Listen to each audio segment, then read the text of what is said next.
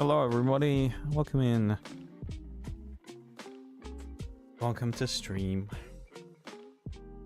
How you all doing? Hope you're all having a good one today. Whatever it is you're up to. I need to do an exclamation mark YT as well, I forgot. That'll be up. There we go. Yeah, welcome in. Hope you guys are doing good. Hope you're all having a nice weekend. Been having a nice Sunday so far. It's good to see you. Realize this is earlier than usual. Clock change, that's why. My clocks changed yesterday, so that's probably why. Might catch one or two people in the Eastern Hemisphere off guard. Because for everybody else, it's probably been a week. It's probably been an hour late the last like week or so. So yeah, I'm back onto like the normal swing of time again now, so. But hey, in many ways, Nitty, it's a good thing, because it means you get to watch a little more of the stream, I suppose. So there you go. You get to be here for a little more, so. Yeah. Guess who back? Back again? Is it me? Is it me, Bevan? Is that who it is?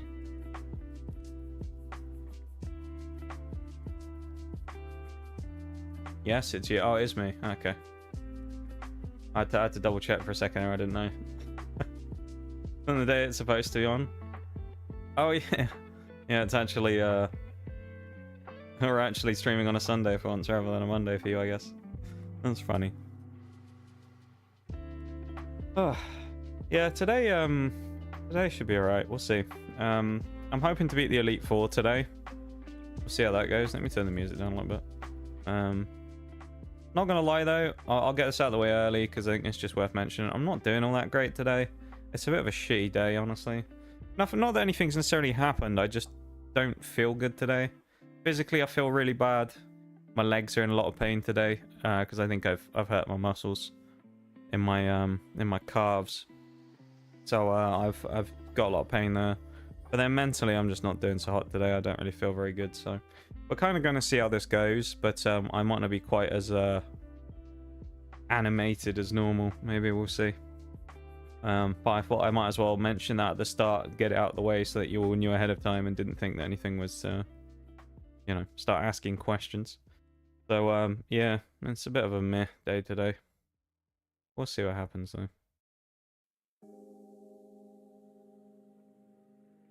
Get to be here a wee bit longer. That's what we love to see, man. I'm glad that we get to have you here longer. That's the main thing. Because it's always nice to have you, Nitty.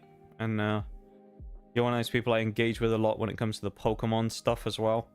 Not only just because you're more knowledgeable about it than many others. Not that that's a bad thing with anyone else necessarily, but you know, engage in a lot of conversations with me about the Pokemon stuff, so it's quite nice from that perspective. Helps keep me sharp as well. So, yeah. We'll get underway with the game pretty shortly. We're not going to spend too much time hanging about, because end of the day, we have got business to attend to, so we'll get on with it pretty soon. But yeah, I just wanted to get that stuff out of the way early on and just say, might not be at my best today, so you'll have to, you know, lower expectations for today's stream.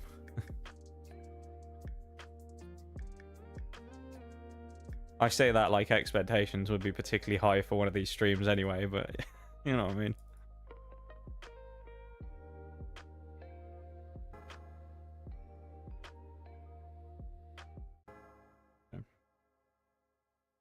Welcome in, boss baby.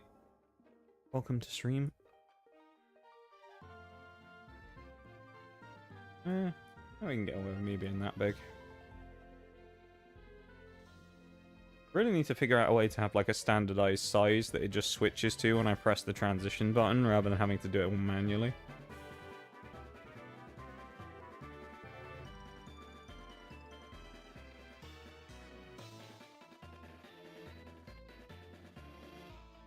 Who thinks we're going to be at the Elite Four today?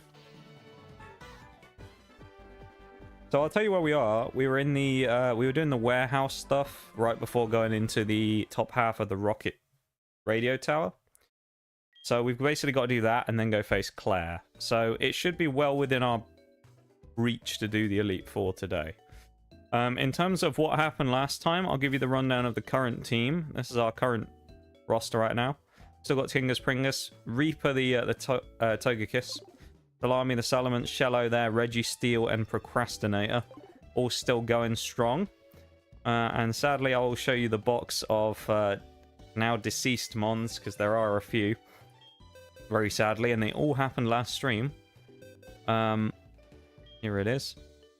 Pseudo Wudo, Vespiquen, Ivysaur at level 31, and Miss Magius at level 34, which was tragic. It was terrible, some of these deaths. These two in particular were a bit annoying. We got critted on an explosion or a self-destruct for Ivysaur, and Miss Magius got knocked out by an Exploud, who had Bite. This Drowsy's down here because he's shiny, because he's the one we picked up at Lake of Rage, but he was also a dupe because we already had Hypno at that point. So, yeah. We'd also have Larvitar. I haven't brought it into the team yet because it's kind of, well, it will evolve at level 40, and so we can actually evolve it going into Claire's gym, and we may bring that in. I don't know. But that's a possibility of a Pokemon that comes into the team. So, we did use Tyranitar on a previous run, though, so it's like, if I can, just for the sake of variety, if I can avoid crossover dupe mons and use different Pokemon, I'm trying to. But it's not always possible, so... Well, let's go back to the radio tower and crack on, shall we?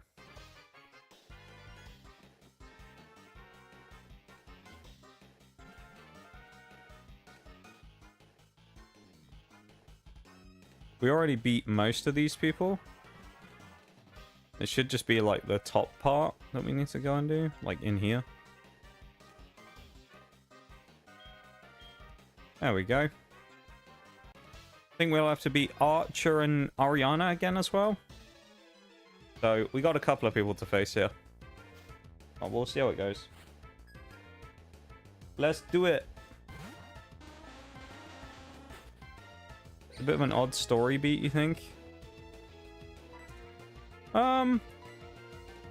Yeah, I can agree with that, I think, Nitty. I think it's a fairly strange one in the grand scheme of things. I also find it a bit odd that in this game you do the Team Rocket hideout, and then after doing the Team Rocket hideout, you then travel around for a few minutes and then go back to Goldenrod to have Team Rocket round 2. You know? I find that a bit strange as well, versus most games you'll just have like the big... Oh, I'm surprised that didn't knock out. But I'm surprised they don't have the big, like, you know, Team Rocket moment and then that's just it. I'm hoping this is going to work as well, like I want it to. Is it? It didn't. Damn. No Serene Grace boost. That's sad.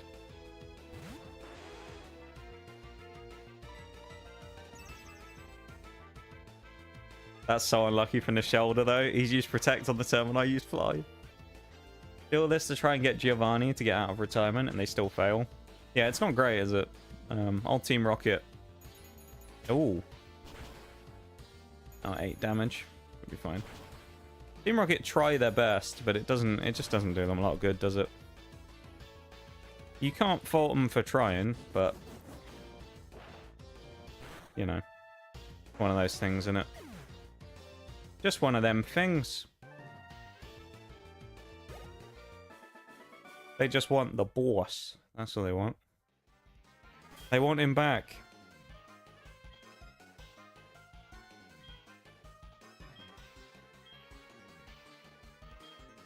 That's completely the wrong mon we used that on. Nice. We're fully locked and loaded and ready to go today, aren't we? We're just clicking on the wrong mons. Also put Salamence up front.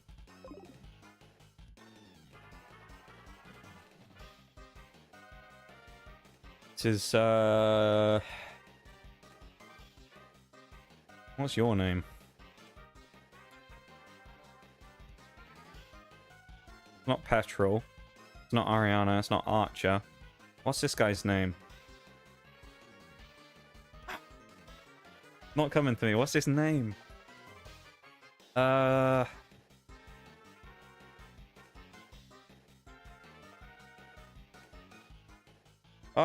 what's this guy's name?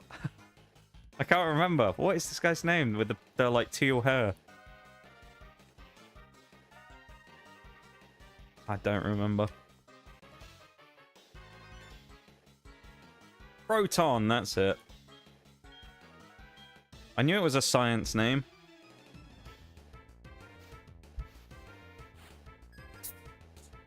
Give them that, they're at least giving it a go. Yeah, with their Wurmpools. They're taking over the radio tower with level 28 Wurmpool. Great Pokemon to have for that, for assaulting a building, of course.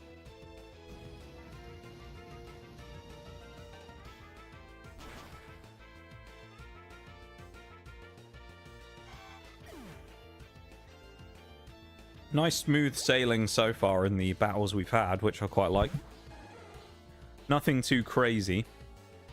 Apom's kind of annoying though, but go for a Dragon's Breath so we can get power up. Be nice. This thing obviously doesn't have Fake Out if it hasn't hit us yet. Minus defense, that's kind of okay though. Well, I mean, we've already got the minus attack. Actually, it's not an Apom though, is it? Never mind. I went on to Wurmpool. Speed advantage is huge here though. I mean, I think it's one of those things really where a lot of the times when it comes to Pokemon, the speed advantage is hugely useful. I think a lot of people don't necessarily always think about how good it is. Moving first is pretty potent. Here's Ariana. Round 2. Ding, ding, ding. I like how it's remember me from Mahogany Town. It's like, I fought you, like, in terms of in-game time, probably, like, less than 2 hours ago. Wasn't very long. And I'm immediately fighting you again. You've got a Smeargle. Okay. Not something I would look at immediately and go, wow, that's hugely threatening, but, you know. It potentially in the right hands, Smeargle could be annoying.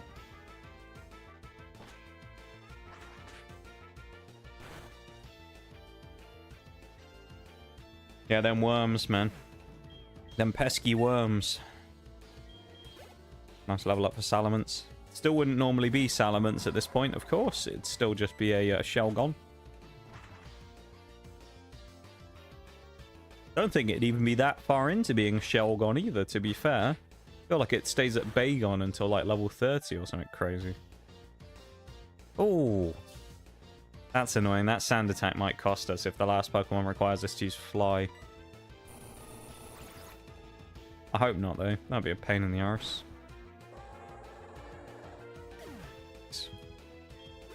Yeah, so far this is like a nice warm-up fight. Like I feel like this is going okay, you know? It's going fine.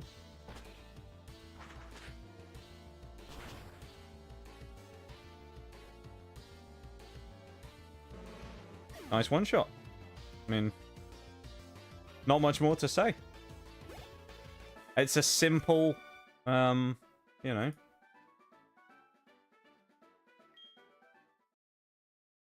Simple, effective win. Smeargle has bones of paper. He stood no chance. Yeah, he's pretty weak, isn't he? Smeargle's only annoying if you basically set him up in, like, maximum toxicity sets. With, like, really annoying just spike setups and stuff. That's about the only time Smeargle's genuinely frustrating to play against. Alright, Archer. I mean, we shouldn't kind of like base what's going to happen based on previous encounters, but if we're thinking about what's happened in the last few fights, it's been fairly plain sailing so far. What with the other Team Rocket members being quite weak with their Mon choices. I mean, about the worst thing we fought so far is Linoon, so who knows what Archer's going to have. Kabutops, interesting start. To be honest, neither of these two match up that well against each other, although he's part rock, so that does pose a bit of a problem. Let's go for a Dragon's Breath and see what happens. I can scout his move on turn 2. If we can get a paralysis, that'd be nice, though. Like that. Oh! I hate Sound Attack. He went for Aqua Jet.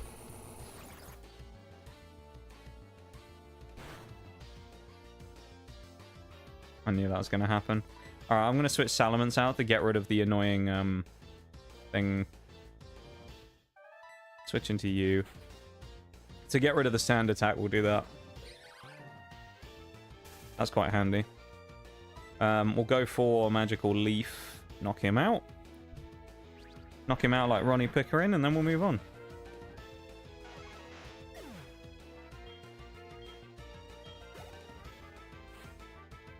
Ah! Shelgon. Fancy seeing you here. Nice, we missed. Ah. Stun Spore round 2? Nice, protected. Okay, here we go. We miss on round 3, and he protects again after that. Double protect! And he got away with it. Wow. So the more times you use protect in a row, progressively the chance gets lower and lower of it actually landing.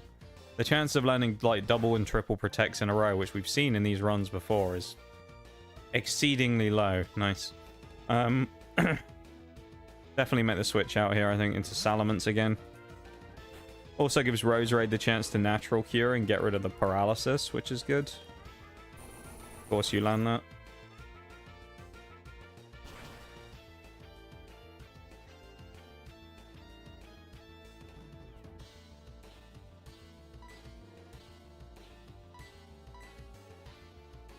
No, I have to...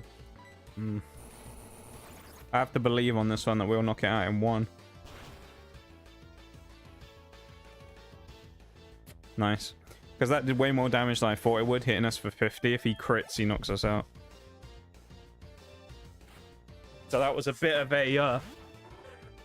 taking our life in our hands there. This also might be Arena Trap, so...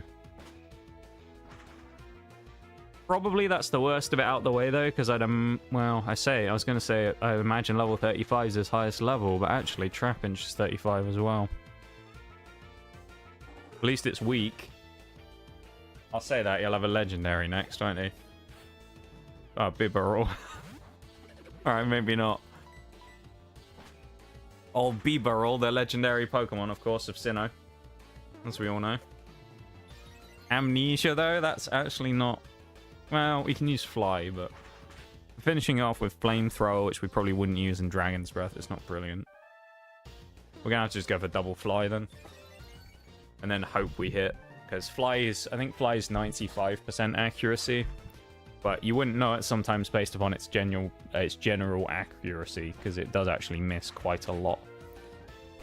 It's kind of crazy on how much it misses.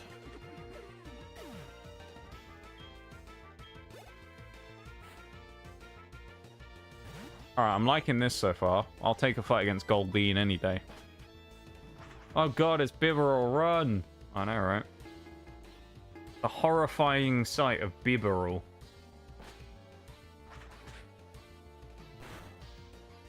I mean, if this doesn't one-shot, I'll be more... Wow, it didn't one-shot Gold Bean!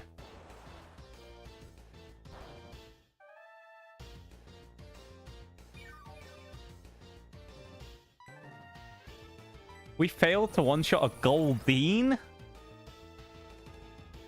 Really?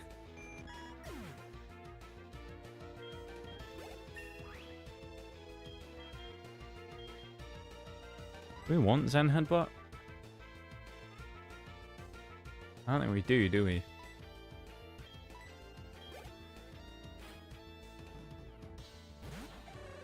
Yeah, Flamethrower wouldn't have done all that much, you're right. Dragon's Breath would have been better. And then that, its power level's like meh, so. Chuckle lived that? Really? Or at least he lived it with so much... How did Shuckle tank that so well? Oh god, we might be in trouble now actually, because we're stuck in with the Shuckle who's got us wrapped.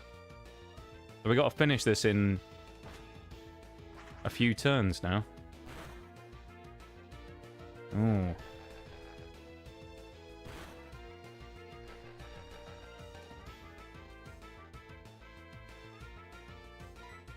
Neutral hit? Yeah, but I thought Shuckle had crap special defense. I thought it was... Oh no. This is actually really bad.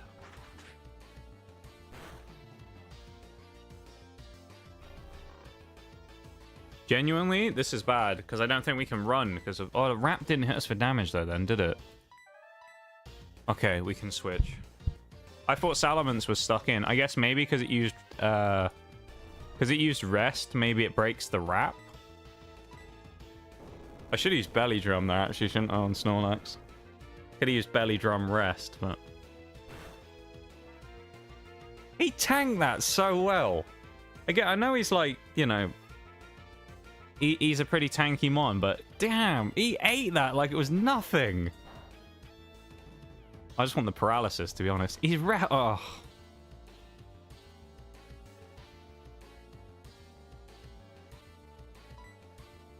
It's gonna take a while. We might have to PP stall Rest. Oh man. Alright, you know what? We're doing it. Belly Drum!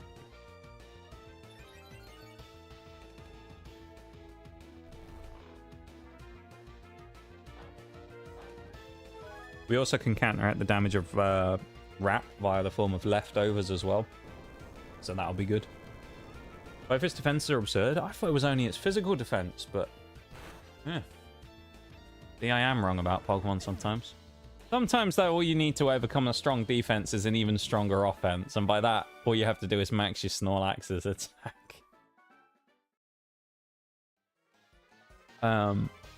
Yeah, that would have been interesting if they hadn't used Rest, because Salamence would have had to have knocked it out. And I actually think we may have been in trouble. If Salamence had, like, missed one of its flies, because I think we needed to hit probably double fly to knock him out. I think if Salamence misses the fly... we're in trouble.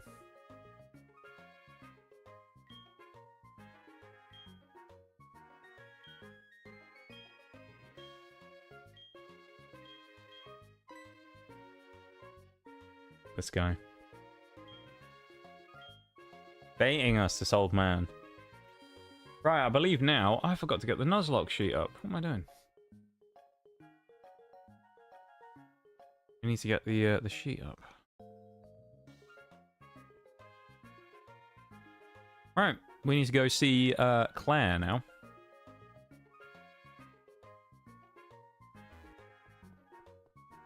Ms. Claire, who gets very angry when we beat her. Because, you know...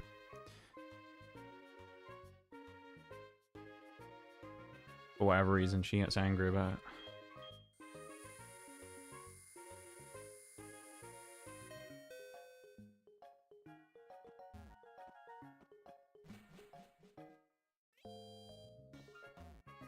And the music in this game really gets me. I'm not like a Gen 2 person necessarily, but the nostalgia, though, of the music. I remember this vividly from when I used to play it. I played a lot of Heart Gold, Soul Silver back in the day. Because, of course, this was basically like the second release that came out after I played the first game, which I ever played, which was Gen 4. So this was all new to me, and I was like, wow, whole new Pokemon game, let's go. So I played the life out of this game. In the same way that I did with Gen 2, or Gen 4, when it first came out even. This is Gen 2, what am I talking about? I've finally gone mad. Well, I say that like it wasn't always the case, but still.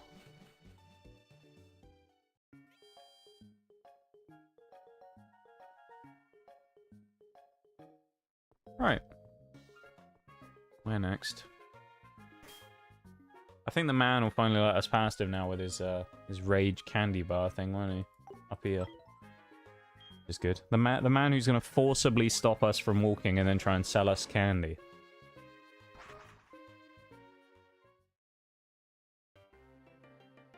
Off to the old age home with you, mate. Yeah, that's it. It's it for me now, mate. That's it for me. Being banished.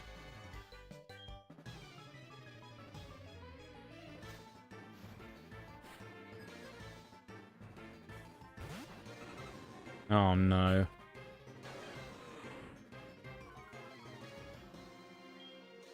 Why does it have to be that?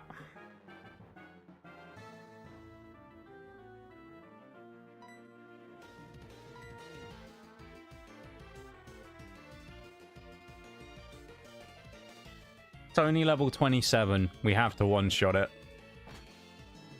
I can't watch. I'm not looking. I'm covering my eyes with my hands. If he survives, please use Mirror Coat.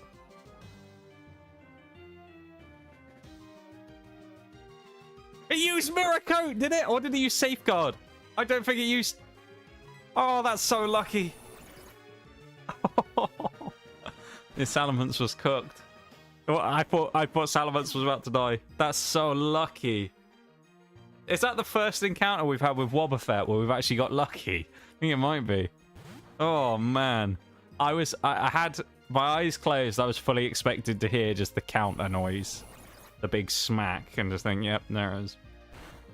That's so lucky. Oh, dude. Heart skipped a beat. Yeah, me too. The second I saw the Wobbuffet, I was thinking, you can't make this up, can you? This is like the worst thing that could happen. Of all the Pokemon we could run into. Right after that Archer fight as well, Salamence kind of like lived to fight another day when it could have gone bad against Shuckle. And then you have that. What was going to use Destiny Bond? Oh, man. I'll tell you what would be the most cruel thing possible, though. Imagine it uses Destiny Bond midway through the fly. And then you hit it with the fly and one-shot it. How tragic would that be? Yeah, we just dodge all the trainers. We'll face the trainers, why not? Yeah, if you get knocked out by a Destiny Bond while mid-fly, or like, yeah, like Focus Punch loading up or something. Rhyperior. Okay, this is a switch into Shello there. Knocking on wood, my guitar is right with me. Let's just hope we don't run into any more Wobbuffets. That's basically all we can hope for right now. I think we'll be fine. We'll be alright, don't worry. No more Wobbuffets, we'll be fine. Oh no, not Scary Face. What am I going to do? Not against Rhyperior, who's really slow anyway, and so is my Gastrodon. What a terrible thing to do to me. Slowing me down is so bad, yes? Awful, man. Level up, though.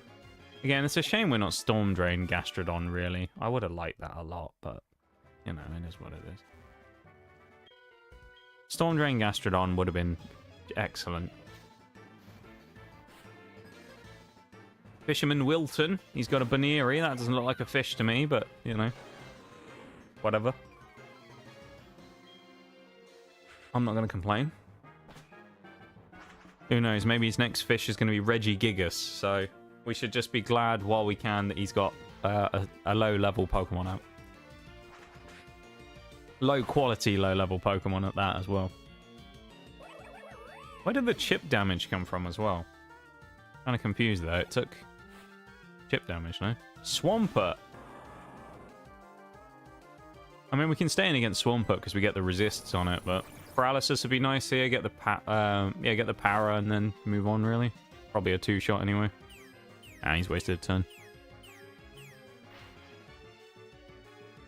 We've been identified. Oh no, they're onto us, man.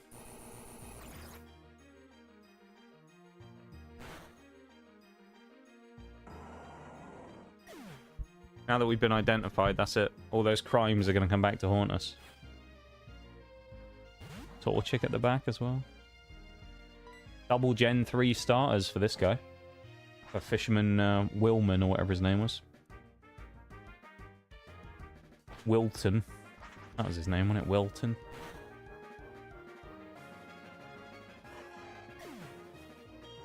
I think the cap is 41 for Claire, so we do have to be a little careful. We don't want to, you know, we don't want to stretch too much here.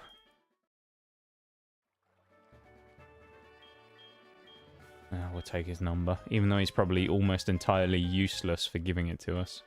And he's just going to go, whoa! Did you know that my my Baneri increased in level recently? Wow, that's so cool. So invested and interested in your life story, Mr. Fisherman.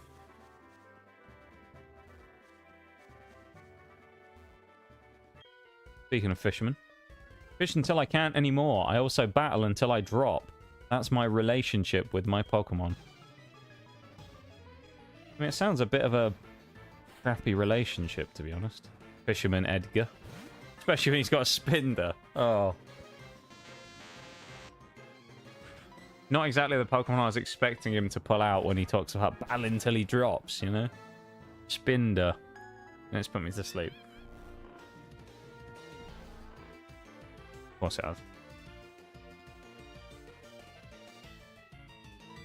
One turn sleep, wake up? No.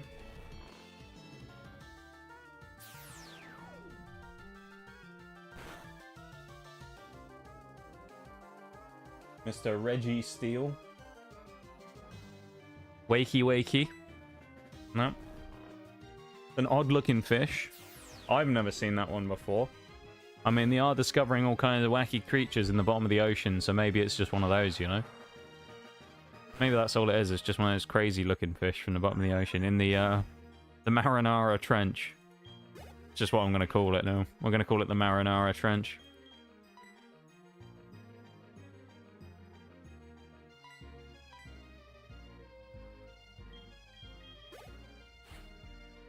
I know it's not called the Marinara Trench, but, you know. It's a more memorable name. Should have used low kick there, actually. It would have done a lot more against Exploud, I think.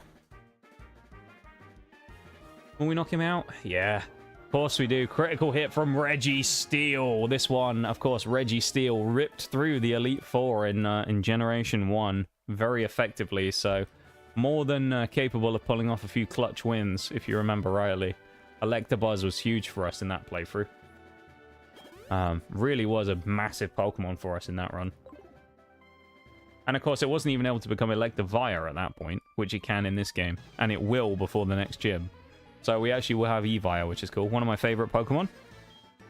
We had another a chance, actually, during this playthrough to get one of my other favorites in Garchomp, but we actually got unlucky with it.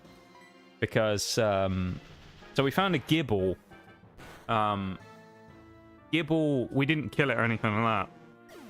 Well, we had to in the end, but we couldn't catch it because Gibble spawned as the Pseudo-Wudo spawn. So in this game, of course, you have about partway through the game, midway through the game, you have the Sudowoodo that blocks the road from Goldenrod.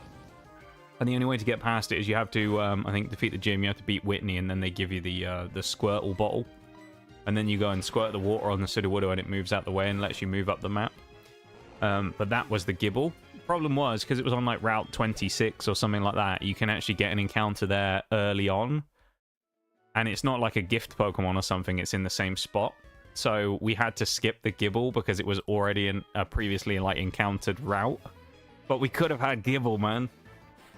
It was scary facing Gibble as well, because I was wondering if it had Dragon Rage. And if it did, that could have actually been a genuine problem for us. This one we're going to use Discharge, because we've had negative attack from the Snubbull there, so... Seems fairly obvious to use Discharge. It's also our strongest move, even though our stats don't necessarily lean in a special attacking nature, necessarily. This is interesting, though. Hitmonlee. This thing will hit us really hard if we let it. Honestly, I don't know what the best switch would be here, so I think we might just stay in and go for the Discharge and see what happens. This thing, if it uses Jump Kick, though, might be a problem. Okay, we're good. Unless it's a speed tie. I think it's Hitmonchan's the fast one, though. Yeah, we're good.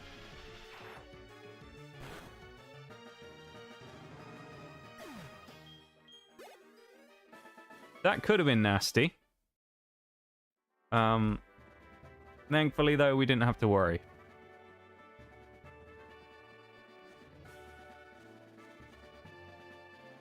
This guy's definitely going to battle us, isn't he?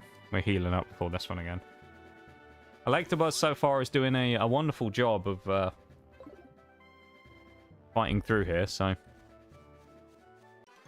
What has this guy got? Is this a Ace Trainer? No, Bird. Should have known he was a Bird Catcher. Or a Bird Trainer, whatever they're. Bird Keeper. That's it. Bird Keeper Vance. He has a Beldum. We had one of those in the previous fun run. Exciting Pokemon to get.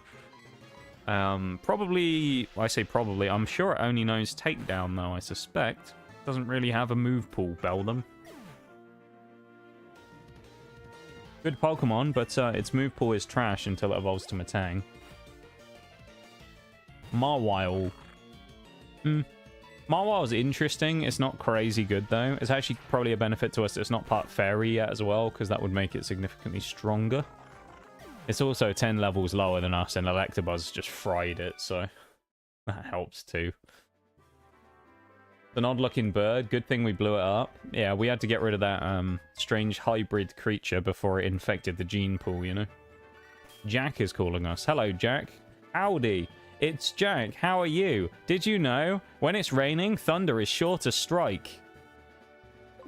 Thanks for that, Jack, whoever you are. Appreciate the great, solid information you've given us there. Thanks. That was good to know. Oh no. Is this... Oh, we don't have repels. Oh well.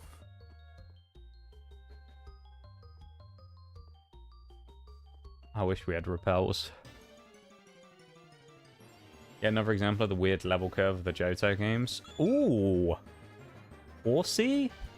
Yeah, you're not wrong, though.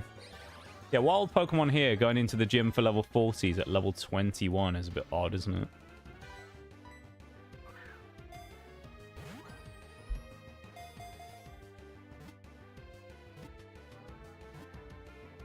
We can get Kingdra, of course, as well.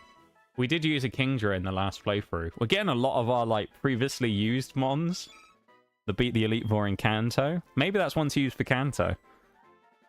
What do you want to call Horsey?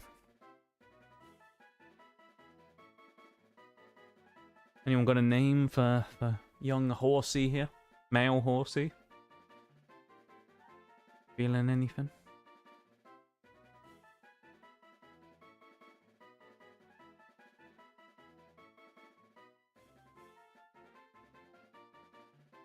Greg. Alright. That's a cute. Queg. That's what we're going to call him. Short for Gregnant. I see you're referencing Seahorse. What would you even call that? I was going to say Seahorse Anatomy. It's not, is it? Seahorse, and their wild habits. Aren't they like the only animal on Earth that do that as well? Reproduction, that's the word I was looking for. Going up top doesn't help us here either, does it? Why am I struggling so much with this silly puzzle? I probably did this first try last time as well.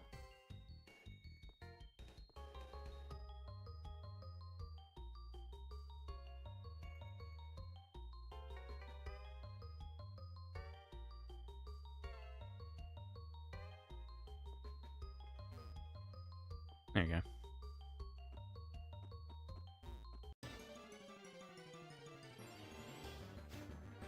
Also need to add horsey in. This is an ice path.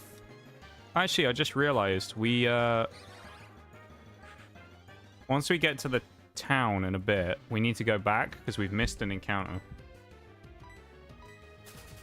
Because we could have fished on that previous route and caught something in the pond. I'm pretty sure this is an HM, so we actually need to go do it.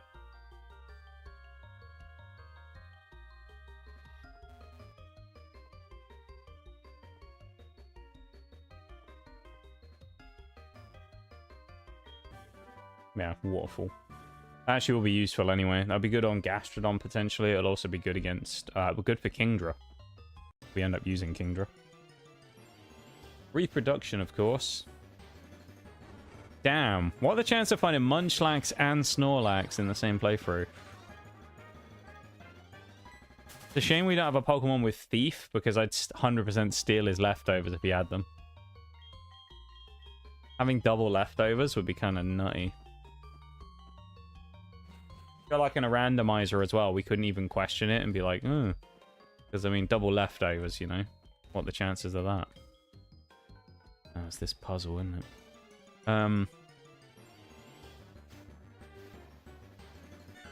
I'll tell you what, I'm glad we got the horsey, because so far the quality of wild Pokemon in this this cave have been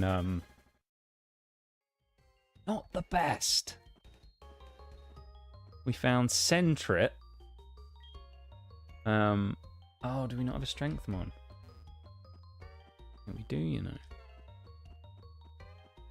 We do not. Okay, we're gonna have to figure that out then, because we don't have a strength Pokemon.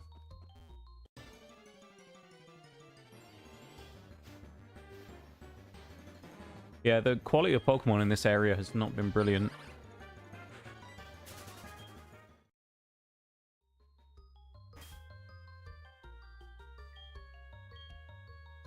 Thwinkf.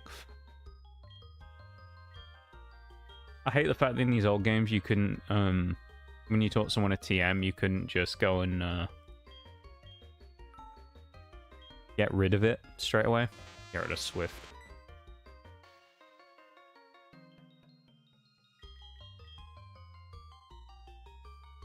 So you got locked into using a TM or an HM. That's very annoying. This one presumably is supposed to go up.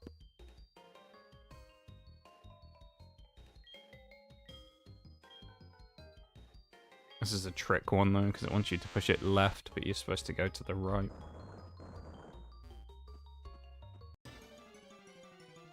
Otherwise you get blocked and you can't actually move it. Now, even Lapras wouldn't have been that good. I think so far we got the best Pokemon by miles in this area. I don't think anything comes close to the quality of that horsey, to be honest. Maybe I'm wrong, but I know I feel like horsey's the best Pokemon we found there by a while. Quite a way.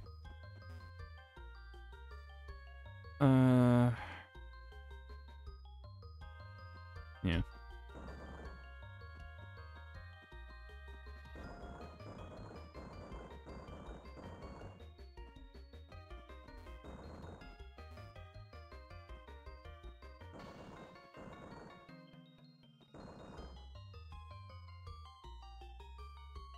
We just fuck up. No, we didn't. We're good.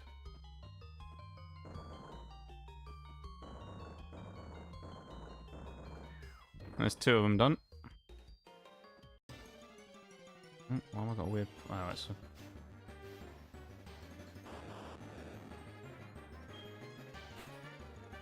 Another not great Pokemon. I'll tell you what. We absolutely got a great encounter here.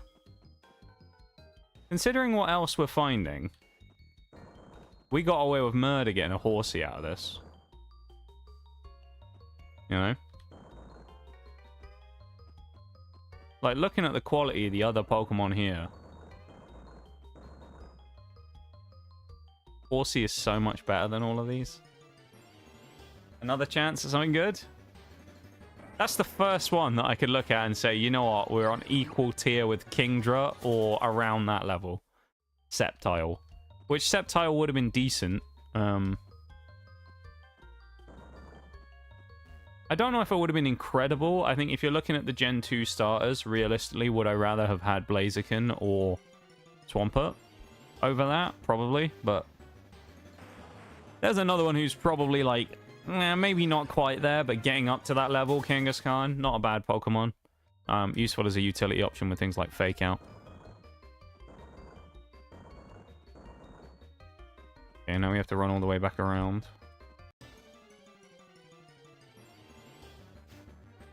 Kangaskhan. Oh. That's probably something that's better than Kingdra, but it doesn't matter because we've already got one. What are the chances of finding double Salamence in a run, though? It's kind of wild, eh? But, yeah, what I was going to say was, actually, I can't remember what I was going to say. Oh, yeah, Kangaskhan.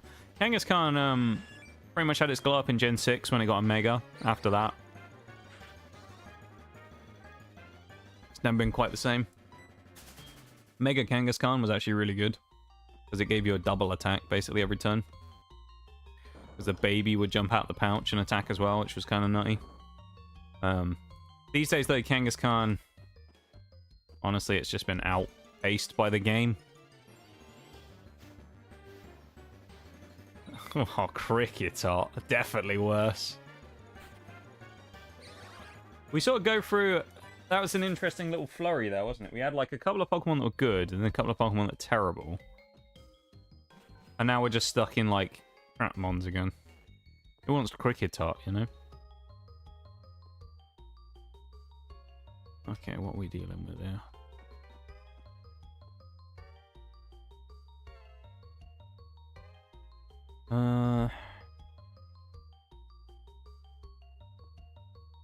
We want to get the items because they're randomized, so they might actually be good. Is that even useful for us to land on? It is, okay. That gets us here.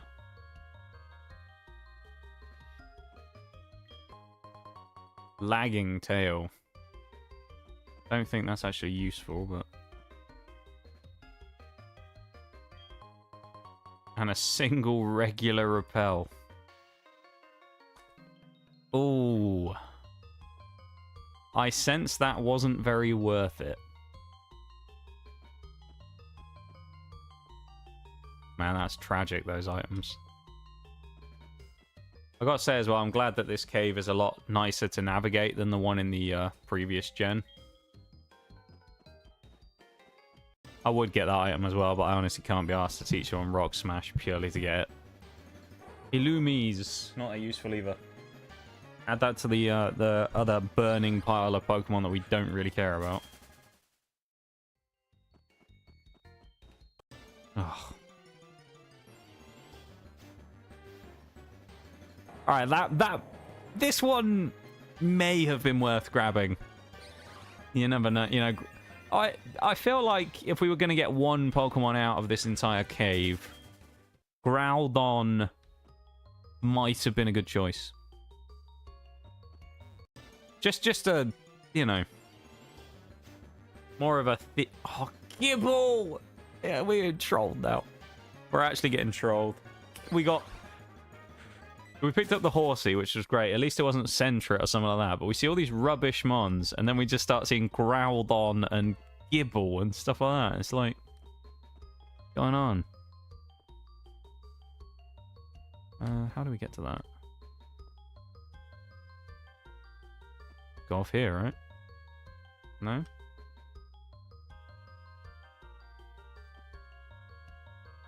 How do we get that item? We need to go one lower. Oh, I see. One too far.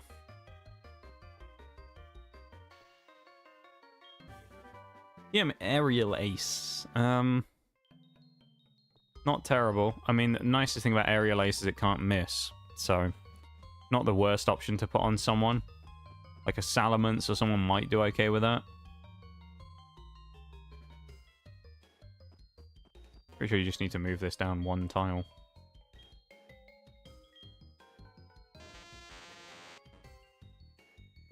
Give us something good, please.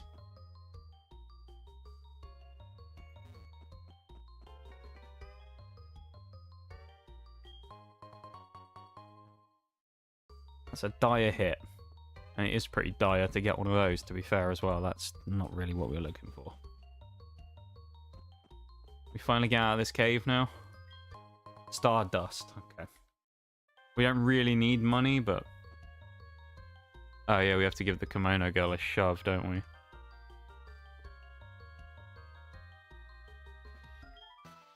Oh, that means we're getting close to this fight, doesn't it? I think we have to do that after beating Claire. Oh no. That fight's gonna be horrible.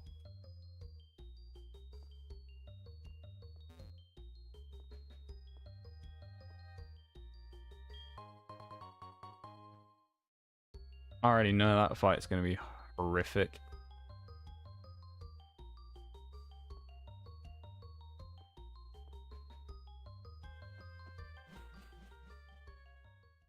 Yeah, very much not looking forward to that.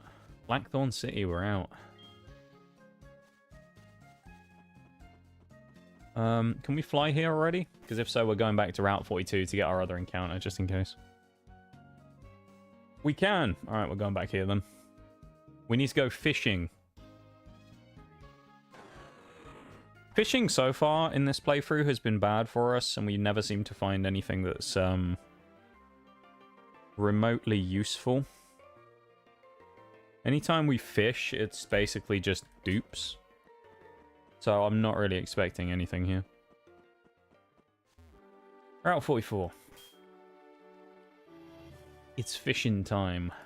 Do we have a super rod yet? No, you just have a good rod. Let's use the good rod. Here we go. Bit of fishing. Something good, that's what we're getting here. Guarantee. Legendary right here.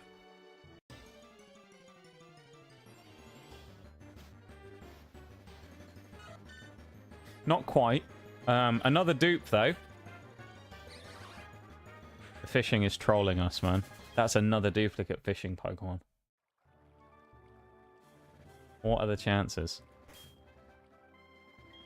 I register that as well. There we go. Easier than going in the menu every 2 seconds. What dupe are we going to get now? Drowsy? Togepi again. Brilliant. Ugh. And again.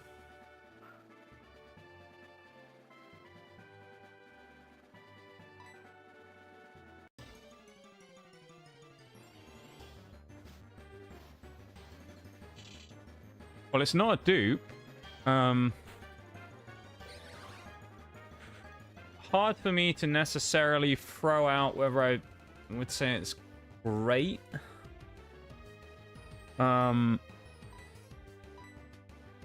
Shop It is good. Not incredible.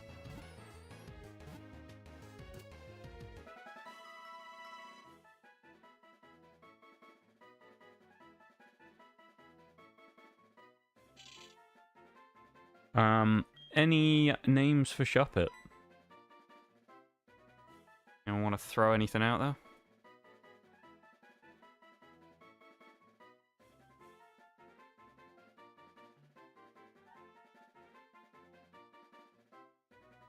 Could be worse. Could be. Could well be.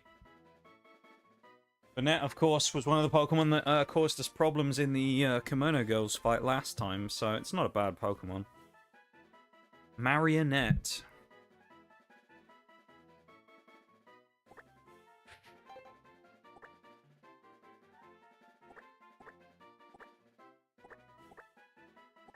Oh.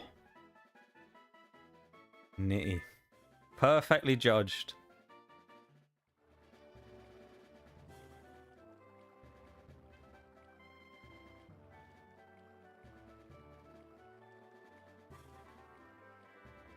Perfectly judged there. Alright, back to Blackthorn. Then we can start on the gym, which will be good. Don't think we have to go all the way down the dark cave bit this time. I can't remember. I think we can actually just skip all that crap if we want to. Oh, let's see what our mum bought us. You got a choice scarf for us this time? Wakan berries. Okay. Usual crap. Hyper potion. I mean, alright, that's at least kind of useful. Hebia berries. Or kabaya berries. Tanga berries. Okay. Choppleberry. Alright. No further packages. Alright then. Yeah, I'm glad we got those. I sure am glad we got those packages, guys. Those were so worth it, getting them berries. Tragic. Normal ghost. Yeah, that would have been kind of interesting, actually. Of course, there's only one Pokemon in the entire game that's normal ghost, right? Or in the entire franchise, which is Hisuian Zoroark. Right? I think that's the only normal ghost in the entire franchise. And it's a region-specific, kind of like event one, basically, isn't it?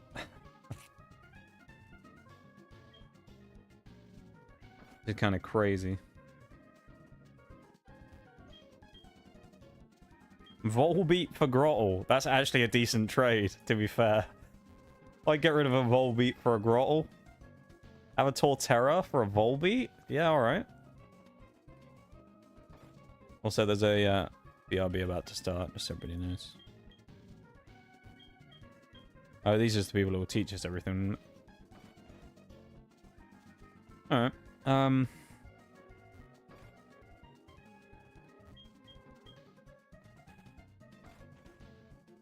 I'm gonna go for my BRB.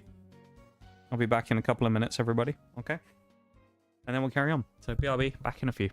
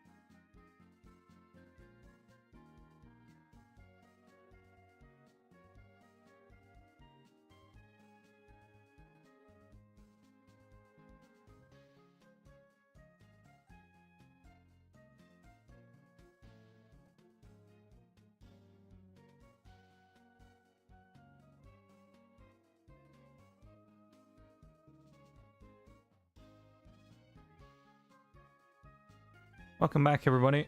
That was a longer break than expected, purely because it took me longer to walk up and down the stairs. My legs are in pain today. Oh. Hi, Christoph. How's it going, man? Been a bit. How you doing?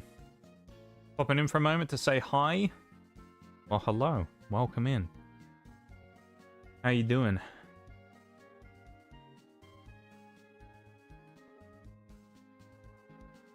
You give it a hello there, as always. Of course, classic. Vintage Christoph. Just in time for me. You just shipped me off to the old people's home.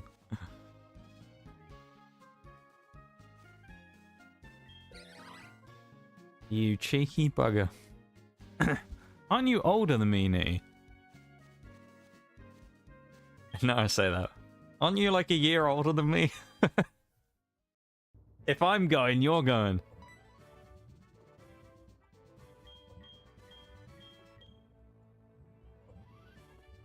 I'm in fact older than you. Thought so. I think it's only a year in it, but then again, it's my birthday soon anyway, so I'll be a year older in just over a month. Saying that at the end of last stream, actually, it's kind of crazy that my birthday stream is going to be... Oh, wait, it's actually not going to be on the day because I'm not going to stream on my birthday, but I will be doing a birthday stream though this year, and it'll be around the time of my birthday anyway. 32 in a couple of months. I'm going to be 27 this year. Come May 1st, which is a Friday. So yeah. We're not going to be streaming on the birthday because it's a Friday, so I think I said I'd probably end up doing, like, if I do a stream for the birthday, I'll do it on the Sunday. Yeah. Oh, yeah, we'll do a Sunday stream for the birthday. It'll be on, like, May 3rd or whatever. Which will be interesting. A lot of interesting things happening in May as well. A lot to look forward to. So, you guys who don't know what's coming, there's a lot of cool things. Well, not necessarily for stream, but I think you guys will be excited nonetheless at the things. Been busy as life gets sometimes. Oh yeah, man. We all know that all too well, of course. Life has a annoying habit of being busy. If only life was just easy all the time, you know? If not a lot happened, it'd be kind of great. I suppose it'd be kind of boring as well sometimes, but... Big hit from Dig. 2 or 3? Okay. Yeah, if I'm going to the old people's home, Nitty, you're coming with me, alright? We're all going. You're all coming with me. 32 in a couple of months. I got late June. Late June, eh? That's not a bad time to have a birthday, though. In the middle of summer. Good time for it. Problem I always have here is that the weather's always crap whenever I have my birthday. It's always, like, raining most of the time. Which is weird, because you'd think in May it would be fine, but no. Never. It's always crap. Then 29 this year in September. I think September's a good time to have a birthday as well, if you ask me.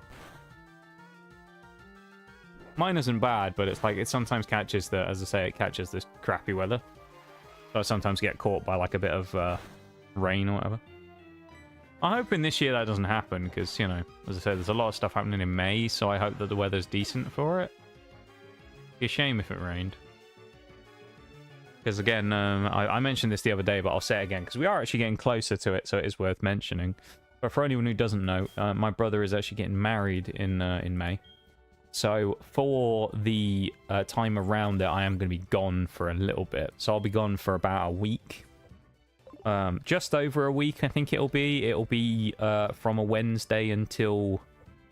basically until the Thursday the next week. So I'll be gone for like... It'll be closer to like 10 days, because probably if I don't do the Thursday, because it'll be like recovery day after vacation, basically.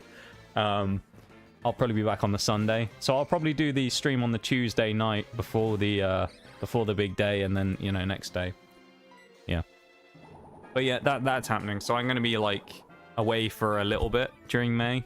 I'll be gone for like a week. And I actually will be gone in April. In about just over 2 weeks' time, I'll be gone for a small amount of time as well. Because during the period of time, it's my, you know, it's the, as we call it, the stag, as some people call it in other places, bachelor parties, which is happening as well. So we're going to be doing that. So I'll be gone for a couple of days then as well. So the 16th is when we're leaving, technically. So the April 15th, which is, I believe, a Wednesday. I don't know if we'll do a stream on the 15th, because... So we normally finish my time. This is for everybody, just in case. But my time, normally we finish at midnight, my time. So for this thing that we're doing, I need to be leaving here at about midnight. So I could do a stream and just finish earlier. We'll kind of see, though, because it may be one of those ones where I want to give myself a little bit of time to sort things out, because I do need to pack some stuff and whatnot, so... It'll also be time to play the time-honored game of if I had 1,000 quid in it. Yeah, that would be funny. If only I had an extra £1,000. Oh, that'd be crazy, wouldn't it? Yeah, people don't know the context of that, but my brother say he's getting married, and his this word as well. It's something about the word fiance. It's just like very. I don't know, it's just like a weird word. But his fiance, it's weird saying that as a word. I don't know why. But her brother basically wanted them to move the date of their wedding originally when they were going to do it, because it was his son's birthday around then. And, you know, they were like, okay, yeah, we can probably do that. And he said, I'll tell you what, if you move the date of your wedding, we'll give you £1,000 to help cover the costs of, like, changing the dates and stuff, right? And so they change the dates, they move it to the end of May from the beginning of May, which it wouldn't have clashed with my birthday or anything, it would have been slightly after that. But it would have, so they would have done it near the start of May, right? And of course, as you're all expecting by the, you know, God, I wish I had an extra 1,000 quid. Of course he didn't pay up. So they moved all the stuff, did all that, and then the guy just hasn't bothered paying. So, yeah. Personally, I've never met this person, this brother. I end up doing that in a few weeks. But what we've done is, me and Nitty were talking about this, and I said this to my brother as well, is that what it'd be funny to do is if we have a little game while we're all away on this little trip, where we try and bring up how having an extra £1,000, which was the amount they said they would give them, would be really, really nice. So we're just going to try and bring it up as much as possible, just to be really annoying. So like every time anyone says something that's like, it'd be vaguely relevant, I'm just going to go, well, you know what's crazy? If only we had an extra £1,000, we'd be like, you know, just like constantly doing it. God, I wish we could have extended this trip for another day. Well, you know, if we all had an extra grand, you know, I think we'd be able to do it. If we had an extra grand, it'd be easy. We could pay for everyone. That's what we should do. It'd be funny. When it gets hot, the AC blasts my room, and I've had to turn on my space heater. Wait, so when you turn your AC on, it gets so hot, or it gets so cold from having the AC on that you have to have the heater on as well. Damn. That must be nasty on, like, the power consumption as well, though, right? I imagine it ain't cheap to keep running all that stuff.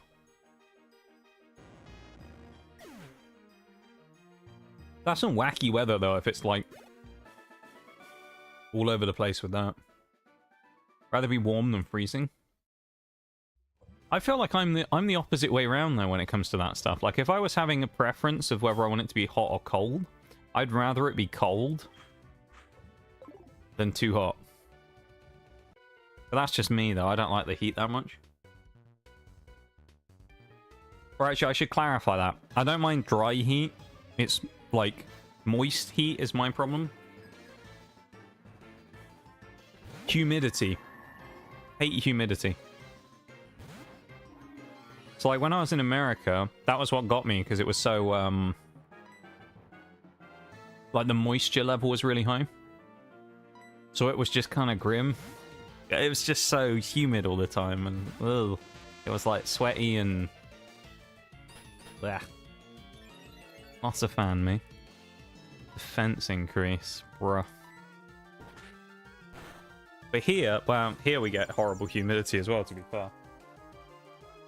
But in like other countries I've been to before, in sort of European med countries, places like that, Spain, Italy, places like that, you know, on the Mediterranean, where they get kind of like a lot of the North African kind of winds coming up and bringing the heat with them. It's a lot better there because it's like, it's hot and it's still kind of grim because you think, God, bloody boiling. But it's hot, but it's not, you don't sweat necessarily it being that hot. You just think, God, this is nice. The only problem is if you go to a beach or something, you quite literally burn the soles of your feet off because the sand is so hot and there's no moisture that it's like walking on a stovetop. And it's pretty bad. Like some out of Home Alone.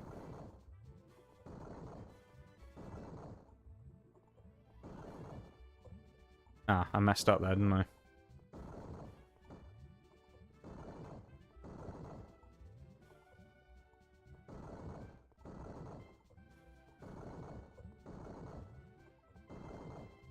I'm going to do all this as well, aren't I? And then I'm going to need to go back. I just realized. Because I need to, like, get the PP up.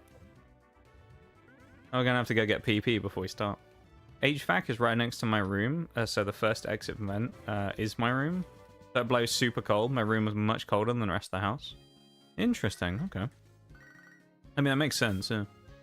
I actually kind of have a similar thing with mine, in the sense that mine's usually colder as well, because the room that I possess, I don't know why I said it like that, but the room that I choose to inhabit, is one that was built after the original house was built. It was like an... So, if I remember rightly, I think when this original house was built, there was a garage or a garage underneath where I am now, which got converted into a room when me and my brother were younger, because we were, you know, we obviously needed somewhere to, like, perform recreational activities as children. So we had, like, this room that was made up for us to just kind of, like, mess around in, just use for, you know, putting stuff in, playing in and whatnot. And then above it, the old, like, roof of the garage got converted into another room. And so that's where I am now. But because of that, it's not insulated like the rest of the house. So there you go. There's a fun fact for everyone who's not from the UK or places like that. Part of the reason why people in the UK complain about the heat so much, and I know a lot of people go, it ain't that hot. Part of the reason we complain about the heat so much is because our stuff is almost entirely insulated. So our buildings are designed to keep heat in, while many of yours in other countries are designed to ventilate properly and keep heat out. So in my case, my room is actually slightly better in the summer, even though it's still very hot. But in the winter, it's quite bad because the air just ventilates through here kind of too easily. So it becomes quite cold. Which kind of works for me, as I say, because I like a bit of the cold, but...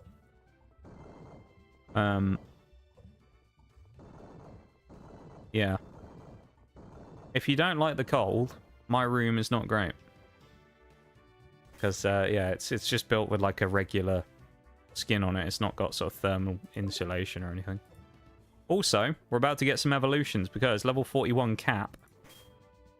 Are you ready to get Electivire? Because I am. Oh, wait. Level 41. Let's get our Pokemon tweaking like normal. Tweaker-Kiss over there. Yeah, Togekiss, by the way, after it evolves, learns 0 moves. So, that's fun. We have to basically take it to a move tutor, of which we don't have any heart scales, so... that sucks. Pretty sure Salamence would still be a Shelgon at this point as well. If we hadn't caught it as a Salamence. Which was lucky. I think it's the only wild form of its thing that I found, so... Summer is nice, but I don't like the cold. Winter is always rough on me. Yeah, that's fair enough.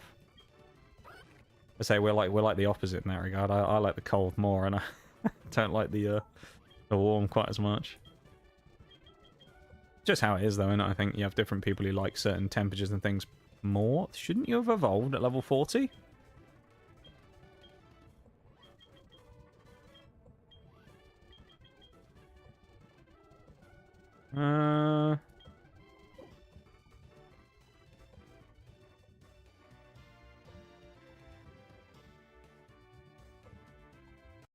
Hold on.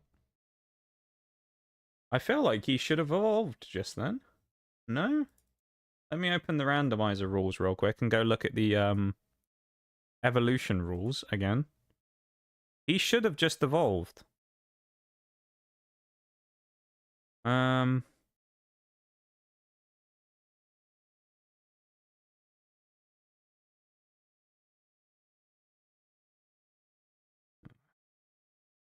Frozen off my screen. Change impossible evolutions. This is checked. Every evolution that isn't possible to do without trading in the current game will be changed. Some of the types that will be changed. Trade evolutions with another condition, such as held items. So, why has it not evolved then?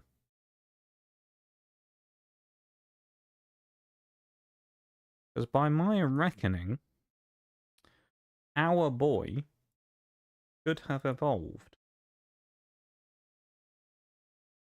Maybe I'm wrong, but shouldn't he have evolved by now?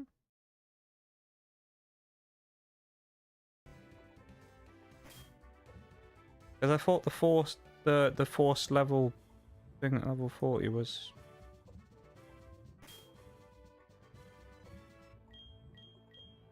weird. Okay. I might actually look this up real quick. He should have evolved.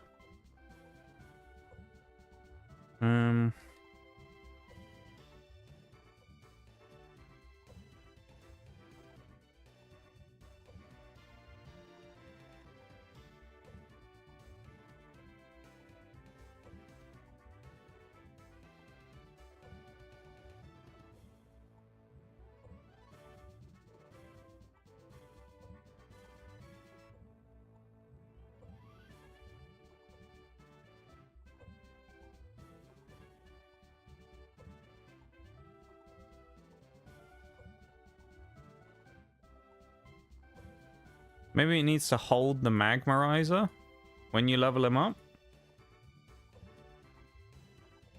Or the electorizer. Which we don't have, so that makes him entirely not useless, but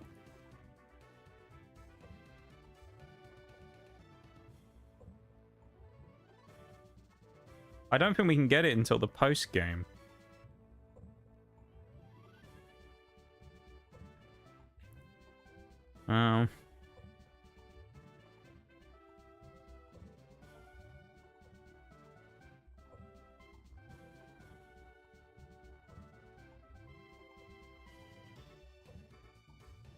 I don't know if we can actually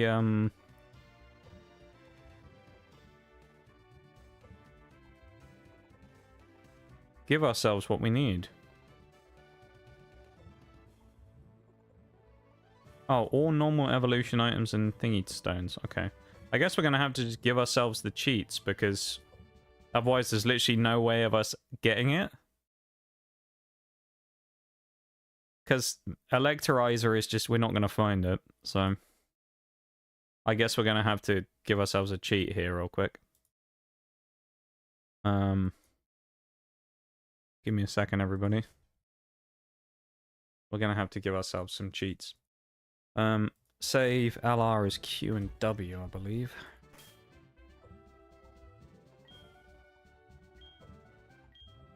That has not worked. Does it say what the trigger is for that one? Press L and R to activate the cheat. I just did that. Maybe I have to press them at the same time. Is that what the problem was? No, it ain't giving us the items. I love that half of these like action replay ones literally just don't work.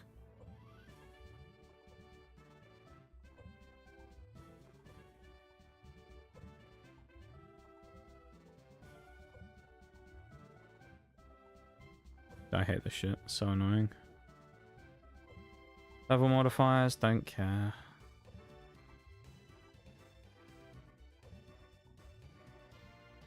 Oh, you can use cheats to change the character sprite that you use. That's kind of funny.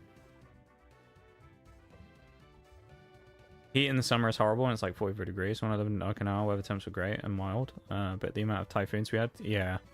Oh, that makes sense. Medical items. Infinite cash or battle items. All oh, that's accessories from the thing. Steal other trainers' Pokemon. That's a fun cheat. I used to use that back in the day on my action replay.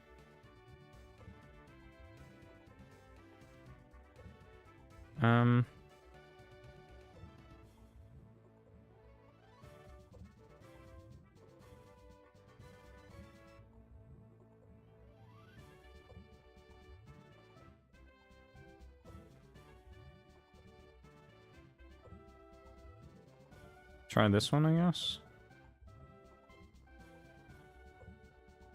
I don't want to do this using this, but I feel like it might be the only way.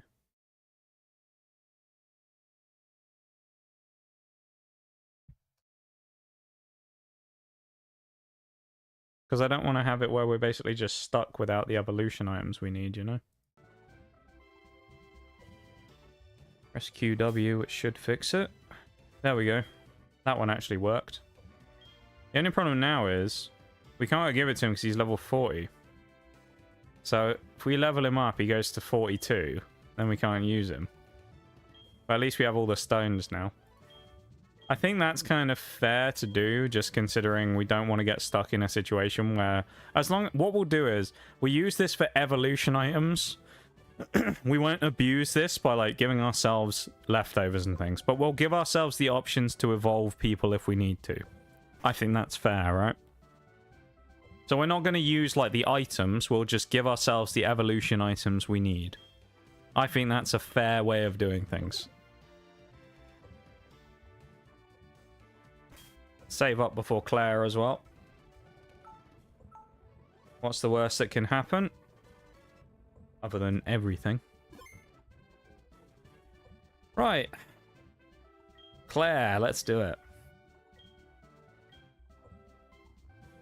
Wish me luck, everybody. We might need it on this one. She is actually kind of tough. Although it's a randomizer, so who knows? Maybe her team's going to be trash. Find out in a sec, won't we?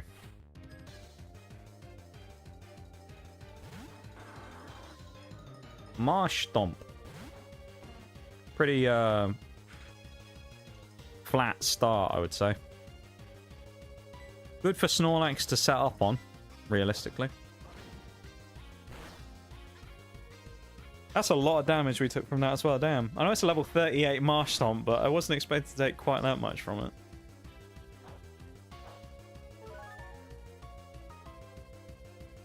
I'm not using Belly Drum on this one either. As much as I would love to go crazy right now, whip out the belly drum and just start going crazy, I don't think it's a good idea.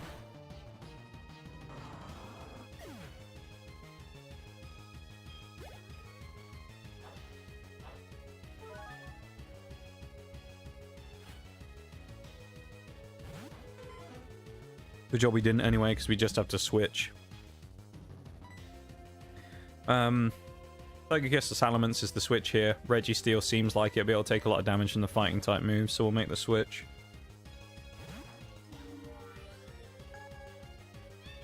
Nice, right into Hypnosis. Great.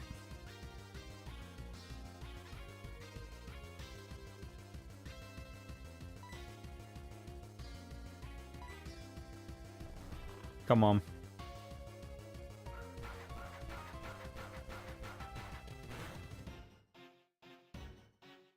Oh. Wake up, Togekiss.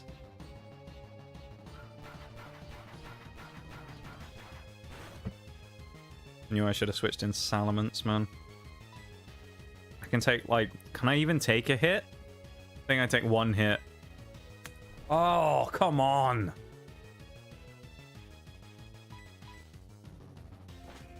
Please, Togekiss. Chin him. Don't think it's gonna one-shot though, is it? That was pathetic! Oh, for God. Oh, why? And then we just get put to sleep again. I hate the AI in this game. That's brutal.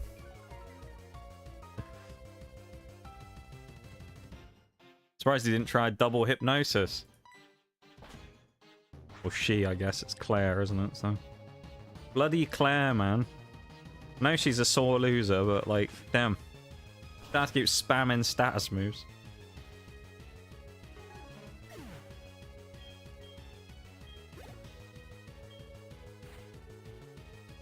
Alright, this is good. Cast form is easy to deal with. Unless he goes hail form, but it'll be alright. That works. This dragon is resistant to fire, so... Child has chosen chaotic and needs to burn him out before he breaks something. Have a wonderful stream and you all better enjoy. We'll try our best, man. We'll try our best. You have a good one too. You take care of yourself, man. We'll see you when we see you, yeah?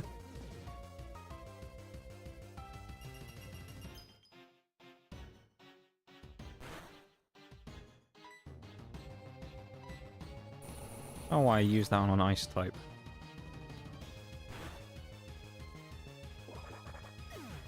Especially when I had a fire type move in the chamber. Hail's annoying as well because the chip damage is just going to keep whacking away at me. Alright, Gastrodon, safe switch here.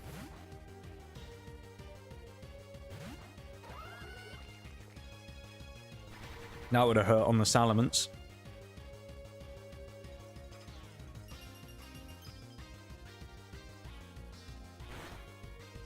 My phone's battery is going down as well while it's plugged in, which is annoying. It's also on like lowest screen brightness it can be on. So it's like, what more do you want from me? I can't help you anymore, phone. I'm trying my best here.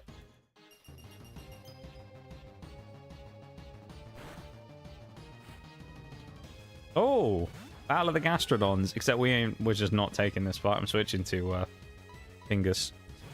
Annoyingly though, this thing with Mud Bomb can actually do some damage to us, so we gotta be careful. But as you know, I'll be back. Kristoff's become the Terminator.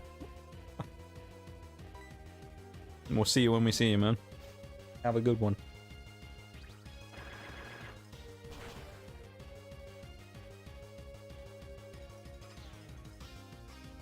Nice, there's the ace Pokemon gone. This fight, honestly, I mean, we'll see what the last Pokemon is first before I say anything, because I don't want to curse us, but... Skarmory is easy enough to deal with. This fight hasn't been so bad.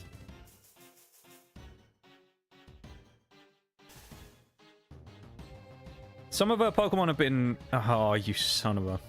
Some of her Pokemon have been annoying, but they aren't, like, crazy the way that they've been used by the AI, which is good. Oh, really? Double spikes? Seriously? Really? Not only are we going for that stupid Poliwrath hypnosis, now we're going double spikes? Seriously? You son of a bitch.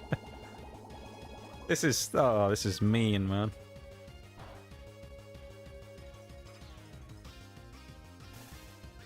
What is this, VGC? Honestly. Apparently, Claire forgot which format she was playing, man. She's in VGC mode. I don't really want to switch out, because I don't want to take the damage on anyone. Although I think Salamence can avoid it, actually, but... Triple spikes!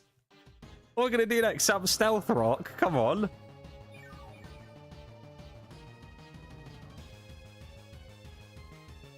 My dude. She's gonna super potion or something, isn't she, as well? Because she hasn't potioned this fight yet, so I bet she potions next turn. That did less than expected. I thought that was going to do a lot of damage. Without a crit, she can't kill me even with a crit, so I'm actually safe to stay in here. There's the hyper potion. At least it's not a full restore, because then it would get rid of the paralysis as well. It doesn't get rid of the leech seed either, which is good. If it was toxic, this would be great, but now we just got to chip away again. I'm going to make the switch here to Salamence to just end this quicker, because this is just stupid. This is such a rubbish stall fight. No one wants to see this crap. Battle of the stallers. And I don't think we take spikes damage because we're a flying type. And the para. Nah, this is over, this fight. And we even get the passive recovery from a leech seed. Beautiful. Beautiful, beautiful, beautiful.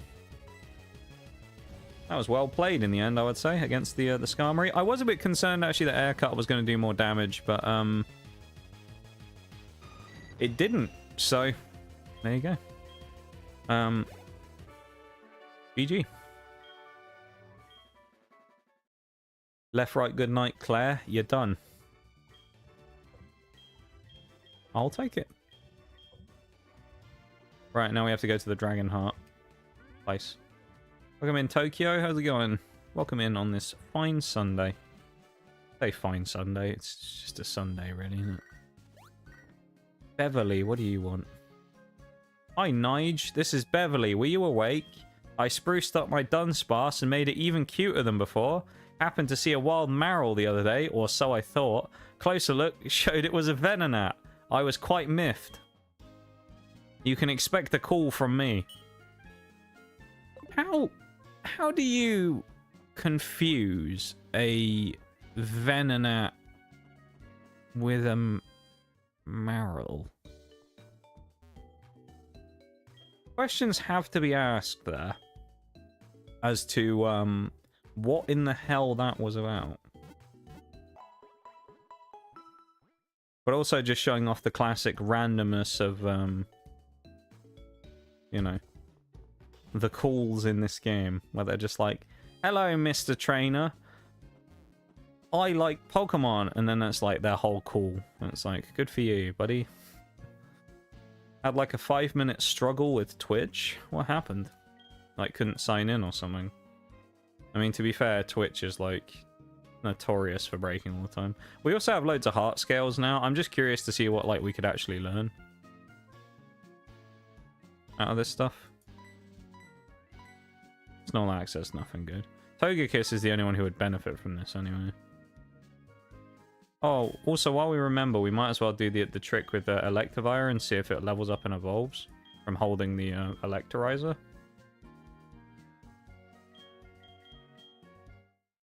Right, so it has to hold the... Okay. So any like this have to hold the item and then level up to evolve. Useful to know. Evire! How exciting. It's the furry boy. He looks a bit like a carpet. And his move pool is going to be trash now, but it'll be alright. Yeah, I feel like I have weird issues with Twitch all the time where I'm like... weird stuff just happens. Like, I know recently I've had a bunch of times where I've, like, opened the website up and I'm just signed out. Which is odd, because it's like I never sign out my Twitch account. Oh, I don't want this stuff, do I? Right. I'm just curious to see what some of these guys can learn. Oh, wow. Really? Not even like a sludge bomb or anything on Roserade? Just Poison Sting, Weather Ball, and Sweet Scent. That's terrible. Damn. For a Stone Evo as well, that's actually awful. There's our boy. Hell yeah, man. Okay, this is more like it with Salamence. We have a couple of options of fangs. Ember, Zen Headbutt. Not a lot, though. Basically only the elemental fangs, which... not the worst. Mudspot, Hidden Power. Rain Dance, Muddy Water. Nothing really on Gastrodon either.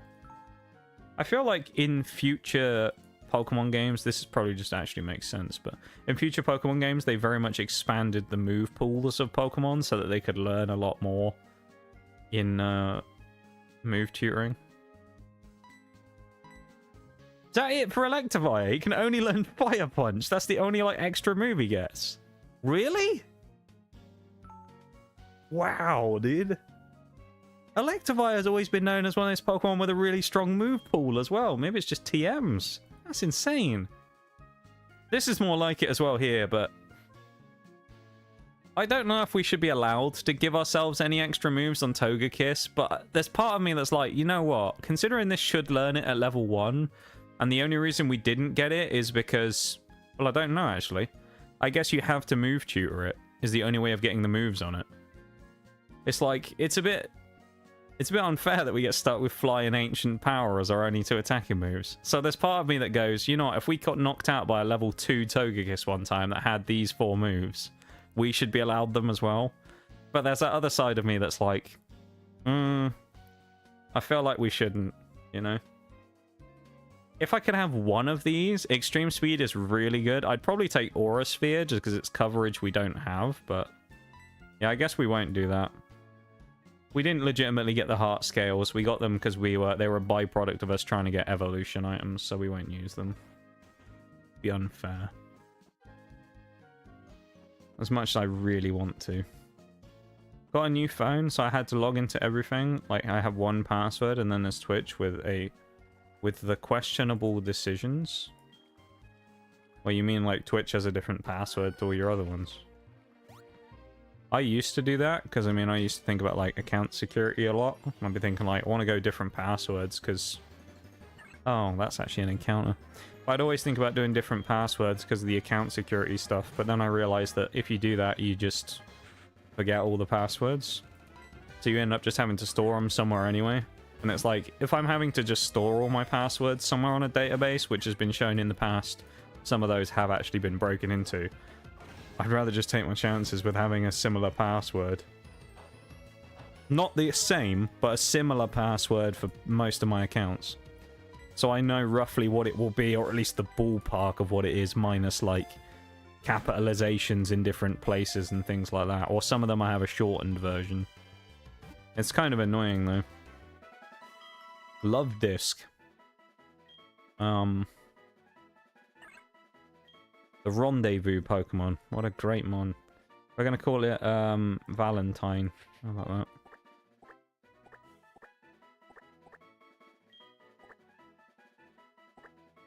Valentine the Love Disc. Yay. What a great capture. Normally we could get Poliwag, Magikarp, or Dodrio there. I think I would have taken basically any of those.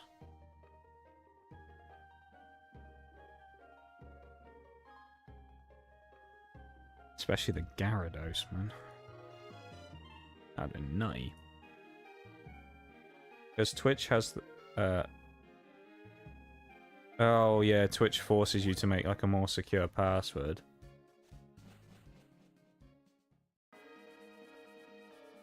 Yeah, my go-to when it comes to those is I'll just do like the same password, except I'll usually just change the capitalization very slightly and add a bunch of like random symbols. The symbols and numbers part is always annoying, where it's like you type it, especially the ones where it doesn't tell you, and it'll just be like, make your password now, and you make the password, and then it's like, it's not secure enough. Add numbers, letters, a capitalization, lowercase letters, social security number, and it's like, add 500 things to the thing now. Otherwise, we won't let you make the password. And it's like, while I appreciate what they're doing for account security, isn't it my fault if my account gets broken into because I have a shit password? So you should let me do it anyway. I'd like to think that I have a relatively good password when it comes to most of my stuff, and that it's... I mean, obviously, as far as these things go, because obviously nothing's ever going to be 100%, like, secure. But I feel like I have a relatively decent password, you know? But like, I don't think my account's, like, relatively decent for that. Yeah, exactly. I had some extra symbols at the end, and then but yeah, the first 18 digits of pi, and then usually it'll accept it at that point, but until then it's not, it's too simple.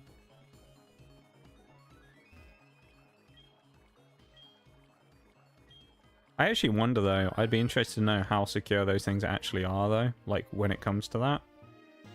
Like their own service that says like this amount, you know, that your account is like hyper secure using that password. Is that actually a good password though? Like if someone genuinely...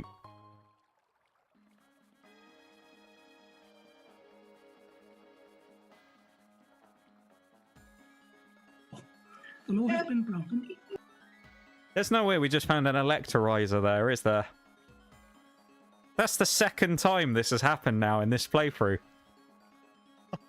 Are you joking? Of all the items we could have found right there, an electrolyzer. No way. After I just said a minute ago, we'll use this electrolyzer and we'll give it to ourselves for the evolution items because we won't find one during this run because it's only post-game and the chance of us finding a random one is non-existent. And we just found one. Level 12 Polyrath, that's our encounter for the Dragon's Cave. How the hell did we find that, man? That's nutty. Well, I guess we could have got Electivire anyway. That happened with Nidoking as well. Remember, Nitty? I told you about this last time. I can't remember if you were there for it or not. But with the Nidoking, well, we went and got the... we gave ourselves the credits for Pokeathlon. And I bought the Moonstone. We evolved it. And then our mother bought us a Moonstone. It's like, oh, you got to be joking, man. That's twice in the same run that's happened, where we've gotten the item we needed to evolve something right after cheating it in, because we went, well, we're never going to get it naturally, because randomizer. And then we got it. Oh.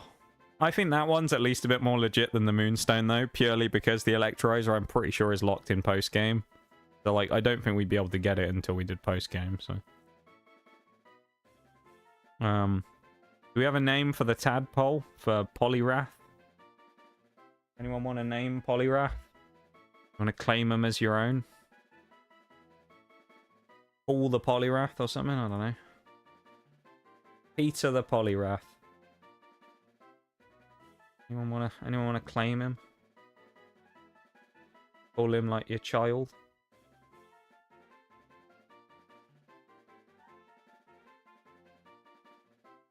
He's not going to get used. Pretty much the second we got Gastrodon, no other water type in this entire game was probably going to get used, so... Frog. Do you want it with the spaces, Nitty, as well? Like that? Or do you think that that's too...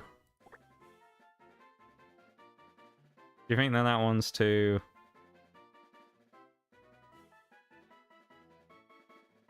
Alright. Let's go with that one. Oh, I missed that other suggestion as well. That's my bad. Lampa Simba. Is there a meaning behind that one, Tokyo? What's the origins of that? Or am I just being stupid and it's something painfully obvious? Or is it just like random name that you came up with on the spot?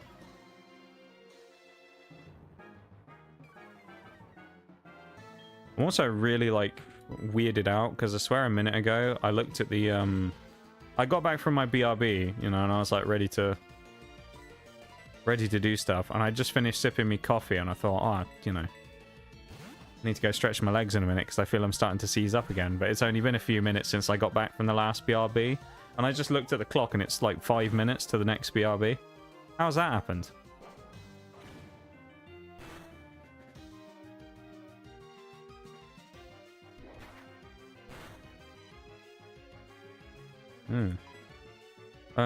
Okay, he's not going to be a problem for the next turn. Discharge, actually, I can afford to use here, because it will hit into the Snorlax, who resists because of high special defense. Worst case scenario is we paralyze our own Snorlax, which would be bad. That's a huge hit, though. Paralysis on the slacking with a monster hit from Electivire. Oh, boy. critical hit as well. Snorlax, how does he take it? What a Chad. And we paralyzed him. Oh, well. Absolute unit. Just eats that, man, like it was nothing. See that shit? Snorlax just didn't even care. He just got tickled by that discharge. And now we simply use Registeel to get the win. I like to think that, like, canonically, this is the same one from the previous game that we played in Fire Red Leaf Green. So this is actually the Registeel who evolved from there. You know?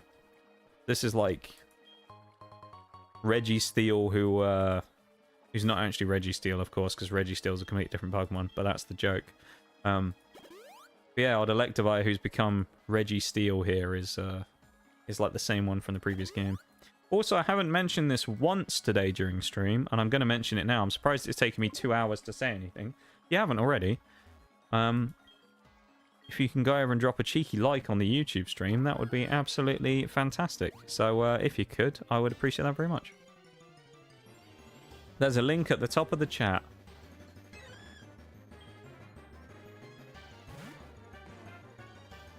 Who here is going to learn Whirlpool as well? Can Gastrodon learn Whirlpool normally?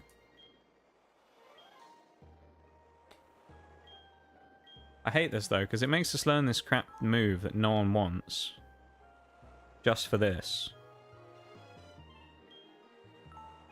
It's just rubbish. We have to get rid of, like, Water Pulse for this. Which I know isn't that great of a move anyway, but, like, it's better than Whirlpool, man. Whirlpool sucks. Okay, I guess there was no origin behind the name then. Okay. I'm always curious when people do that. We have the move deleter, thankfully. We do, but we have to do the Lugia stuff first anyway, though, don't we? So we have to go and do the Lugia cave. The Whirl Islands.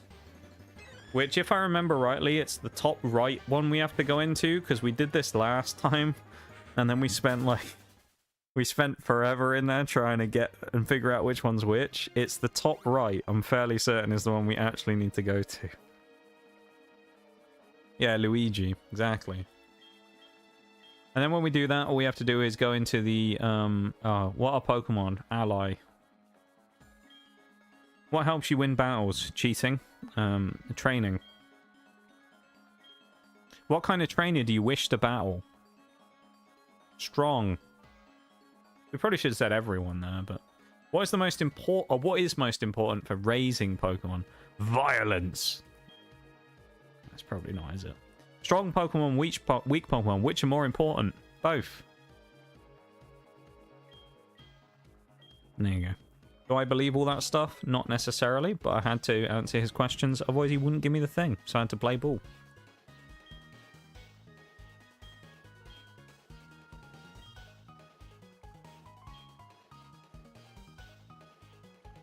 I love how Claire's such a sore loser as well. She just, like, comes up and she's like, oh, you probably failed, didn't you? What? You passed? Not even I passed. She's just, like, fuming. How did you fail that test? Honestly, Claire, it's not even hard. You just have to answer the basic questions. It's not difficult.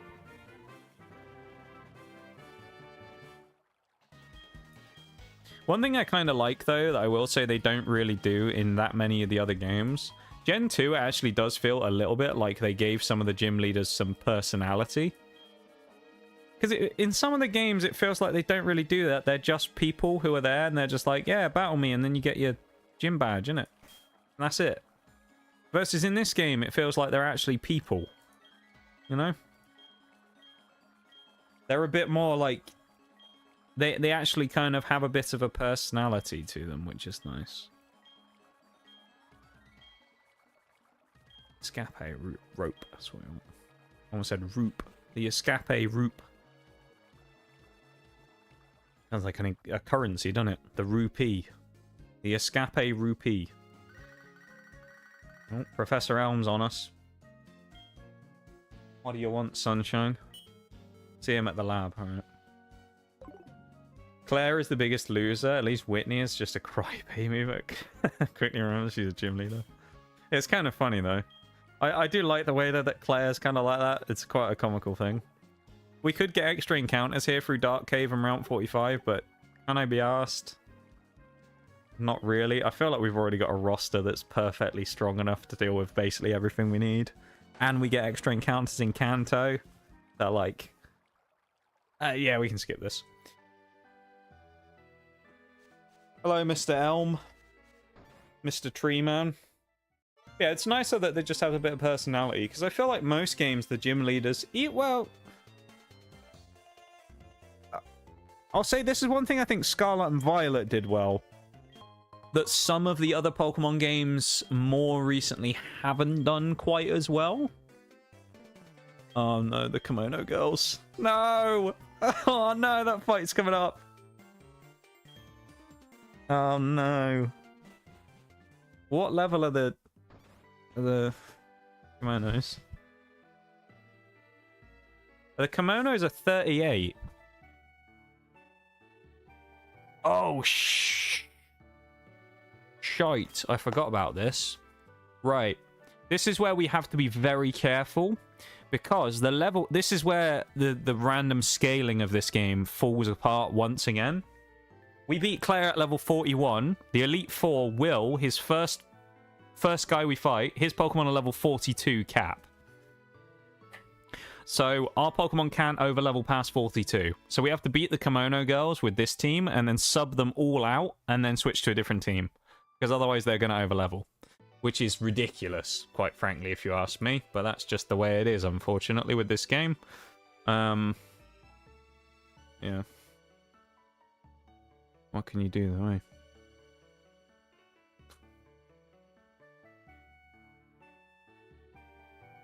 Alright, I'm gonna go to BRB slightly early, and then we'll figure things out from there. So I'm gonna go real quick, and I'll be back in a few, okay? BRB, everyone. Back in a sec.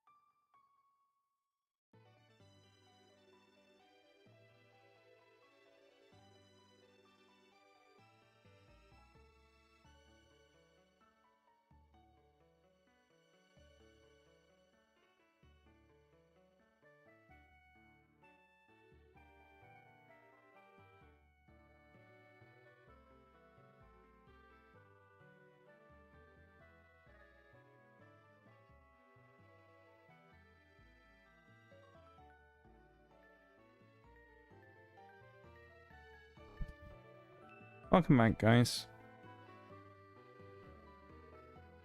Hope you all had a nice break.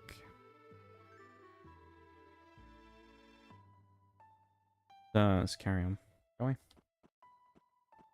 We need to go to Lugia. We need to.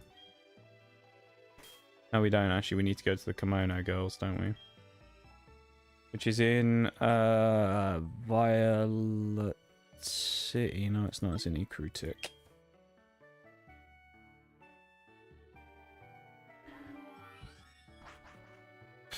This is going to be horrible. We've got to beat 5 trainers back to back. With no heal in between. This is a make or break for the run. Right here. So. This is a big moment. This is probably the hardest fight we're going to do today, honestly. It sounds crazy considering we're talking about challenging the Elite Four, but... this is the hardest fight. This will be more difficult than them. Really, the only good thing we have here is that we have 2 Pokemon that have recovery. With the potential to also set up Leech Seed, so we do have some options. I'm gonna need some hype in the chat for this one, everybody. Have some hype in the chat. They only have 1 Pokemon each. Huge. Okay, that's actually really useful. Still got to fight 5 of them in a row, but... Okay, that's way easier than it was. This might not be quite the wipe it was destined to be. Previously when we did this, so this is why it was an issue. I changed it in the previous one where boss trainers would be given extra Pokemon. Or like, important trainers, I think they're called in like the game files. So it meant that these Kimono Girls had 3 Pokemon each, I think it was. So we had to beat 15 Pokemon back to back to back to back on these trainer fights without healing in between.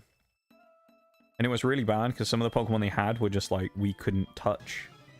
They were like ghost types and things and we couldn't really hit them. So it was a problem. Even the hype, man. Oh, fucking Slowking. That's not great. Yeah. Good miss, though. That's a good start. Okay. Miss again? Really? Alright. Thank you for being here, everybody. I appreciate you guys hanging out. Apologies for being kind of low energy today.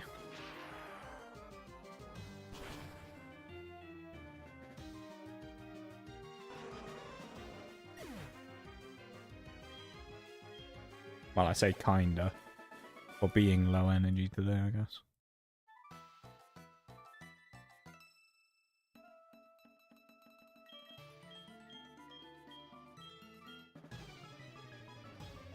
All good, mate. We have those days. Yeah. It's a shame, really, because I've actually been doing decently recently. Last couple of days, though, just kind of hit hard. Just like a couple of things that have happened that have just kind of like shaken my my will, if you will, a little bit. You know what I mean? Like I feel like there's a few things that have tested me the last few days that I'm just like, ugh. You know? Had a couple of things happen. Most of it's just like silly stuff, really, but...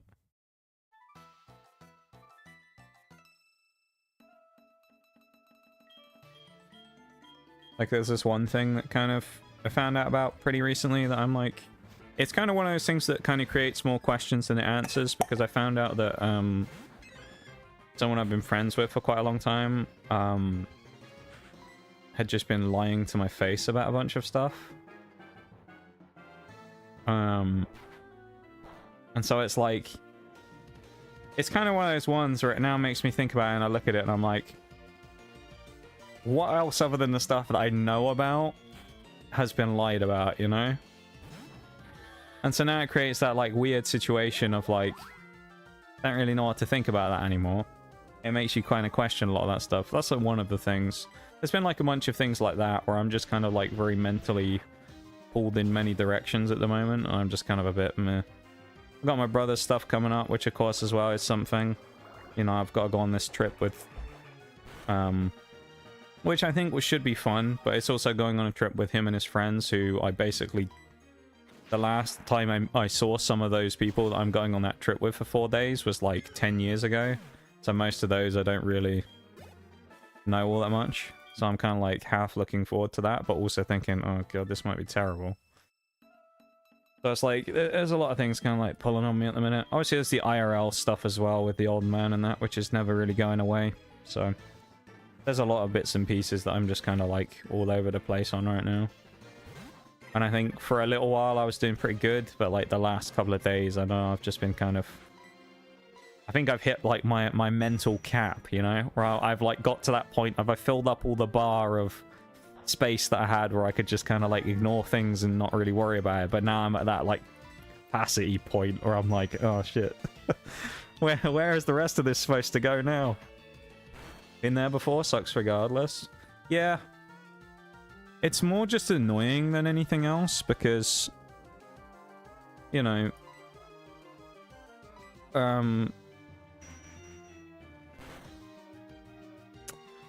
a lot of it from what I mean, you know, this is my perspective on it, which is going to be different to theirs as to why they did it in the first place, you know, but my kind of perspective, my take on it is I just don't really understand why it was necessary. Because the majority of it, from what I can tell, that I know of anyway, of course, who knows what I don't know about. But the majority of the stuff that I know of is just, like, unnecessary. It's just kind of doing it for the sake of it. And I don't really understand why. You know? I don't know.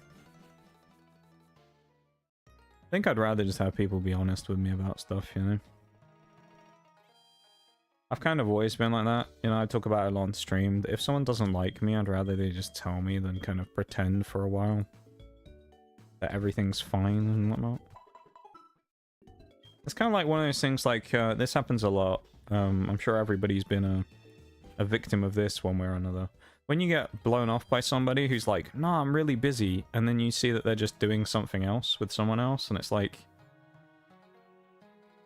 you know? You're just like, are you actually busy though, or you just don't want to play with me? Just tell me if you don't want to, you know? Like, I'm fine with that if you don't want to. That's more than fine. But don't just, like, give me an excuse and then go off and do something else. You know? I don't know. Maybe that's just me, but... I'm kind of one of those people who would just rather know things than not know things. Which can be to my detriment sometimes, because, you know, probably... in certain circumstances, I like answers for things that I probably shouldn't get. Or shouldn't chase, you know? Because, like, it leads to situations where I have, like... this has happened before, where I'll have, like, a bit of a falling out with someone. And I'm kind of like one of those people, not who can't leave it alone, but one of those people who would just rather kind of, like, hash things out there and then, rather than give it, like, time before anything happens. But not a lot of people are like that. So it kind of creates this situation of, like... oh, choice scarf, let's go. But it sometimes can create this annoying situation. But I don't know, man. I feel like just finding out some of those types of things just changes the way that you think about things, you know? Especially when it's someone who's like, as I say, it's like someone who you've been friends with for a long time. And so it's one of those situations of like, you trust someone like quite a lot because they're someone you're friends with. And you find out they've just been bullshitting you. It's like, just makes you question a lot of things. It makes you question the reality of a lot of other things that happened, you know? Why did I buy those? I already had 909. Oh well. I paid the tax for the repels. There you go. It just makes you. I don't happen to know them, do I? I don't think so. No. It's more of a IRL thing than a like internet thing, I would say. It's just annoying though, you know. The other thing is as well, people can probably assume this about me, but not many people will outright know it because I don't really talk about it. I don't really trust people very much these days. Pretty much when it comes to most things these days, I'll trust someone if they prove that I can trust them, but until then I won't bother. I just realized I need to go back and change my party out as well because they're all too high level. I don't trust many people anymore. Whether that just be because of people burning me over the years or whatever, I just not really that. I don't give a shit about it anymore, really. I'm not interested.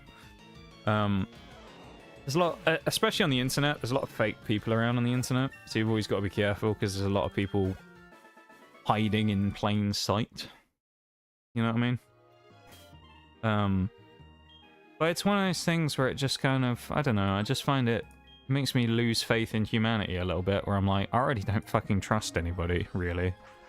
And then you have like a group of people who you do trust, and then one of them breaks it. And it's like, what's the point, man? What's the fucking point? You know?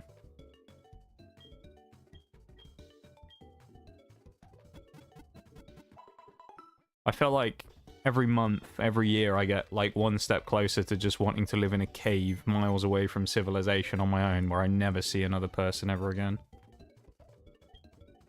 Because it's just like, man, sometimes you look at it and you're just like, people are the worst. You know?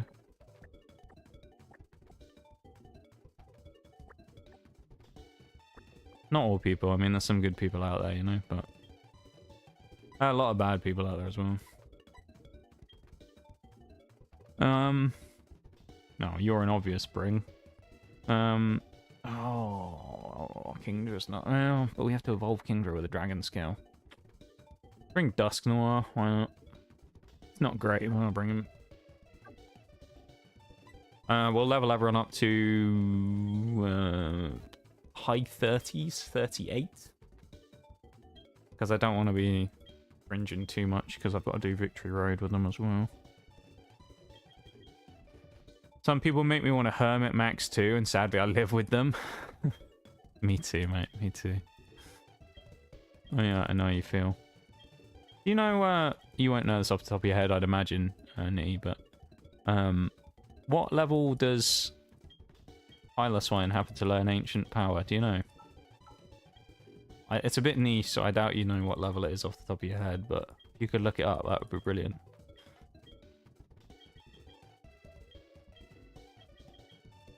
I'll look it up. Thank you, man. Appreciate it. Yeah, no, I know what you mean. It's like, I don't know.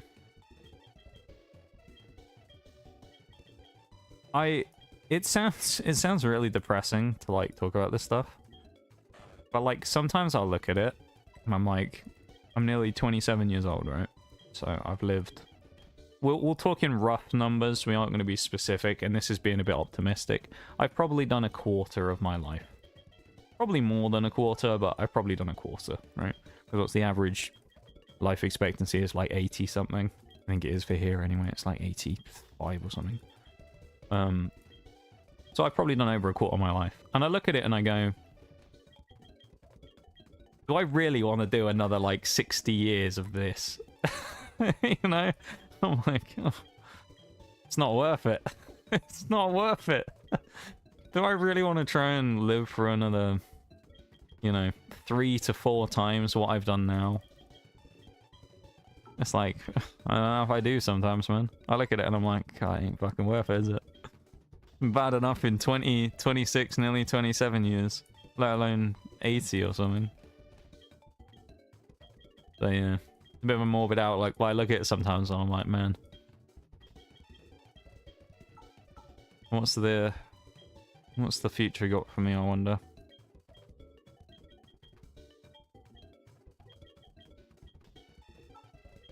Hey, well, I wish. That's pretty useful.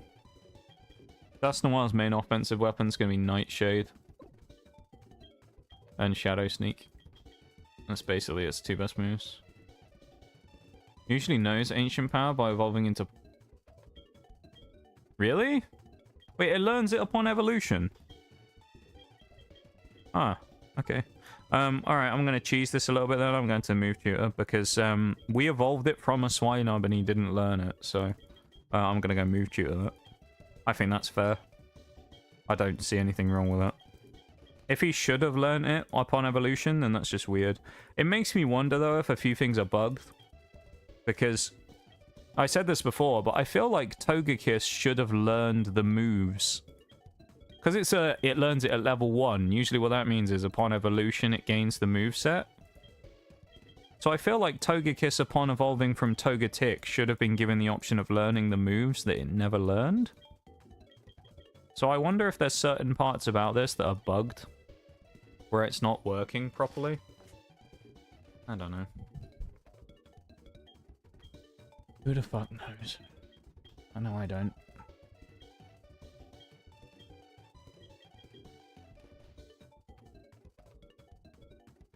I like the sped up Pokemon Center music.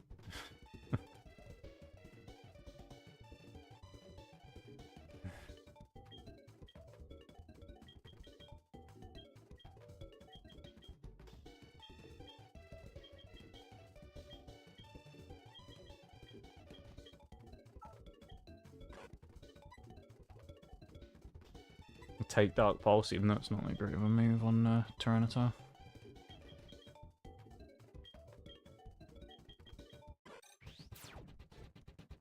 Oh. I don't know why, I just had a moment there where I thought that's a bit early to be evolving into Tyranitar, isn't it? Because he isn't, he's evolved into Pupitar first. I have a feeling it's bugged because it says it learns upon evolution. Although that is weird, because I thought it's supposed to learn Ancient Power, and that's how it evolves into Mamoswine.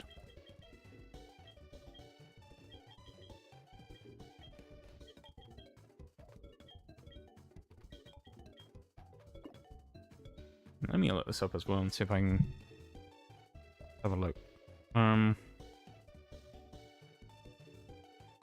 It may be one of those things where it's different gens as well. There might be something in like Gen 2 where it specifically... This would be Gen 4, right? Heart Gold, Soul Silver. No, level 1. That's weird then. So...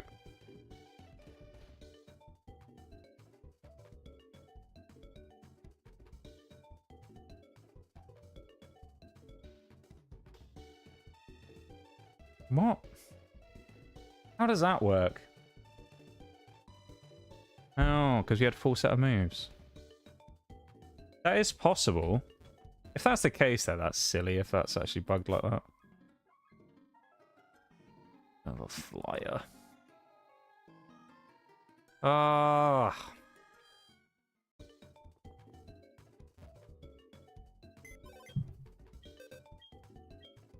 You can learn Fly. Tropius. Alright, Laleep. As much as I wanted to use Cradilly, we need a flyer. I'm sorry, you're gone. Usually triggers when you evolve Anymon. Stranger things have happened. Yeah. See, that makes me think then it should have happened for Togekiss as well. He's level 6, man. Can take a while.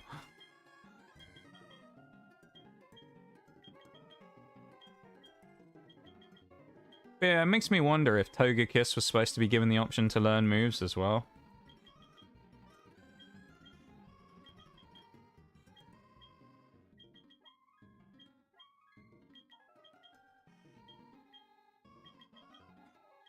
It also makes you wonder about how many other moves just might not have been learned by evolving.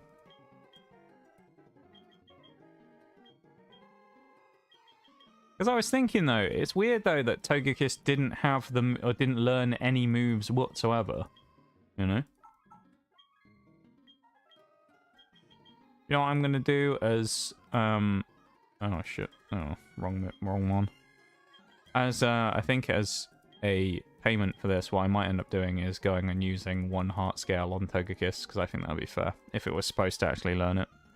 Because if Piloswine is... It's weird, though, that if Piloswine learns it, it immediately evolves, but... Maybe they change that in future gens, because, of course, Mamoswine only just existed at this point. So I don't know, but... Magical Leaf.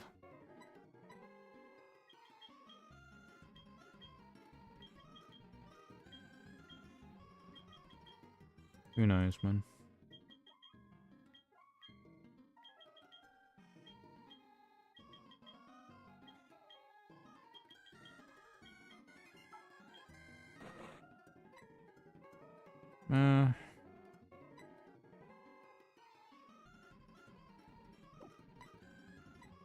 I guess we got the Stomp. Stomp's flinching is quite not... Oh my god, I did it again! Gave one to bloody Colin.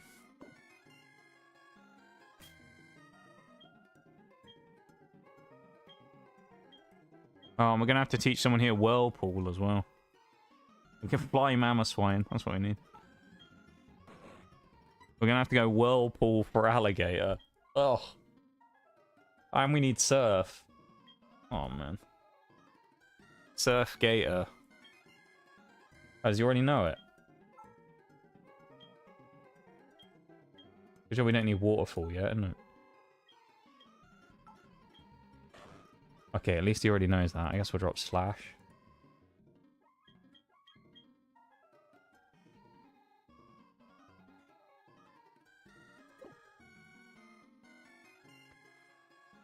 Right, back to Blackthorn real quick.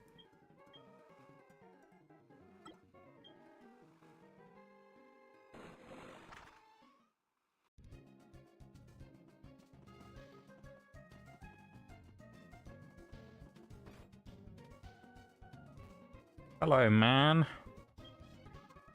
Yeah, we can't do the moves on thingy yet. Togekiss yet, so... Yeah, Ancient Power. Also missed out on Ice Fang. It also said it was supposed to let him peck upon evolution, so I don't... Weird. Don't know what that's about. You're out of Powder Snow.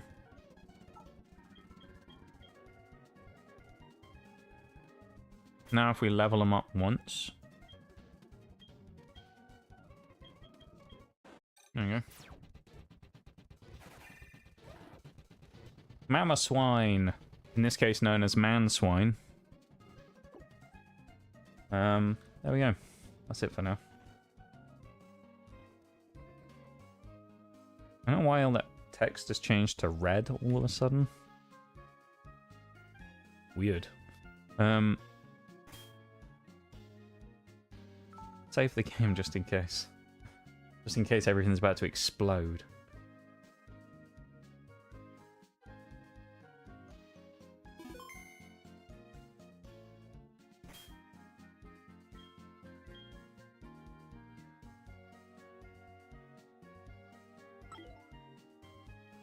Where are we? Oh yeah, we're going to Will.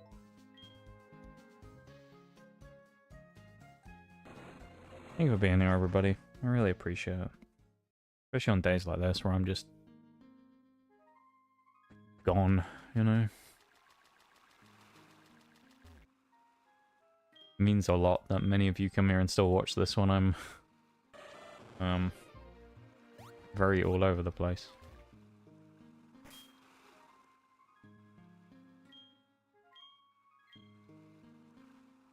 Oh, it's still working.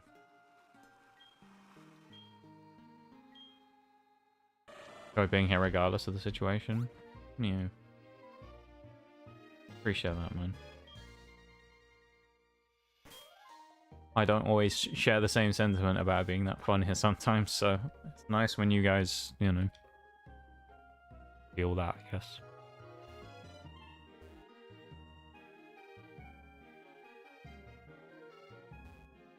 I am my own worst critic, but some of it's justified criticism, I think, you know.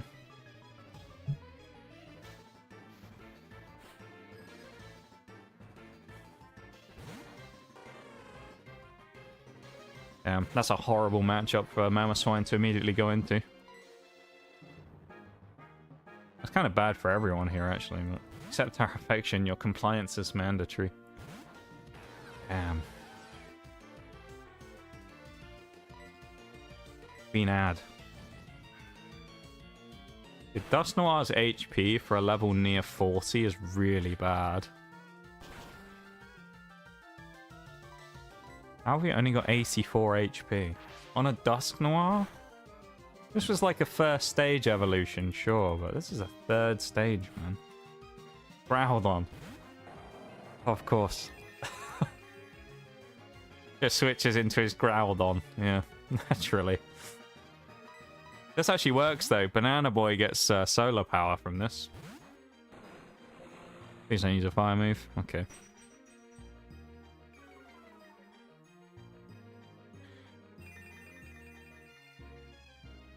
I feel like we're going so slow through the game today as well, you know? Like we're just really chugging away slowly. That was a fire boosted lava plume as well, albeit it's from a level 21 Groudon, or 19 Groudon even. 21 was the one we found earlier, but with solar power we still didn't one-shot that. That's kind of wild. Why would you scary face me again? What a weird move to use.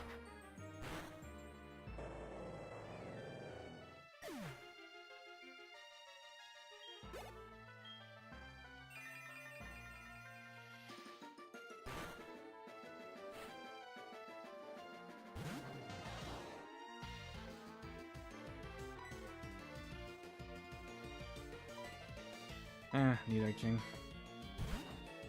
Faster to switch to your Groudon than reload your Hitmonchan. Yeah, right. I feel like I've clickbaited the stream as well today, because I said, like, time for the Elite Four, but it's like we're going so slowly, I don't know if we're even going to make it to the Elite Four today, before I just lose the will to live.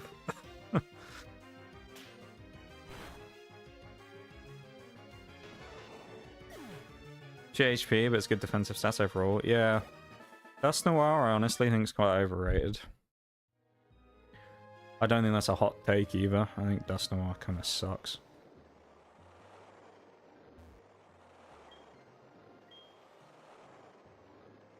Not that when I say overrated as well, when I say that, I don't mean like, wow, it's some crazy good Pokemon that everyone thinks is amazing. But I think it's like one of those evolutions that people like look at and think that must be good, and it's just not. You can always title the next stream the Elite Four for real this time. Yeah, I might actually. That's not a bad idea.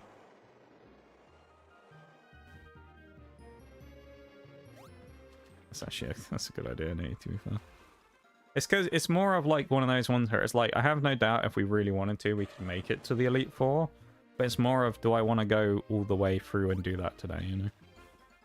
Do I want to like push to actually do it? Or am I going to get to the point before the Elite Four and go, you know what, I think I've had enough. Oh, we don't have Flash.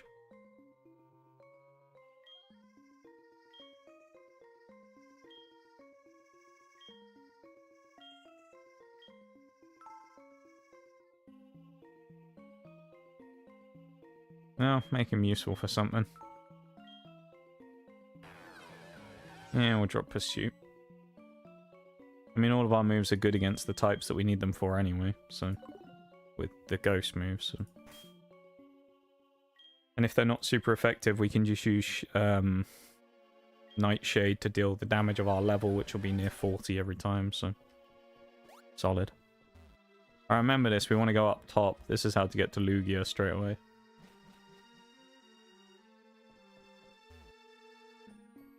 It's true, some Evos are strictly worse than their unevolved counterparts, like Dusclops and Clefairy. Yeah. The thing is, the only thing you can say with the Dusclops one, though, is Dusclops requires an item to do that. Which isn't much of like a...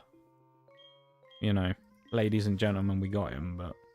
Dusclops does need Eviolite to be better, basically. Well, he's kind of better on his own, but Eviolite makes him, like, vastly superior. You could make the same argument, actually, with Magmar and Electabuzz. I don't think it's that crazy to make that assumption either. Because you can give them all Eviolite and make them just better, really. And it doesn't take a lot either, that's the worst part. Ultra Ball, nice. In this game before Eviolite was a thing too. Yeah, and it's true, this game before Eviolite existed, which was Gen... Or was it? Is it Gen 5 where Eviolite exists? I think it might be, but there's something that always tells me it's Gen 4 where Eviolite came in, but I think I'm just capping on that. Pretty sure it's Gen 5. It is Gen 5, okay.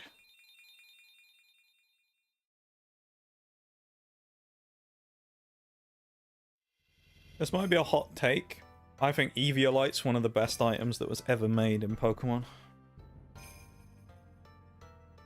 You can disagree with me if you want, feel free, but I actually do think it's one of the best items that's ever been made. If you don't know about Eviolite, I'll briefly explain what it is. It's an item that you give to unevolved Pokemon that significantly increases their special and physical defense attributes. So it's basically like a free power-up for an unevolved Pokemon specifically that makes it way more bulky. You hear me use that word a lot where I say bulky. Bulky just being defensively able to take hits, pretty much. So a Pokemon like Dusclops, who's fairly bulky anyway, you can give him an Eviolite and make him tougher to deal with than Dusknoir, who's the Pokemon that Dusclops evolves into. You can also do it with a bunch of others. Nitty mentioned Clefairy, you can do it with Magmar, Electabuzz. There's loads. There's loads of Pokemon that can, like, perform effectively stronger than their fully evolved counterpart. Rhydon has some parts where you can do that as well instead of Rhyperior, because he has so much more speed. Usually they have to be, like, decent Pokemon to begin with. And most of them end up being Pokemon that previously didn't have a final evolution that they were given in a future game that allows them to be better.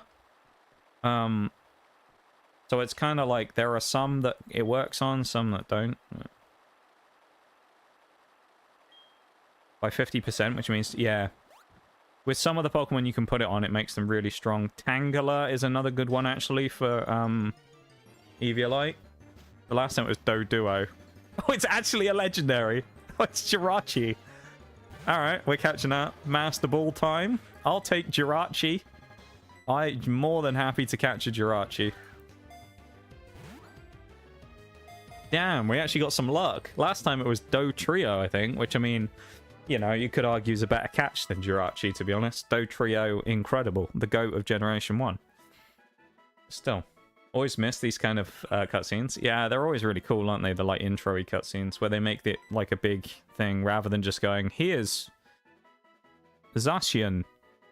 He's a dog, innit? You can catch him if you want. And it's like, oh, cool. What are the odds? To be fair, in this run, quite good, because we seem to find legendaries every 2 minutes. For some reason. I don't know why. What do we want to call Jirachi? He looks a bit like a cushion with those... You know those cushions that you get with the tassels on the corners? I always thought that about Jirachi. He looks a bit like one of those cushions. What do we want to call Jirachi? That is kind of wild, though, that we beat the odds on that and actually got a Lego. Quite unexpected.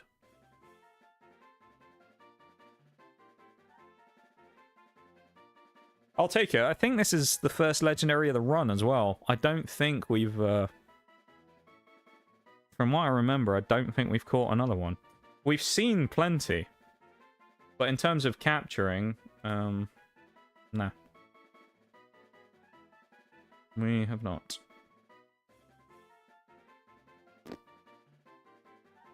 Any suggestions?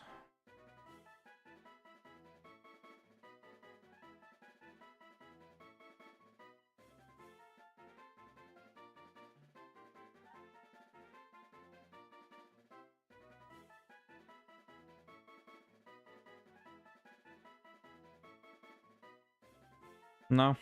Okay. We're just gonna call him, I know. I've got an idea.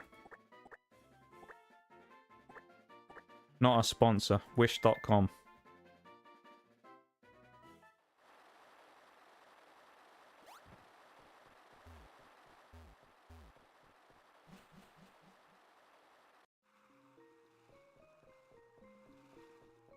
I think you can actually escape rope out of here and it'll take you the whole way out the entire cave, which is nice. Actually, we'll do that now. That was way less painful than it was in the previous game, albeit that's also because I remember that it was the top right cave. Last time we did this, we went in every cave other than that one, and it took forever. So, thankfully, we don't need to do that. And I'm also just going to avoid going in the other ones. I could go and get the items, sure. But, like... yeah. Now that we've done Lugia, where is it we have to go from on the port? Is it... it's not... oh, isn't it we go back to Newbark Town and just go right? I think. Because now we have to go to Kanto. Right.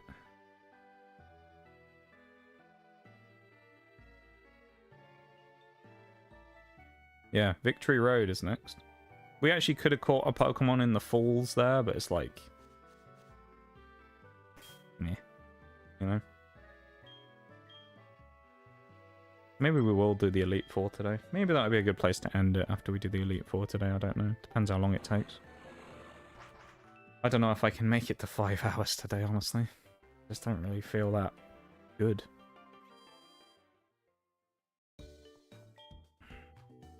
Kind of struggling today. Like, I don't know, I feel like I'm enjoying playing the game and I'm enjoying chatting with you, Nitty, and whatnot, but also at the same time, it's just like kind of hard for me to switch off, you know? Just like focus on this stuff. So it's like in the back of my mind, there's also part of me that's like just kind of wants to just kind of end the stream and stew. I know it's not a good idea, but yeah. Never know which one he was hiding in, right? True. That's actually pretty cool, though, to find a legendary in the legendary spot. Not after we get that. I mean, last time, as I say, we got a legendary in the form of Dodrio. But, yeah, this one was actually kind of wild. Lugia in place of Jirachi. Old Wish.com.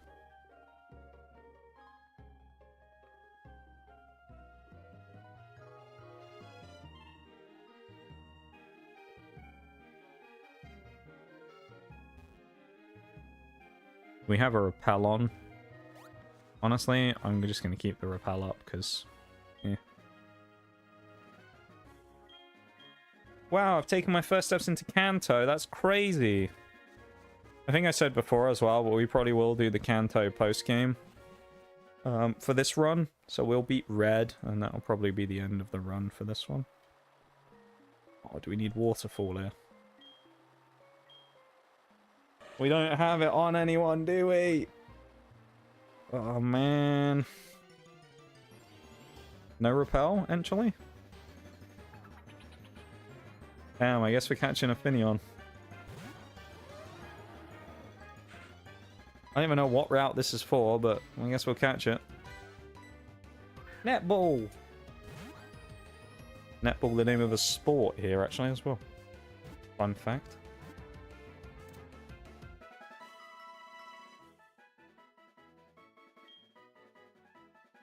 Honestly, I know we're supposed to name everything in a nuzlocke. I really don't care about Finneon, so I'm not going to bother. It's literally just there. It's not ever going to be used. It's like... that would be like the choice of the Pokemon that we had to use last on our account if everything else was dead. That's like the only reason it gets used.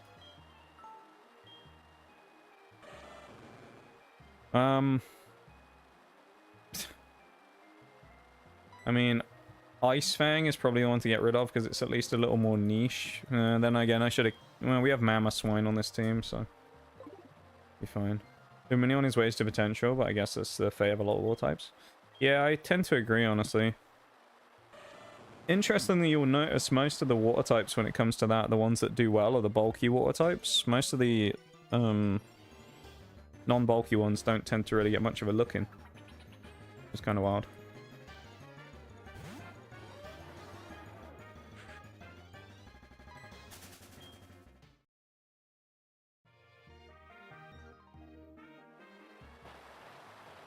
Sad in a way.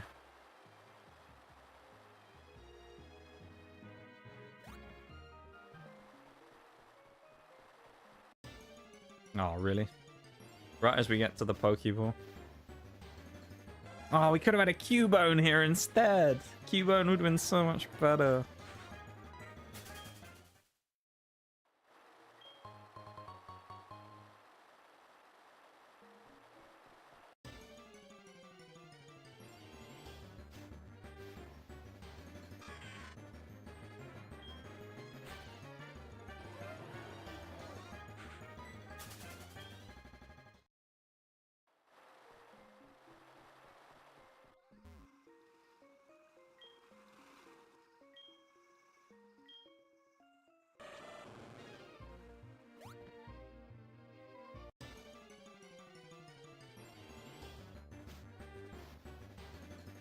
Go away, Finneon. I don't want to see you, Finneon. Go away.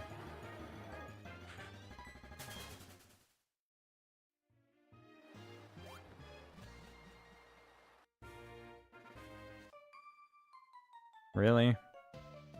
Place a trainer there. I thought that was just gonna be a random NPC. Man.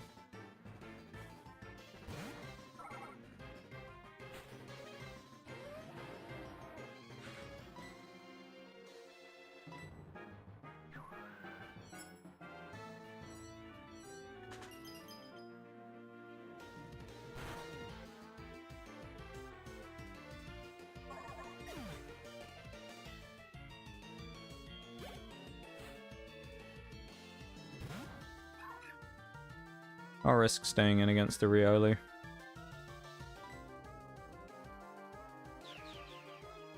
Of course we miss.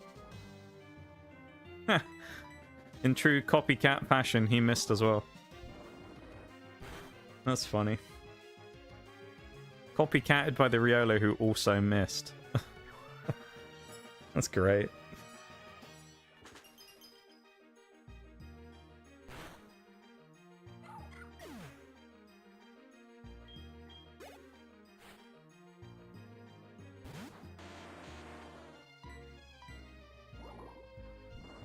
Yeah, Mamoswine would be better if it had Earthquake. I feel like it probably learns it, but we just don't have it in our learn set right now. Also, weirdly, compared to other games, I swear all of the Gravelers and Pokemon like that you run into in this game, none of them have Sturdy. Really weird. Because in almost every other game, everyone you run into is a Sturdy mon.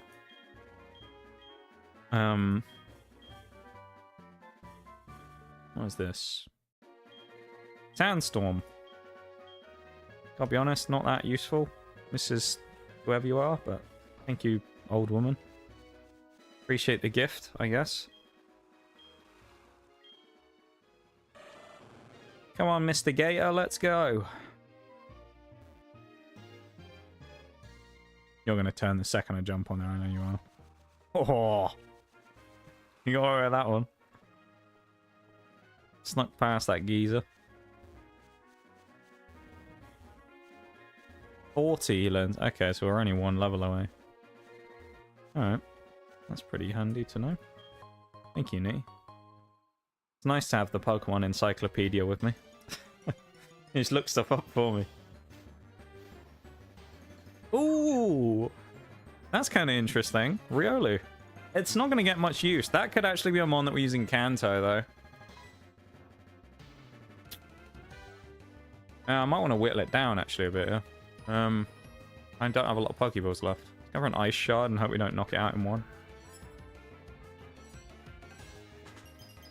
Come on, Mamoswine. Don't knock it out. Oh. Oh, that's gonna hurt. Hold on. Oh. Oh. Oh. Oh, panic stations. That was bad, man. Oh. I forgot how reversal works for a minute there. I thought we were going to get one-shotted by that, because I swear reversal is one of those, like, double damage moves. I was like, oh no, we're done. I'm about to lose Mammoth's Wine. Do you imagine that? We're just like, yeah, he's only one level away from getting Earthquake. 10 seconds later, he gets one-shotted by a Riolu. You're nuts, man. Riolu. Well, we got to name it. A name for Riolu.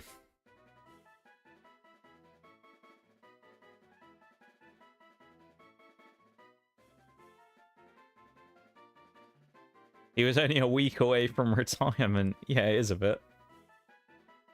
He doesn't even have many jobs either. He's only going to be here for a few fights before he inevitably goes off to the box. Well, probably well, maybe into a Kanto, I don't know. He might come back as part of the Kanto team. Depends what we decide. Riolu. Riolu. What could we call a Riolu?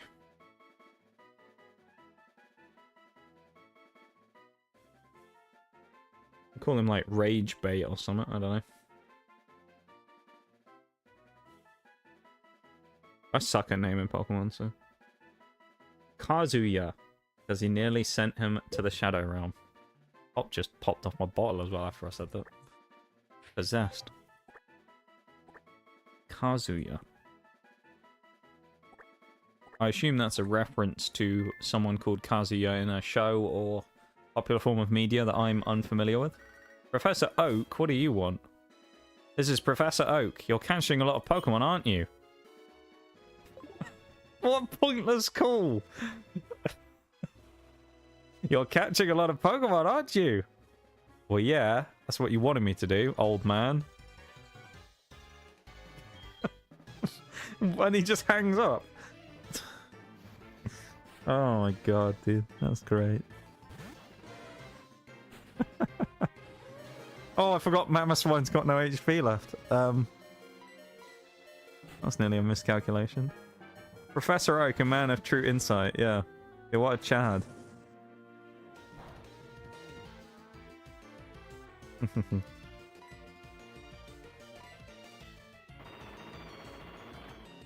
What an annoying man. Phone someone up, just go, you're catching a lot of Pokemon, aren't you? And just hangs up. What dick. Oh, not again. I'm not taking another chance with a Riolu. Well, let's just go for the ghost counter.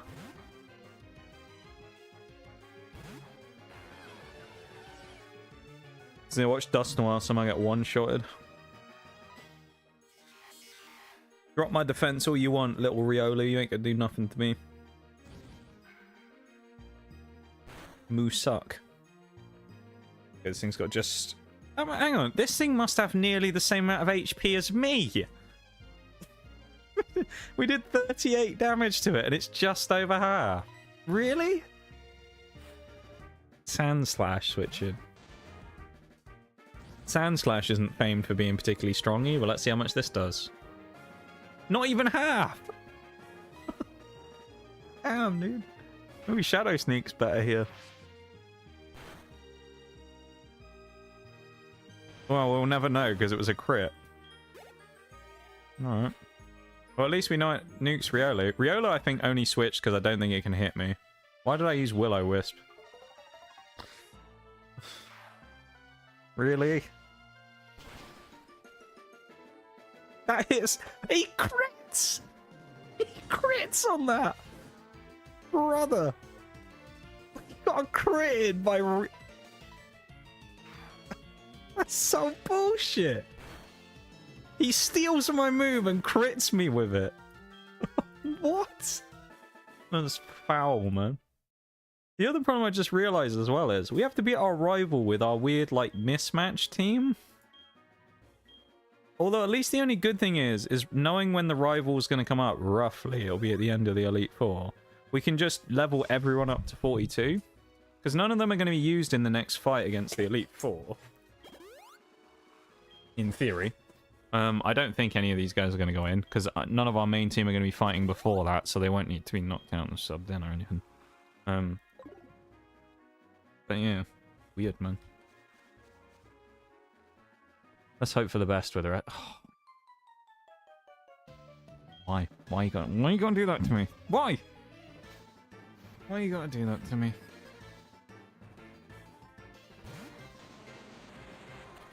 Steelix.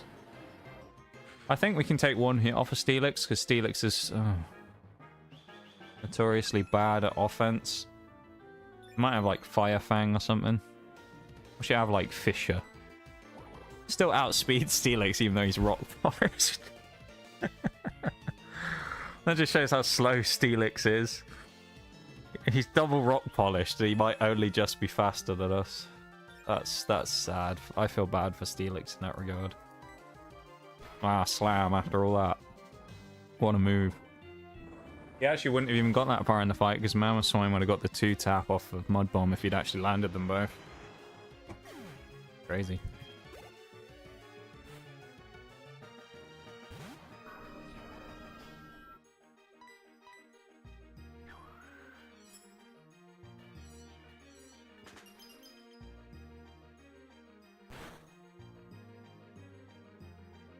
I know this hypnosis crap again. I swear, dude, if we're gonna start spamming status moves, I'm gonna lose my mind. Please. Don't do it again. Yeah, good, you missed. That's what you get, stupid Spiritomb. After the bloody Poliwrath earlier, I've had enough of hypnosis. Had enough hypnosis in that one fight to last a lifetime. Never want to see it ever again.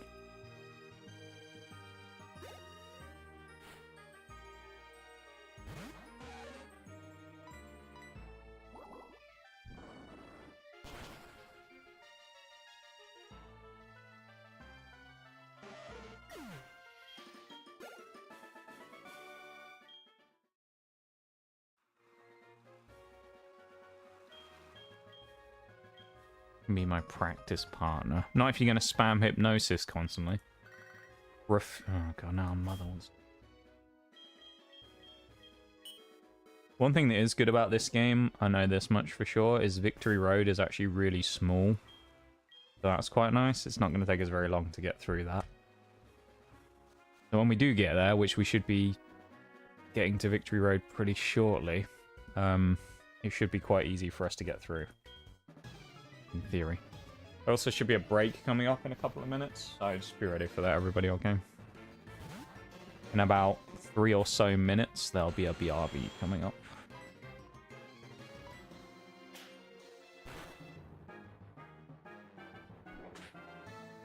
That did surprisingly little damage to Krabby.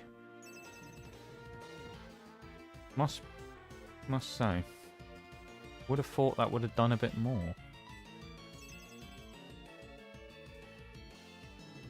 Only double protects, you son of a... Oh, man. How are we actually struggling against a Krabby right now? What is this? Nidoking is struggling against a Krabby. Oh. Definite switch out. I guess Tropius is a safe switch here, but... Hippowdon's kind of annoying, actually. Colin actually is the best switch, isn't he?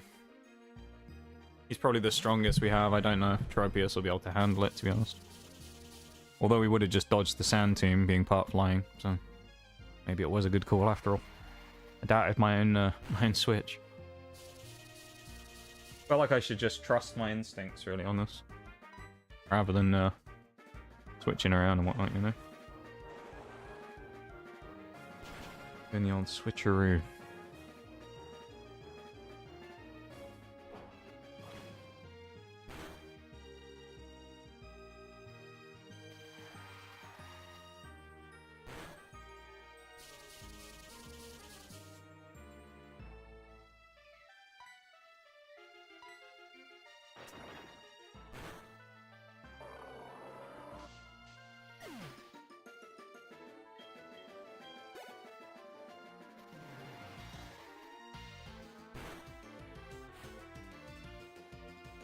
Licky licky.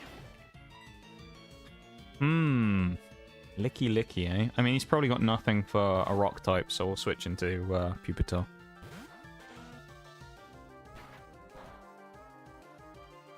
That did a lot for a resist. Damn. The sprite is, yeah, it's something, isn't it? He looks very interesting like that. That did not a lot. Is he a physical wall then, I guess? Maybe we should go for a special move. Let's go for bite. That's a physical move. What am I talking about? Talking bollocks. Let's use a special move, shall we? I click bite. What am I doing? What am I thinking, man? All over the shop today. That didn't do a lot either. Man, Licky Licky is actually surprisingly tanky. Fair enough. Held up better than I thought you would. We actually have the option of having Licky Licky. We do have him as a Pokemon. We have Licky Tongue anyway, as one of our Pokemon. There you go. Alright, I'm going to switch to the BRB screen, because it's time for a BRB, so I'm going to do that real quick. I'll drop a save in the background. I'll be back in a few minutes, okay, everybody? BRB, back in a few.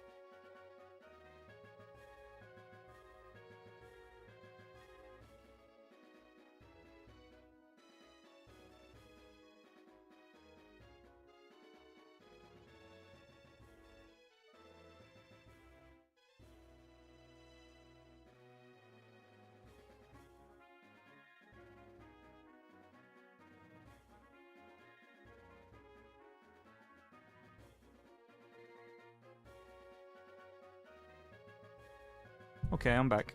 Welcome back, guys.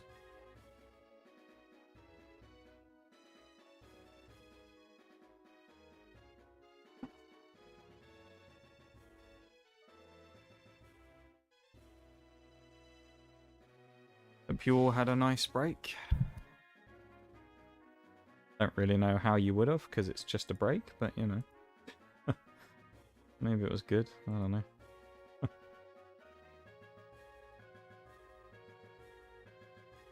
Thanks for being here, everyone. Appreciate it.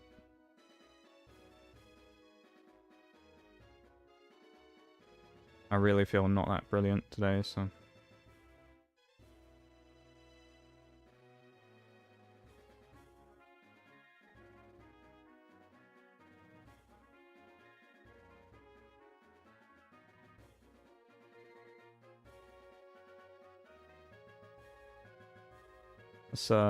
let's go.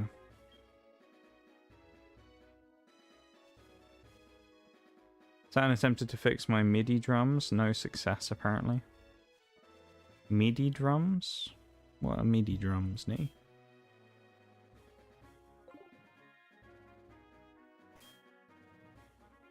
Oh, I didn't change screens. Silly of me. I think everybody, what we're gonna do today... I don't want to disappoint everybody, but I think what we're going to do today is we're going to try and beat the Elite Four. And I think once we've beaten the Elite Four, we might wrap it up there for the night.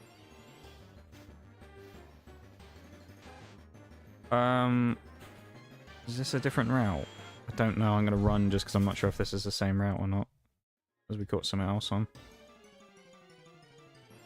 If we need to, we'll come back here and get an encounter, but I'm not sure if... We won't catch this outpost, but I'm not sure if this is a dupe encounter or not. Because I don't know what counts as, like, the route divides.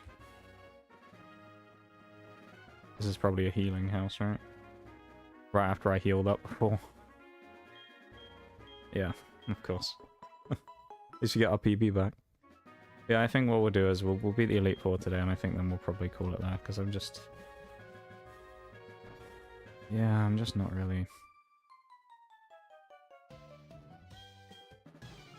I'm just not really here today. And I apologise for that. I, honestly, probably the best thing I could have done was not stream today, to be fair. Maybe that would have been the best thing to do, I don't know. But... Today has sucked.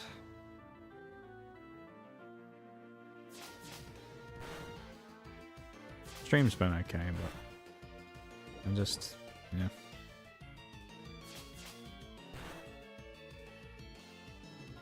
I feel like, I think the thing that I would say is like the thing with this is it's hard to enjoy playing this right now just because I don't feel good. So I want to like achieve something beating the Elite Four, but like I think that's probably all I'm going to be able to do. As much as it annoys me as well, that's the case because I'm, you know.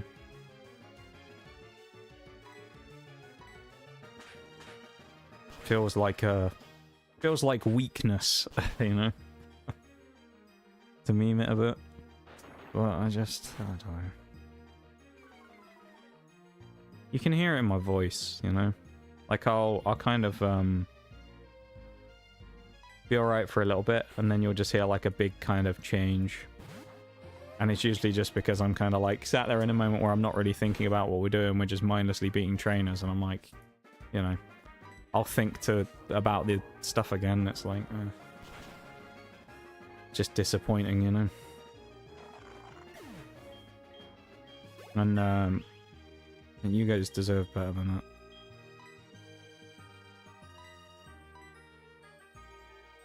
It's understandable, yeah. Yeah, I'm sorry that it's not been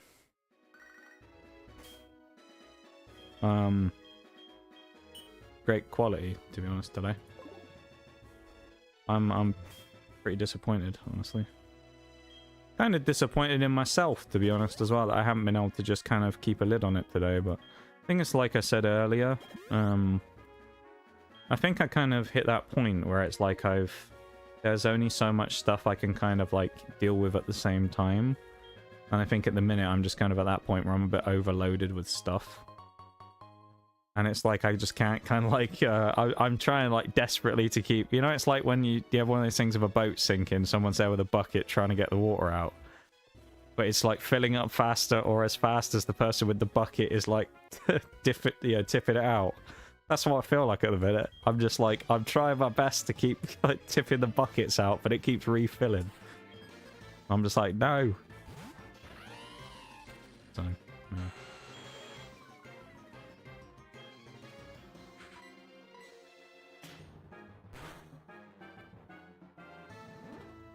I'm hoping though that come Tuesday, I'll be back and ready to go, you know? Because I don't want to be like this either on stream. It's disappointing for everybody, really. It's not much fun when I'm like this. Yeah, of course, we hit ourselves twice. We have to switch out now because we'll knock ourselves out in confusion otherwise, probably. GG. We are actually about to lose to a Luxio with a Nidoking. Wild, dude. One insane matchup to nearly lose.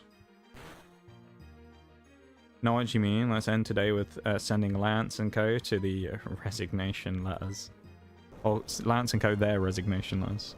Yeah, right? Let's do it. I think we can. I think our team is more than capable of doing it. I'm gonna try my best. That's all I can say. I'm gonna try my best. I'm gonna try and play as hard as I can. We're gonna try and finish this.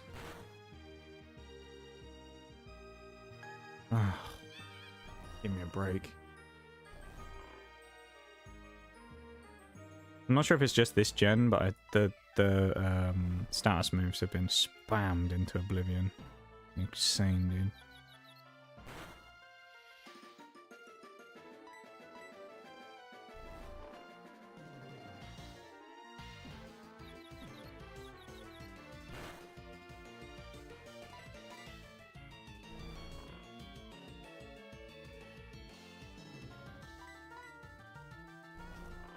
Man.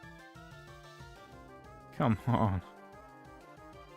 At least we didn't get sucker punched, but like, damn. That's why I hate these stupid status moves. It's always some crappy spinder that spams it as well, you know? Lunatone. You are... you fly, but I think you're susceptible to... No, you're a rock type, not... what am I doing? Rock Psychic. Right. Nidoking would be decent against that thing, but I guess we have to stay in with Mamoswine because Tropius will get... Well, I say that. I doubt it's got a rock move to threaten Tropius, to be fair. Oh. Mamoswine wins this anyway. Bold of you to block my item usage on a run where we barely have items. Not the best strat in the world there from Mr. Embargo Lunatone. Bit of a crap strat, if you ask me, but...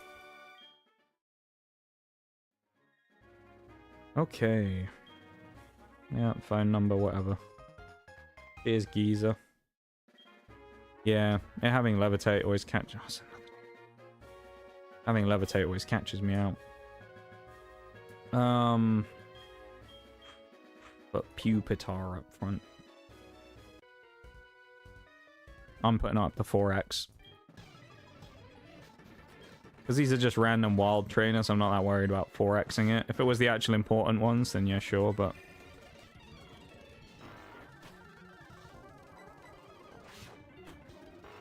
We actually got flinched on a Twister a minute ago as well, which is insane.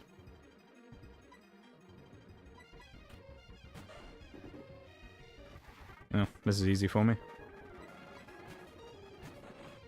Dodge. Haha. Silly hippo. And a Golduck, though?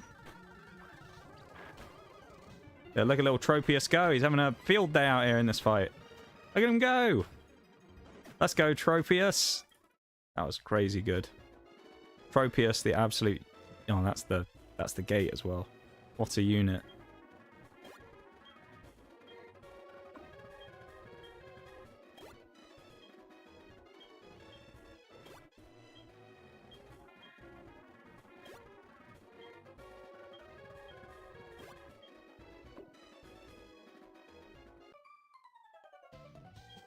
The final trainer.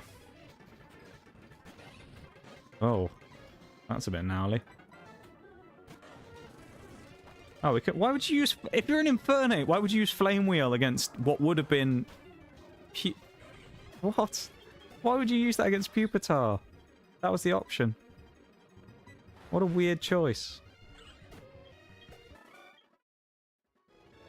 We should battle again sometime. I mean, I'd rather not, but get the number anyway. Nige the number collector. Hello, pal. Yep, I got the badges, otherwise I wouldn't be here now, would I? Do you think I am an idiot?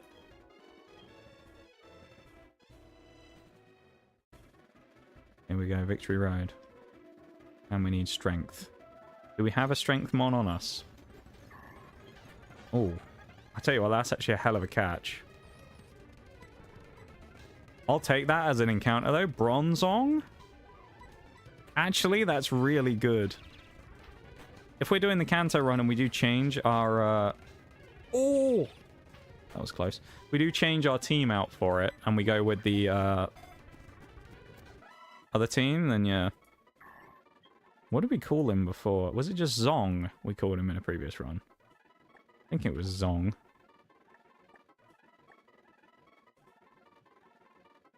Call him Zong again.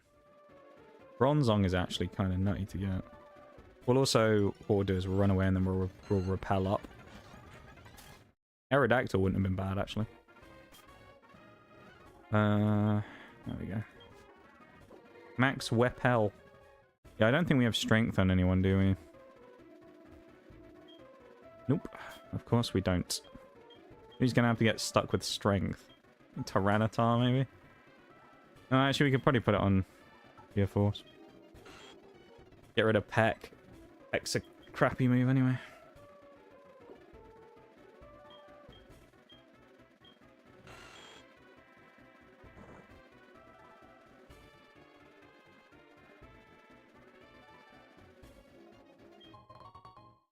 I also have to make sure, thinking about it, that I'm healed up at all times, because I actually just remembered we have a rival fight in here. So we have to make sure that we're, like, fine on the level cap and whatnot, so that we can be ready to face our rival at any time. Because that's going to be a fight and a half, I suspect. Do we need to go up there? I feel like this is for items, but it is. QOL features, they added in black and white, and the later gens were so good, like having to prompt to use another repel. Oh, I know. It's so nice. I don't know why they never added that to the previous gens. It just kind of makes sense. You add it, and if you have more in your bag, it just says, would you like to use another repel? Yes, please. Great.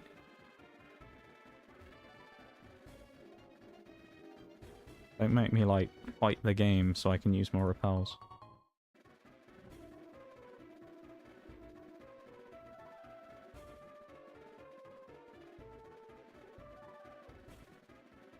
I seem to remember this actually not being that bad in here. When I did this before.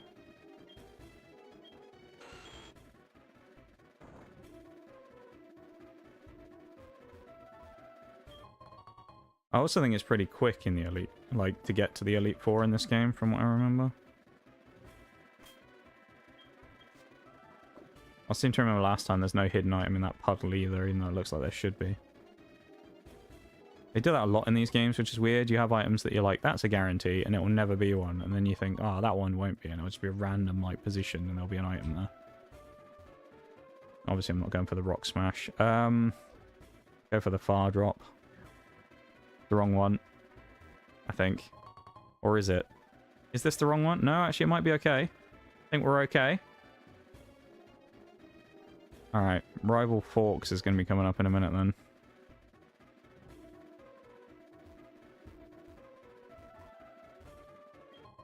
Didn't he have No, that was a previous run that he had Luminion as a starter, isn't it? I'm talking rubbish. Here we go. I think Pupitar is a good lead into Rival Forks. Although, because Rival Forks is actually just around the corner, we may as well level to 42 to match the level cap of the next fight. It also, importantly, gives us Tyranitar. Very convenient. Part of the reason why I did it. Now we have T-Tar, so that's a huge power increase going into this fight. And level 42 because that's the level cap of Will, who's the first Elite Four member. Tell you as well, though, that Bronzong's a sleeper pick for the next run, if we do that. If we get Bronzong in any of the later gens, man, it's going to be so nice. He's such a good Pokemon. I think he's so underrated.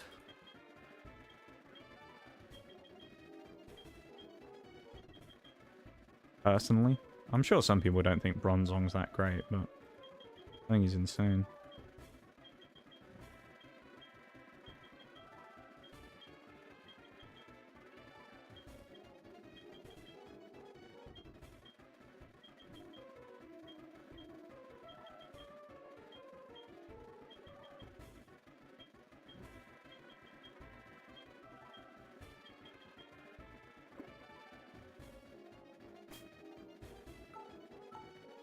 Let's do it. Wish me luck.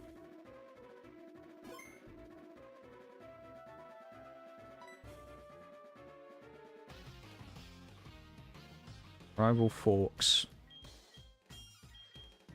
Let's do this. Final rival fight. Well, at least in Johto. I think we actually have to face him again in Kanto, funnily enough.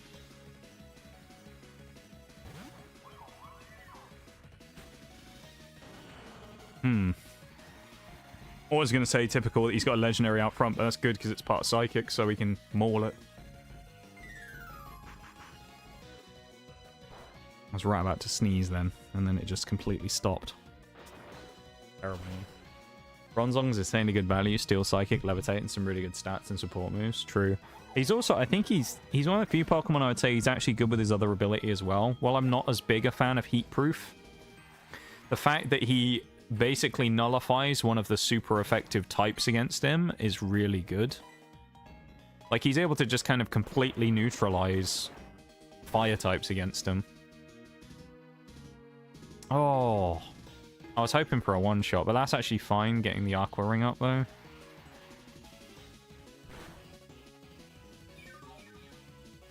Imagine having Goldeen as your one of your Pokemon here. Whips out Goldeen, man. Who's whipping out Goldeen, you know? Let me get out my strongest team for this fight. Goldeen. And Seaking. I think Seaking is the starter, actually, wasn't it? Was that the starter that we decided not to grab, if I remember correctly? Maybe. Regardless of what ability you get, that's an immunity to one of your weaknesses. Actually, that's a good point. I didn't think of that. Yeah, it is, because, of course, Levitate makes you immune to ground. Great point. Bronzong is just a good Pokemon. I mean, the thing is with Bronzong, you can use it as a support mon, and you can use it offensively as well, and it works pretty well either way. Generally, I would say Bronzong works better as a defensive... more as a defensive wall. But he's a really good disruptor. I mean, you can sleep things, you can burn things, you can confuse things. You can be one of those annoying, like, status spreading mons, and he's bulky enough to take a hit. So it's like, he's really good at just switching in and getting blasted and taking a big old shot from something. You've also got to remember with Bronzong, he also neutralizes another weakness, because fighting is only neutral against him due to the psychic typing, if I remember correctly. right? So he actually neutralizes, depending on which ability he gets, he neutralizes two types in one that he has as a weakness, purely because of that. Oh, wait, no, Walrein. I think that was his starter, isn't it? Wasn't it Walrein? I think it might have been Walrein. We don't really have that great of an option against Walrein, funnily enough. Honestly, I think Colin's probably a good switch in here, because we could stay in here, but if we get hit with an ice move, it's going to hit us. Then again, do we need Tropius? I'm going for it. Tropius, do us proud! Do us proud, Tropius! We believe in you! Come on, crit him! Crit him, crit him, crit him, crit him, crit him, crit him! That was pathetic. I'm going for it again. Please use Surf or something stupid. Come on, Tropius! Swagger increasing his attack! That's good. He's going to confuse him, but increase his attack. He lives to fight another day. This is good for Banana Boy so far. Banana Boy on the offensive. Can he land a hit? He can with a magical leaf. Here's a special move that I think technically... If we had Razor Leaf, that would have been better. We got to risk it. I mean, he's gone 2 turns in. We got to risk it and pray he goes for something crap again. Let's do it. Come on. He's gone for rest. Huh, okay. Not the worst. It's going to waste a turn of Hail. Banana Boy lands the magical leaf. This is going okay, you know. I'm surprised he's alive still, to be honest. I thought he was going to die and go out in a sacrificial blaze of glory. The fact he's asleep gives us a chance as well, because if we want, we can use Synthesis. I'm amazed, though, that Tropius is slow. Oh, he has Snore. Oh, shit. I'm amazed that Tropius is...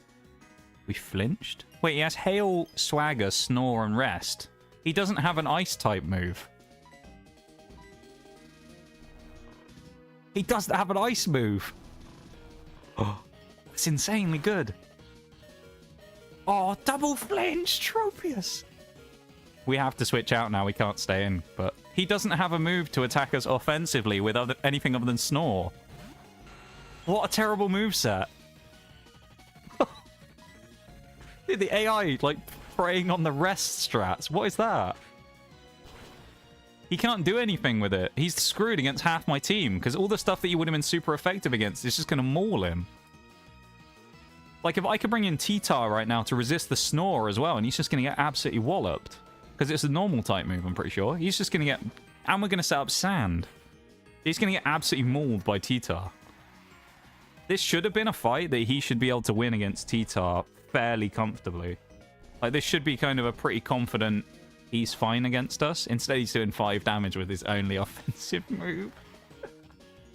Oh, I almost feel a bit bad for him in this case. This is kind of another case of that classic, our rival gets a really crap... gets really crap moves in that again. You remember when he had, like, the Togetic in the previous game? And it basically only had Metronome for about half the game. And then in the final fight, his team was terrible as the champion. It feels a bit like that again, where he's just kind of got, like, the short end of the stick when it comes to some of the Pokemon he's been given here. What kind of a moveset is that? He's an Ice-Water type, and his only attacking move forces him to be asleep. What is that moveset? That's insane, dude. For it. Oh, man, this is cruel. This is cruel. For it. Tyranitar versus Furret. This is actually cruel, dude. I'm surprised that did as... Oh, God. Are we going to go for a Rest Snore strat again? Is it Resto Chesto this one or something? What have we got? What gimmick have we got for sleep on this one? This is silly. None, because he got critted. Alright. Oh, fair enough. I'll take it. I'm happy with that.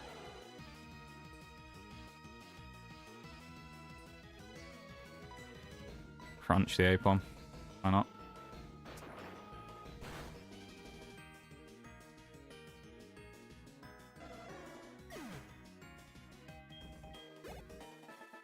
Don't know what we were worried about in that fight, really. That was, Keep in mind, that's also the backup team. That's not even, like, the team. And that's the backup team that's designed purely to get us to the Elite Four. Alright, she's bought us some more useful items. I wonder if that still happens in Kanto when we go there, if she still buys us more items and sends them to us. Here we are, though. Do I have one special request for Gen 5? Oh, what's the special request for Gen 5? Hydreigon? Special request for Gen 5? You're going to tell me to make a weather team or something? Polytoad rain team. The stuff of nightmares, dude. That's what we're going to make.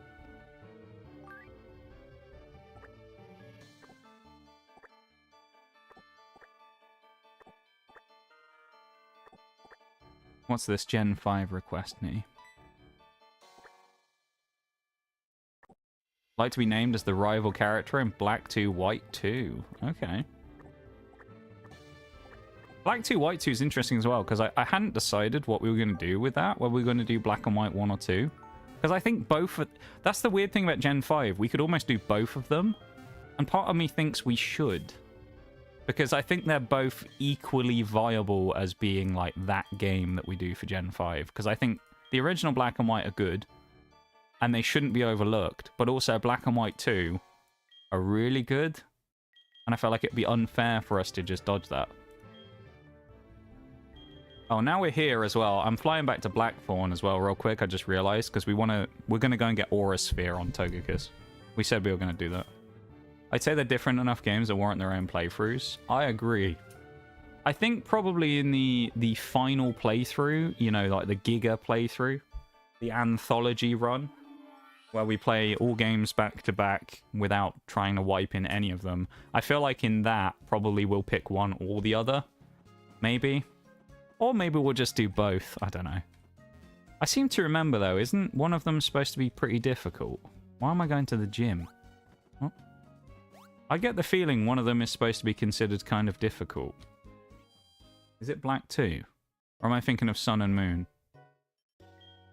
The White plus Run lock, yeah. That's going to be crazy, man. I don't know if I'm capable of it, honestly. I mean... to keep up that level of concentration for that long, to do that many games back to back to back to back without wiping is insane. I think I can do it, but it's like... I don't think it's going to be easy. By any means. I think it's going to be hard. A very hard run. Okay. Art scale. 100% Togekiss. The hard thing now is, I was going to say, what we should do is put some items on people. It's hard to remember what items we actually have legally.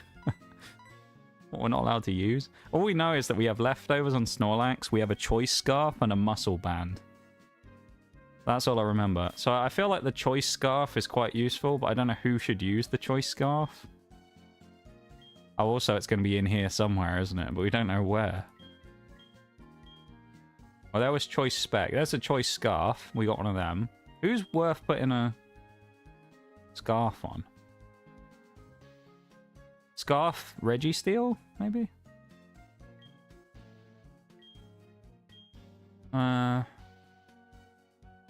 Muscle Band is boost the power of physical moves. What has Salamence got on? Expert Belt. That's boost the power of super effective. Salamence has only got Fly as a super... I think that's fine, though, because there are... I mean, what are the chances of finding that many dragons in the Elite Four? You know? I think that's okay. I think this is fine for items. And then we got Miracle Seed on... Miracle Seed on Roserade, who still only has Mega Drain as a best move. Roserade is kind of an odd one out here in that it's kind of not really that super prepared for this. It's kind of rough. Here we go. We're going in. No more messing around. It's time.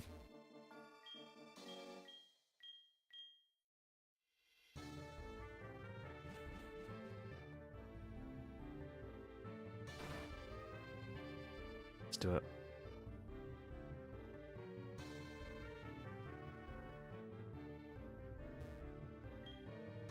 Wish me luck, everybody. Let's do this. The fights that basically are the make or break of the entire run. Oh yeah, then Ultra Necrozma. That's a horrible start against Magmortar. Straight switch. Gastrodon absolutely tanks this thing, so this is an easy switch.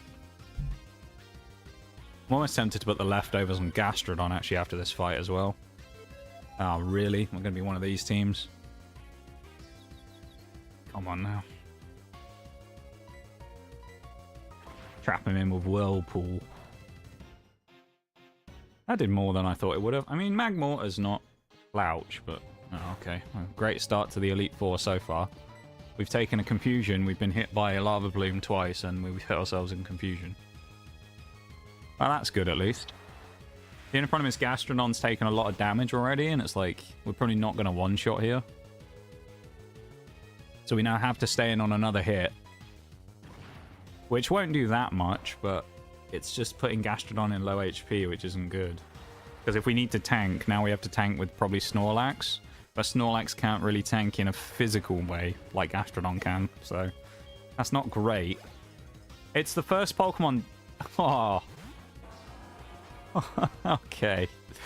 Okay. You pose a problem.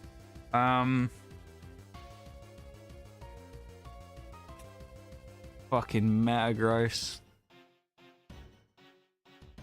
See, that Tyranitar would be looking real good right now. You don't have Bite, do you?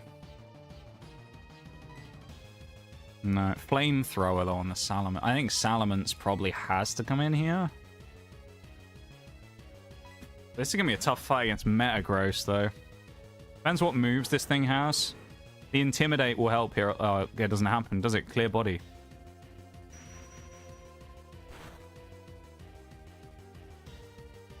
Oh.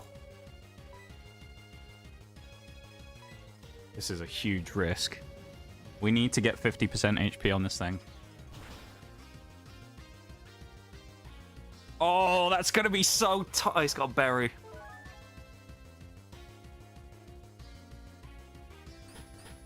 Okay, that... Alright, that's fine. A burn would be huge here. Although I don't think it'll work, because it's got Clear Body. I don't know if burn actually makes a difference on Metagross. Crit? Please don't crit, please don't crit, please don't crit, please don't crit, please don't click. Whoa! Okay, we're good. No crit. Oh, you son of a bitch. Oh, why? Why? We have to switch now. We can't stay in another one.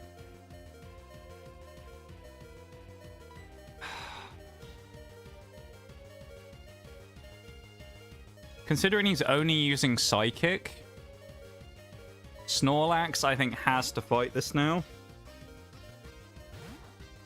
He'll probably use Meteor Mash now, won't he? Oh, there you go. Fucking Bullet Punch right on the switch, right on cue. Maybe Snorlax was a better option to tank this in the first place, I don't know. I feel like Earthquake's probably enough to knock him out, though, honestly. From Snorlax, it's probably good. And not a great start here, though, is it? Magmortar straight into the freaking Metagross. Which has been... Oh, that did nothing.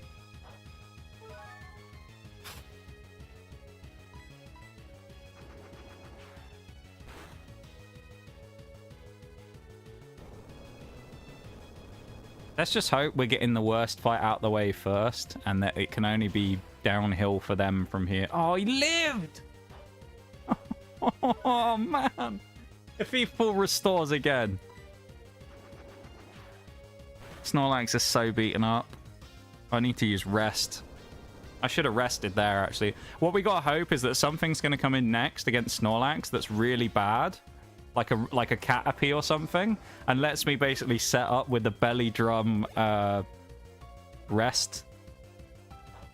It's probably gonna be a legendary. It'll be Giratina instead, won't it?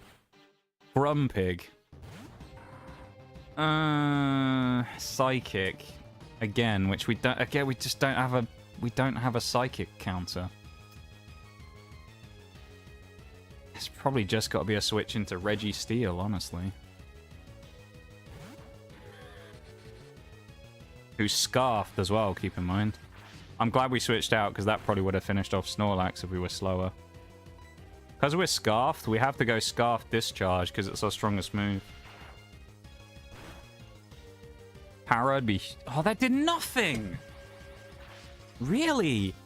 Did that little damage? I'm risking a crit here.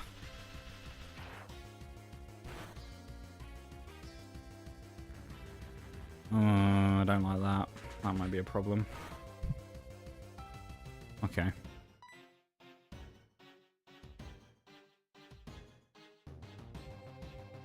This is horrible. The problem is we have no sweeper set up, so like everyone's taken loads of damage and we have no one ready to sweep.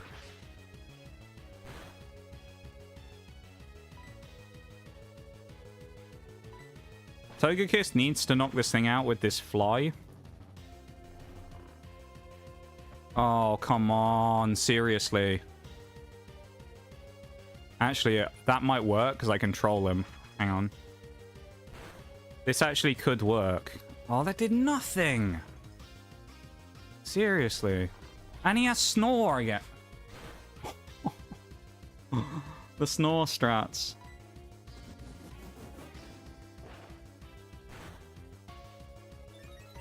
That's good. Omni boost.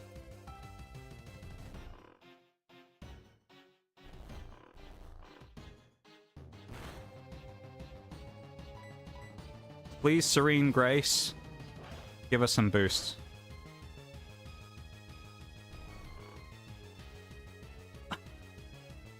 He wakes up immediately into rest. Are you serious?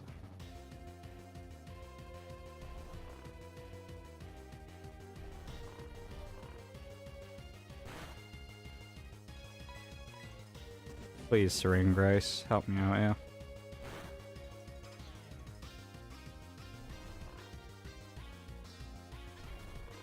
We've gotten one boost.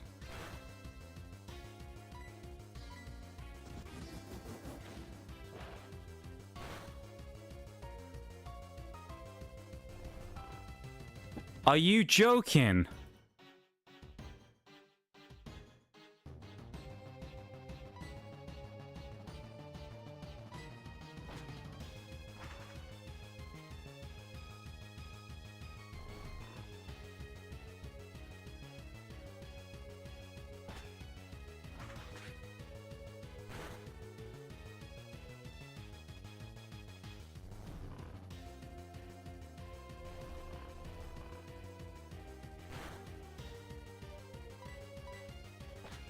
This is only the third Mon as well.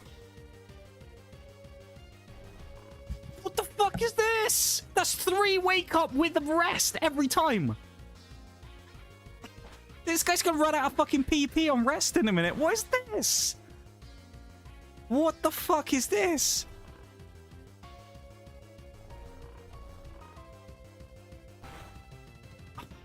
I'm fuming. What is this, man? This rest spam bullshit, dude. What is this? Referee, do something, honestly. Can we get a crit at least to end the... He woke up and rested again. I don't get it, man. I don't get it.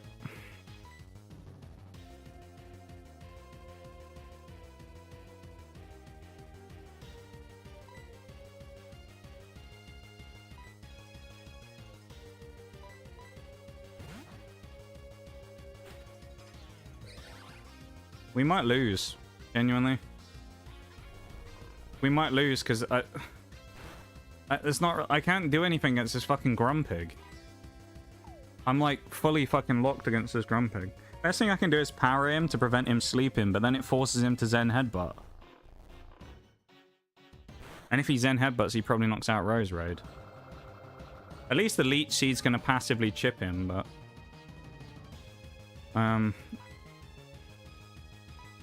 This is a risk, but I'm going to have to do it. Snorlax is going to have to come in, take a hit from Snore. Oh, fuck you, good.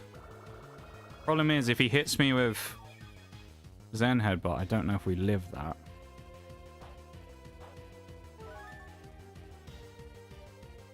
I think he might run out of thingies now. If I flinch, man.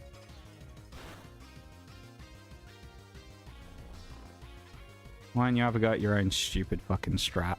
How about this, Will? How about this? Why don't you fight Snorlax at maximum goddamn HP? How about that one, huh? Seeing as you like using rest so much, how about we use it against you, you piece of shit? Fuck you, Will. What a dick, dude. What a dick. And we get double recovery every turn as well. What an asshole, man. Fuck this guy. Honestly, he's got action replay in the thing. He's actually run out of PP on rest. That's what's happened. That's why he's using... I'm fairly certain he would just keep spamming it if he had a chance. I hope Will isn't a sign of things to come. Me too, dude. Because I don't know if I can mentally handle that many fights against this crap. This is just stupid.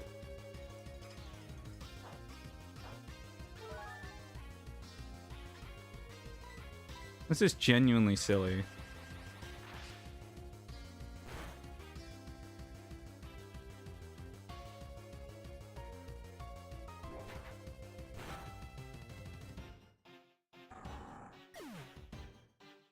That's only halfway through the first fight. We've still got the other Pokemon to deal with yet. What else have we got to beat? Alright, Tentacruel. That's not so bad.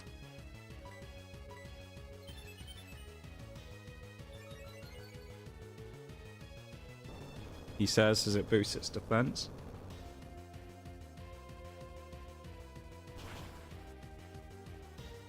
The good thing here is, I don't think that Tentacruel is necessarily that offensively threatening to Snorlax.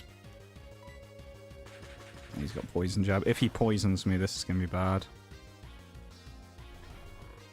Yeah, if he... actually, no, I say that. If he poisoned me, I think I could rest and get rid of the poison. But this is where I wish kind of we had Chesto Berry on him instead. But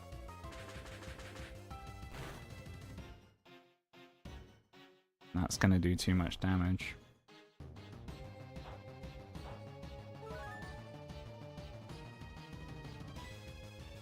Do I have a poison blocker? No, I have no steel types.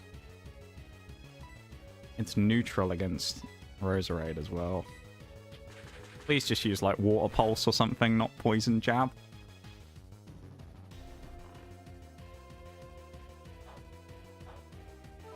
This is bad.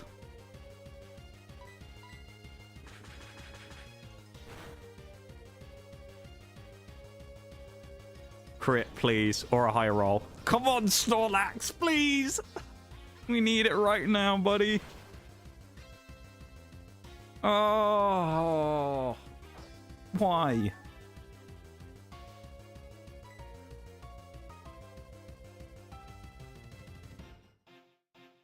I think this is our only option, to be honest. We have to make a switch. And eat the Poison Jab. This is going to hurt, probably.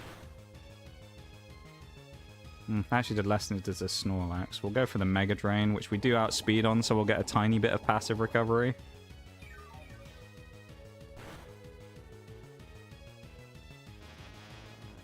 Ugh, man, this is a horrible fight.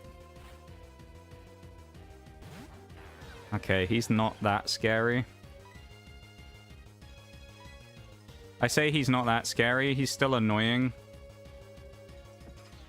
Oh, that's super annoying. We're gonna lose 25% HP every turn. Alright, we have to switch out. Probably, this actually might be good setup fodder for Snorlax if I can rest again. Because I don't know if he's going to have any non-physical, non-ghost moves. And he should still take damage from Curse, but I don't think we will. Right? No, he doesn't. Okay. He has Pursuit. It's Dust Noir. He won't do that much damage. How do you like Rest, Will? How do you like Rest? You loved spamming it against me, didn't you? And now you gotta face it yourself. This is what you get, you absolute prick. You absolute piece of crap. This is what you get. You get spammed with Rest, as you should. Fuck you, Will. Fuck you. That's what you get. You get Leech Seed sapped to death by Rest's leftovers Snorlax, and you'll enjoy it. You absolute son of a bitch. I hate this. This has been such a horrid fight. He's still got one Pokemon. This has been like a 20-minute fight nearly, I think. Oh, dude. This is... and the annoying thing about this is as well, and it's kind of crazy to say, this actually this whole fight pretty much would have been fixed if we had Tyranitar. If we had T-Tar, this fight would have been so much easier, because he could have just smashed the Metagross, smashed the Grumpig. Oh, confuse rate. At least we haven't used Belly Drum. This has gone so wrong so fast. It's like you said earlier, Nitty. It's literally the Murphy's Law fight right here. Yep, there it is. The good thing is, Umbreon mostly is probably going to have special attacks, which does work for us. That's physical, isn't it? Never mind. Alright, that isn't so bad. Para. Snorlax, para. Para. Para. Para. But no. Okay, that wasn't great damage either. To be fair, if he had no full restores on that Metagross, that would have helped a lot. But... genuinely, we haven't... oh my god, are you serious? He crits.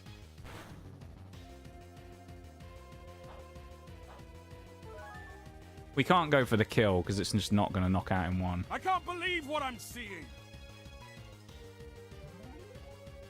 Hang on, I'll get to that in a sec. I'm super dialed in right now. This fight, if you've all been watching, has been a absolute tragedy of a fight.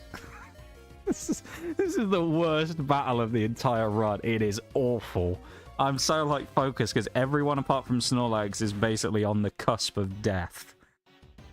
And Snorlax is only not there because he's healed about 5 times during this fight. Oh. Oreo, thank you for the resub. Welcome into stream. I hope you've been... well, actually, maybe you've been lurking. I don't know. I hope you've been having a nice Sunday so far. Thank you so much for the 47 months. That is... I mean, 47 months is just crazy, isn't it? What's that? Month off of 4 years? I don't know how you've... put up with me for 4 years, quite frankly. But yeah. How you doing?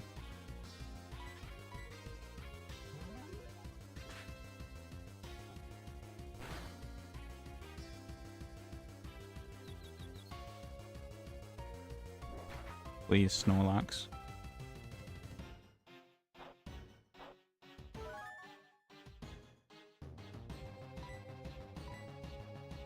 Oh! Not again! Oh! Kill me. Actually kill me. What is it? He hasn't been paralyzed once for these body slams! What is this shit, dude? This is bullshit! What the fuck is this? What the fuck is this? He's critted again, hasn't he? Oh my god, now we've got to switch because Snorlax dies next turn. Oh, this is so ridiculous! That did nothing! Oh, this is the worst fight ever! Does anyone even live any of these now?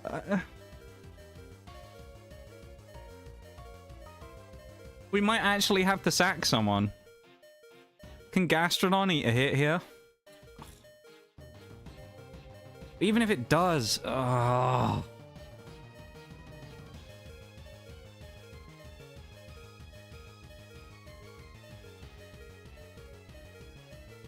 Faint attack is Dark type, right? Been good. Just baking now? What are you making? What are you baking? I need to take my mind off this for a moment while I'm losing my mind. It is dark type. Okay. Do we actually have any resists? I don't think we do we? See, I mean, it's basically like Rose Raid or fucking Shallow there, but like either of them, will they take more? I don't think Shellos is physically bulky enough to take a hit on the switch and survive another one and hit a shot. You know?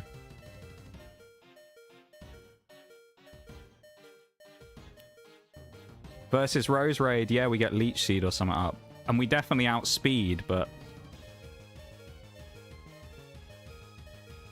Oh yeah, if it was for zucchini bread. Ooh. You have to show me a picture of it when it's done. Sounds decent.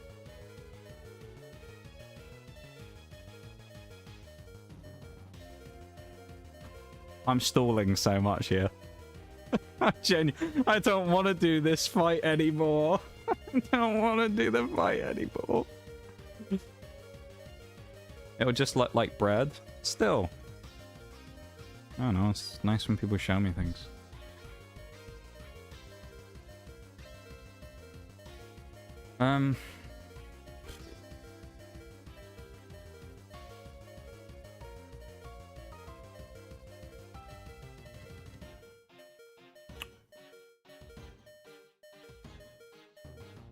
What would be fast enough to revenge kill Umbreon after the sack? Pogue, Salamence, and Tingus. Gastrodon's a huge loss, though.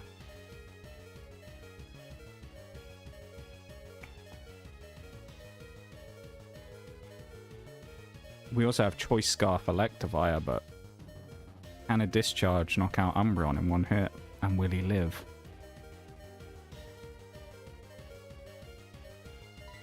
We're doing it. This is the only choice, I think.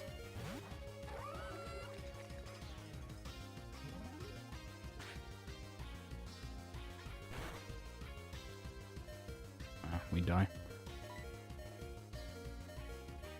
Shallow there. It's been an honor and a privilege. You will be remembered.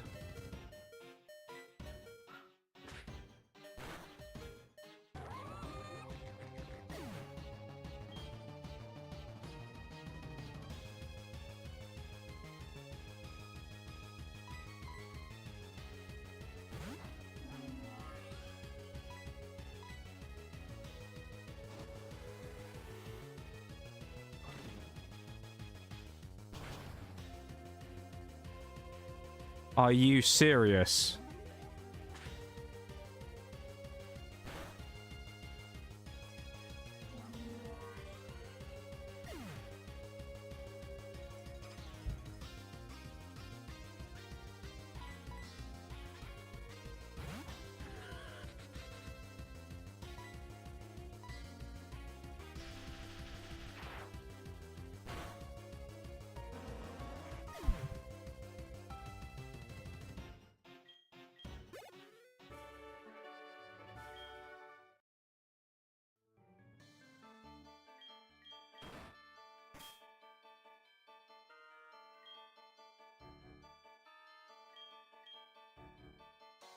I don't think that fight could have gone worse.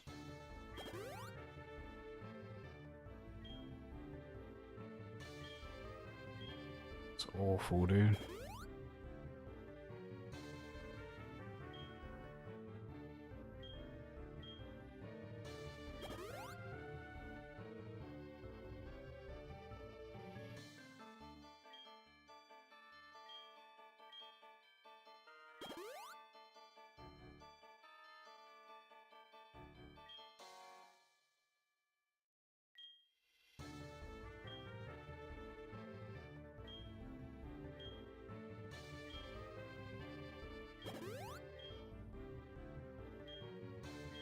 That right there has rocked my faith in whether we win this or not.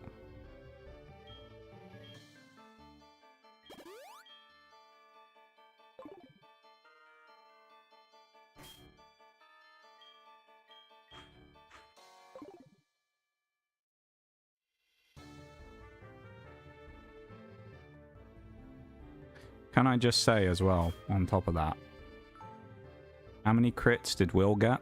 We didn't get a single critical hit in that fight. 0. He got about 4 or 5 crits. That Grumpig spamming fucking... It's not even like one Pokemon that did it to us, it was all of them. Magmortar was annoying, it did a load of damage to Gastrodon. Metagross healed and did a shitload to Salamence. Grumpig literally healed and he knew every time he was going to wake up for the bloody rest again. I don't know. I need to go for a BRB after that one. My lord. I'll be back in a few minutes, everybody, alright? I need to go take a breath and reset and get ready for a 4-on-6 for these last 3-4 fights, because this is going to be horrible. BRB.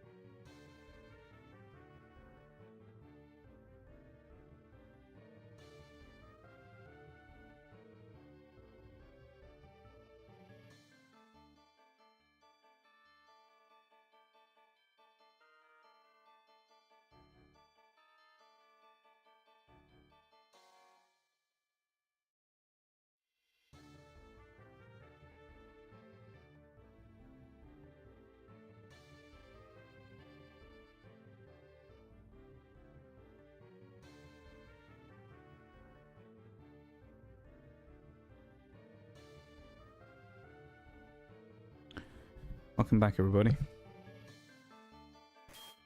Level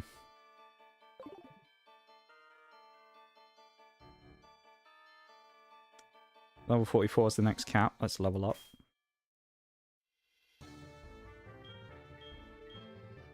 This is tough.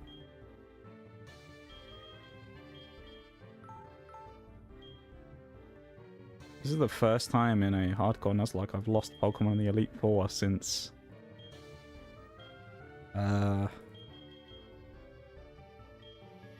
BDSP.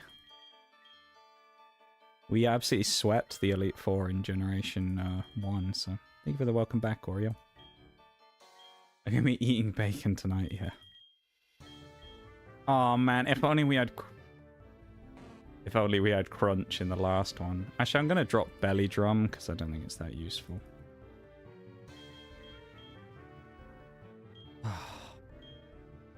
There's part of me that's like, you know, can we get some hype in the chat for the previous match? But I'm like, we don't know. No, we don't deserve a hype for that. It's awful. We don't need hype. It was so bad. Oh, it's like, no, we don't want to hype that up. We lost 2 Pokemon. We shouldn't be hyping. Feels wrong. Salamence is our best lead purely because of the minus attack, but let's hope that that last fight was not a sign of things to come and things are going to be better this time. Here we go. Round 2. Ding, ding, ding. Let's fight Koga. Will was traumatizing. How's this one going to be? Starting out with a Walrein, which perfectly counters my Salamence. Wonder if it's the stupid snore rest set again. At least we have a Mon to deal with this. Let's hope he... well, depends what he goes for. We need the positive vibes for the rest of the fight. Okay, he's gone for Hail, which is kind of annoying, but it could be worse. We really need to one-shot here with Electivire. I know that all of you guys here right now are all behind me. Whether you're watching the stream, playing games, making zucchini bread, whatever you're up to. I know that you're all fully behind me, expecting a bit... expecting a big result here. Actually, this could be fine, depending on what happens. Like, the increased attack is okay. If we hit on the... if we get rid of the confusion quickly on Electivire here, that could actually be quite useful for the rest of the fight. He heals from Ice Body. We really need to dodge this. Okay. Good start. Come on. Good start, good start. We knock out the Walrein. We're coming back. We're coming back. We're climbing. Alright, we're climbing back up the ladder. We've been kicked down to the bottom. We're climbing back up. Marowak, right, that's a problem. Because we're Scarfed. So we have the switch now. You're good against him, but also... he's going to use a ground move, so we got to switch to Salamence and get the minus attack. Surely he uses a ground move. He goes for Rock Slide or something. He's a Marowak, and he used Thrash against frickin'... I hate that. See what he does, actually. Had to buy a new shaker bottle? What happened to the other one? It's just nasty on the inside or something. I'm gonna guess that you just got like a bigger one rather than a Rogue Energy. Use code NOXTGS. No one's gonna use the fucking code. No one's used the code in like 3 years. All right, no one's using the Rogue code anymore. Not even gonna promote it. You get like a big one for your stuff, protein drinks and stuff.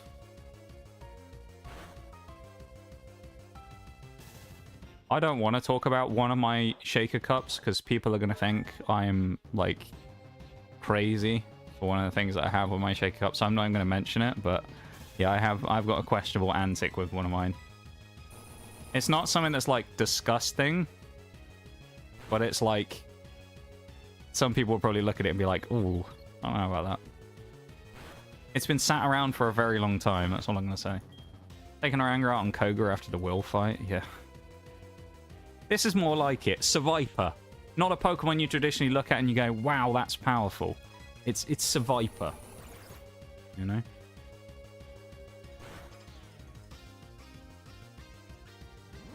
Swagger again? I actually might switch on that, because that's kind of scary as Salamence, because I don't want to knock half my own HP off. Who's the switch, though? Roserade, I guess? I got it in the car and it's... Oh, God. What was in it? Was it protein shake? Oh, no. If that was protein shake that was mixed with, like, milk. Oh. And it was left at... Oh, God.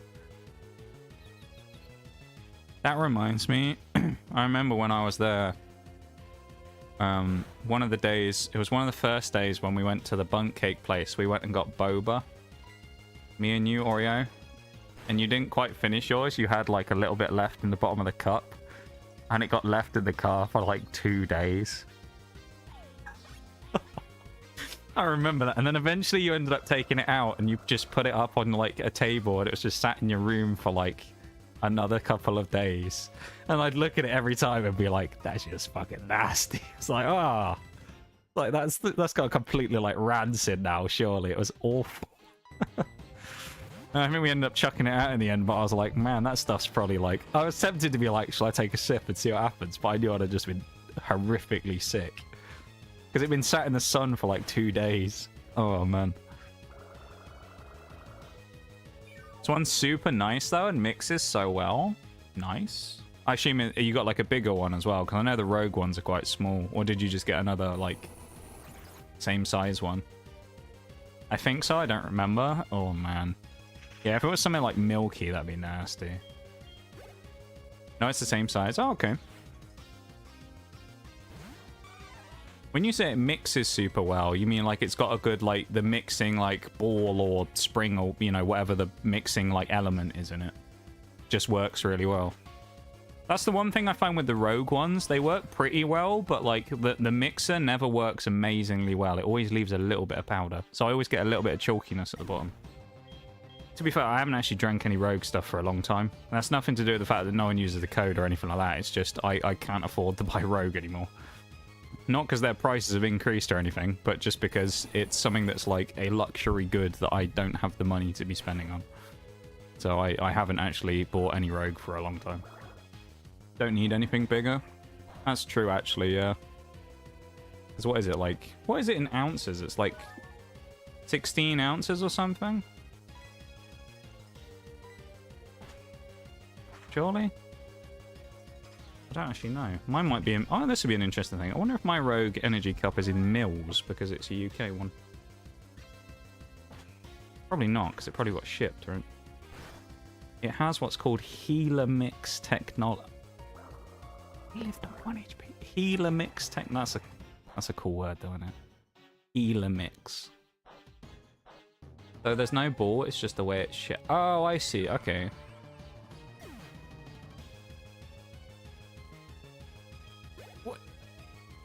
Hold on. Hold on a minute.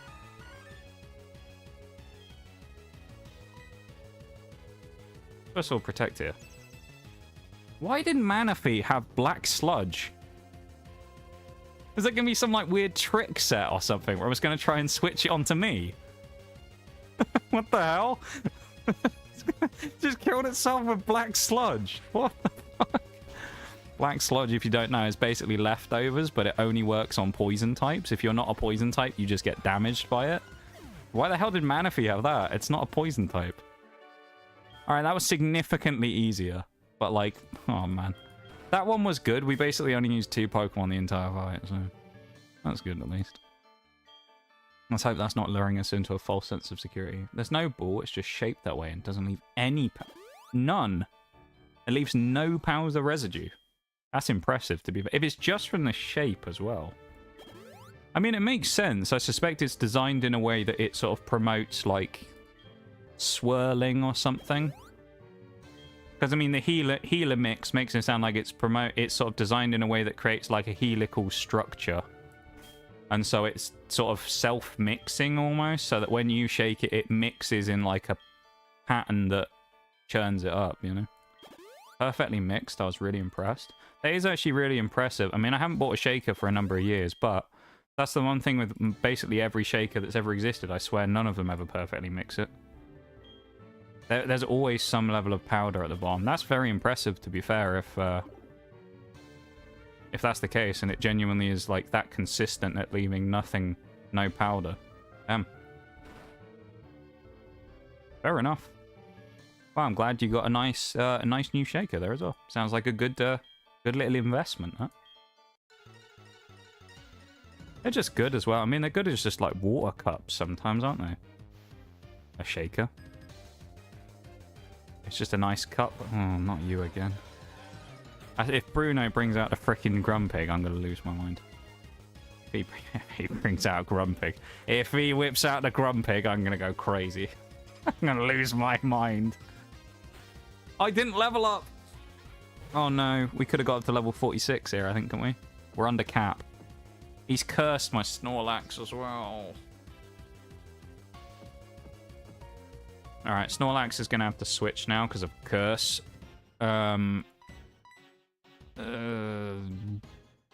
What's he going to go for, though? Pursuit?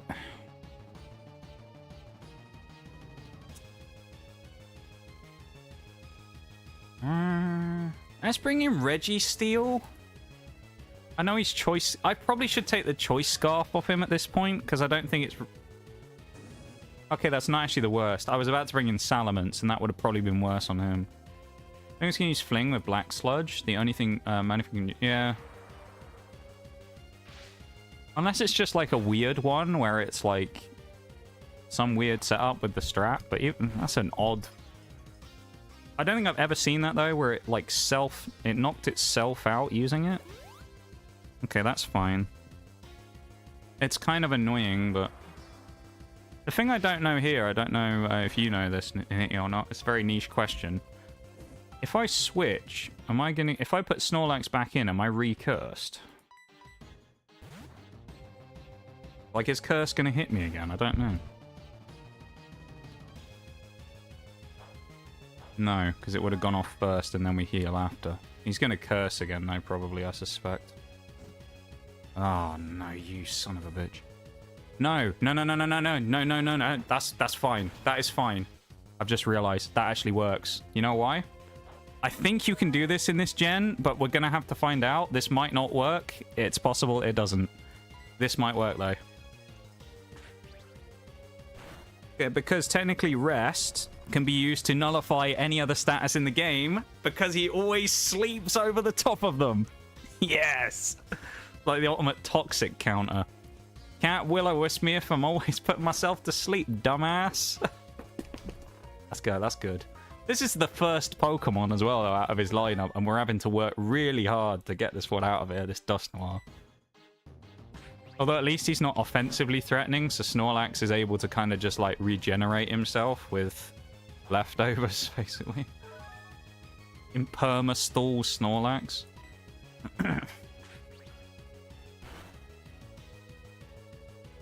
Nom. Om nom nom nom. Channeling his inner vampires from tabs there. Okay. That was a good piece of strategy right there. You can all admit that. That's great, wasn't it? What's he got next? Please no fighting types. Just be something normal and easy to deal with. Caterpie. Staraptor. Oh. It's going to have close combat. Switch to Salamence. Oh, but Registeel's taking a hammering, man. I think we need to get an Intimidate onto the Staraptor. I want Registeel out, but this is probably going to be close combat, almost certainly. Oh, dude. I think actually we should just stay in with the Salamence.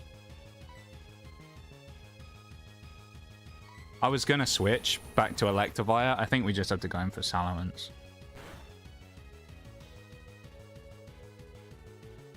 Power would have been huge, though. Okay, I think we're going to go for Fly, because it will probably deal the most damage.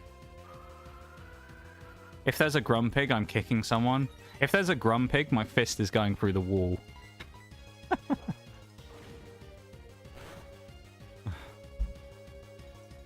Really? That did so much damage. So now we basically got to do this with a half beaten up Salamence,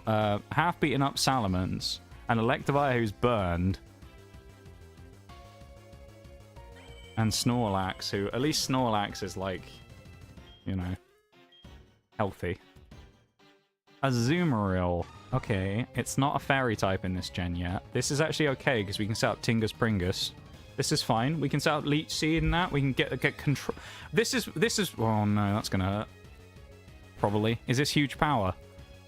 Okay, it's probably not because that didn't do that much damage. We're gonna set up the Leech Seed now, get the HP back, then we're gonna Stun Spore it next turn.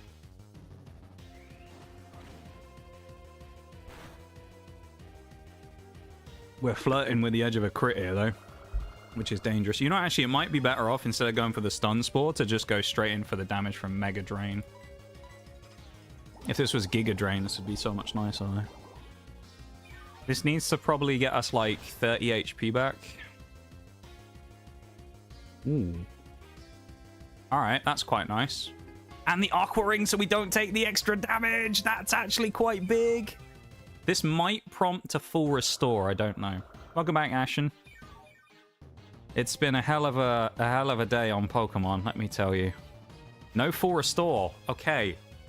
This is about best case scenario, considering the amount of damage we took on Roserade. That's, I think, 3rd Pokemon down. 3 to go. Oh, dude. Okay. Yeah, this is fine. Blissey's okay. Is Magical Leaf... Is that a physical move or not? Does it... Basically, what's going to determine here as to what happens is, does Blissey have Seismic Toss? If Blissey has Seismic Toss, we're genuinely in trouble. If it doesn't have Seismic Toss, this is a free kill for setup on everybody. Like, this is basically set Snorlax up with Belly Drum territory. Oh, no, we don't have it anymore, do we? Never mind. But this is, like, free setup, though. Special move? Alright, we're 100% switching out, then. Snorlax. Won't be here for long, just figured I'd drop in to check in. I appreciate it, man. Nice to see you again. It's been a time today in this match. I've been suffering in this game today. It's been really pushing me to the limit. I like how I said earlier as well. I was like, you know what? We'll probably we'll get to a certain point and then we'll probably just call it for the night after we beat the Elite Four, expecting it to take like 30 minutes. And we're here like an hour later from when I said that.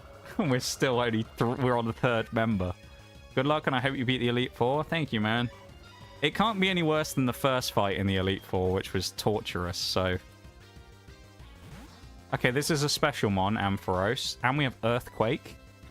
No paralysis, please. That would be bad. Come on, Snorlax. Eat your way through them. Chomp them down. I don't think Ampharos is bulky enough to take shit from a Snorlax either, is it really?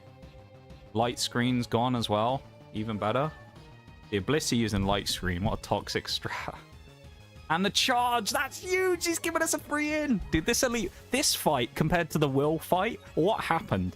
The Elite Four fell off. What happened? We had fight number one. This fight and the last fight, relatively plain sailing, what you'd expect. You know, bit nip and tuck, few fights here requiring a switch or two, bit of strategizing, nothing crazy. Previous fight against fucking Will, he spammed Rest and Snore about 6 turns in a row and just demolished my entire team.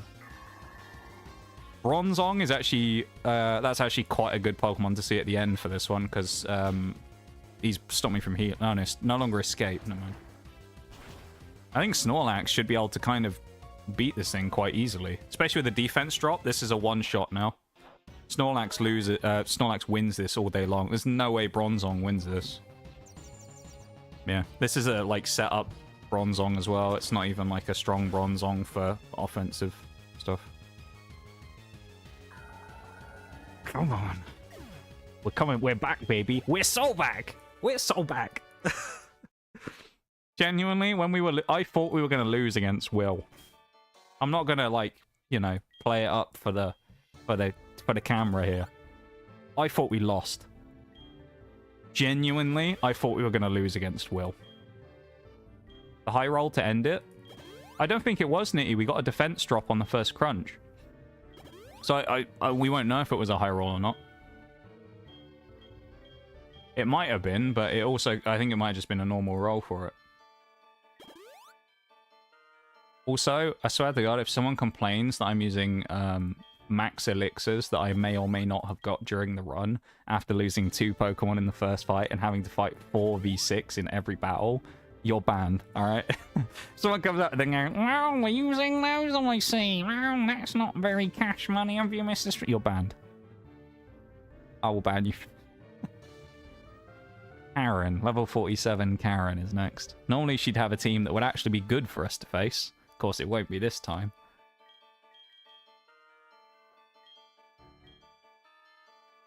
And the annoying thing is, if Snorlax was 2 levels higher and he had Crunch, we'd be sorted in the first fight, right?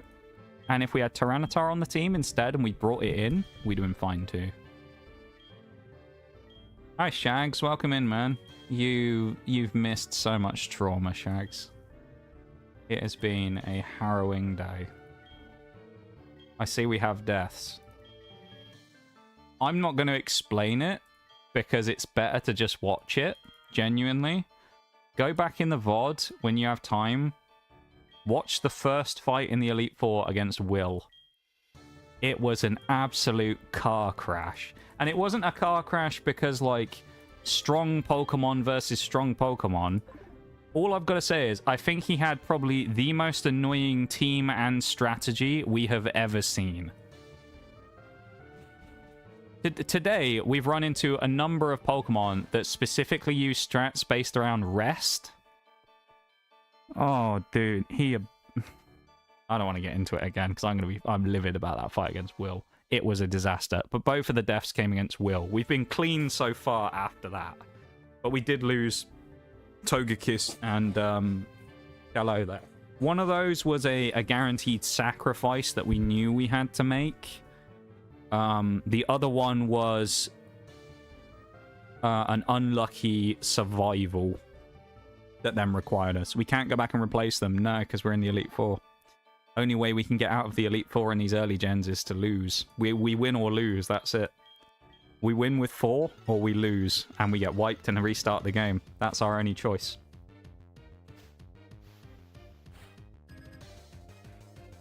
Here we go. Good start, Beebarrel. Not really great to waste our Intimidate from Salamence on, but it's a good Pokemon to start up against to at least give ourselves a decent opportunity. Dragon's Breath Power would be nice on turn 1. Let's see what we do. Okay. That's a special defense increase, so we're definitely going for Fly next turn. Aaron with 6 mons, SMH. I know, right? Unfair, man.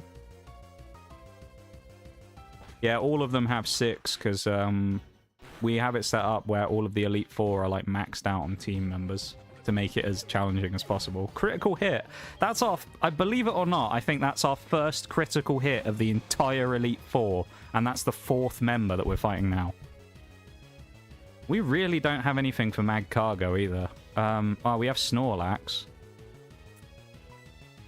Snorlax is our only check to this, because we're going to have to use Earthquake. Special defense increase is fine, because we're going to hit it physically anyway with the Earthquake. That's okay. I'd rather it uses boosting moves that don't really do a lot than hit us with something nasty. I wish Will didn't have 6. It would have been a fair fight. Fuck Will.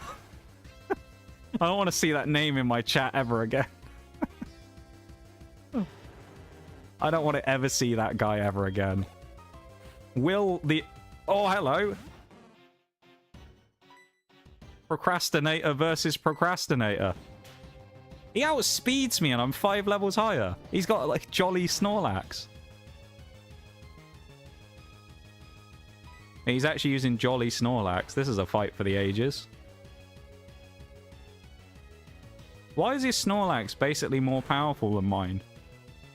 Pound for pound, I did less to him than he did to me. At least I have lefties, I guess, but... Yeah, this is a bit awkward, isn't it?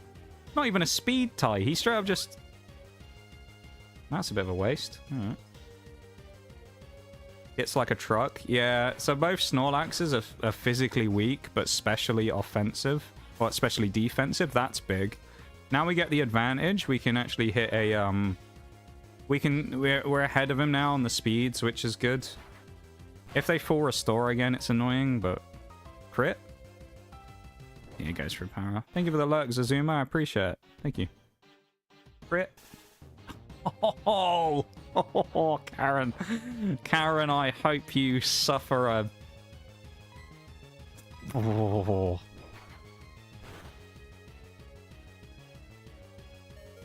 I thought we got critted. Sucks to suck though, Snorlax, because I can get rid of my paralysis. You. The law has been broken. The law has been broken. If only we had a ghost type we could switch into now, it'd be crazy good. I'm actually tempted to switch in Salamence, but I don't want Snorlax to be asleep when I make a switch. Subpoena issued. Here comes the speeder! Yep. You know it. Come on. We're gonna have to rest again just to get rid of the... That's a... Is that not a crit? At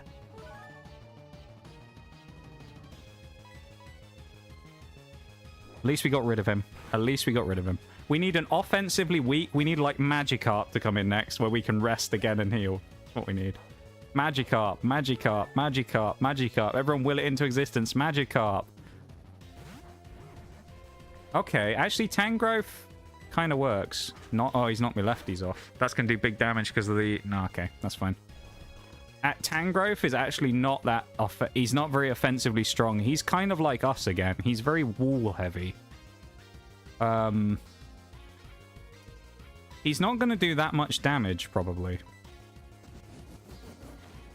That isn't a Magikarp. No. It's actually not that bad, though. He's gotten a boost, but I mean, 20 damage off of an ancient power.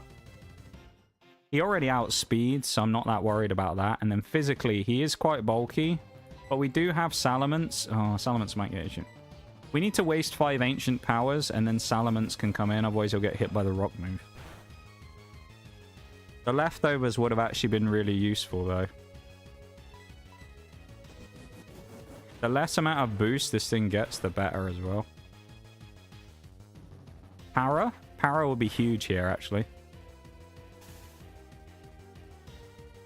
Snorlax, you legend. Just when we needed it. Yeah, ancient... And a defense drop from Snorlax's crop.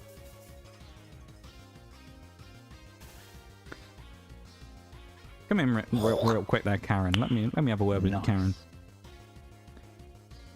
When will you learn that your actions have consequences? You really think you can stun You really think you can stun spore my Snorlax? Really? Is that what you think?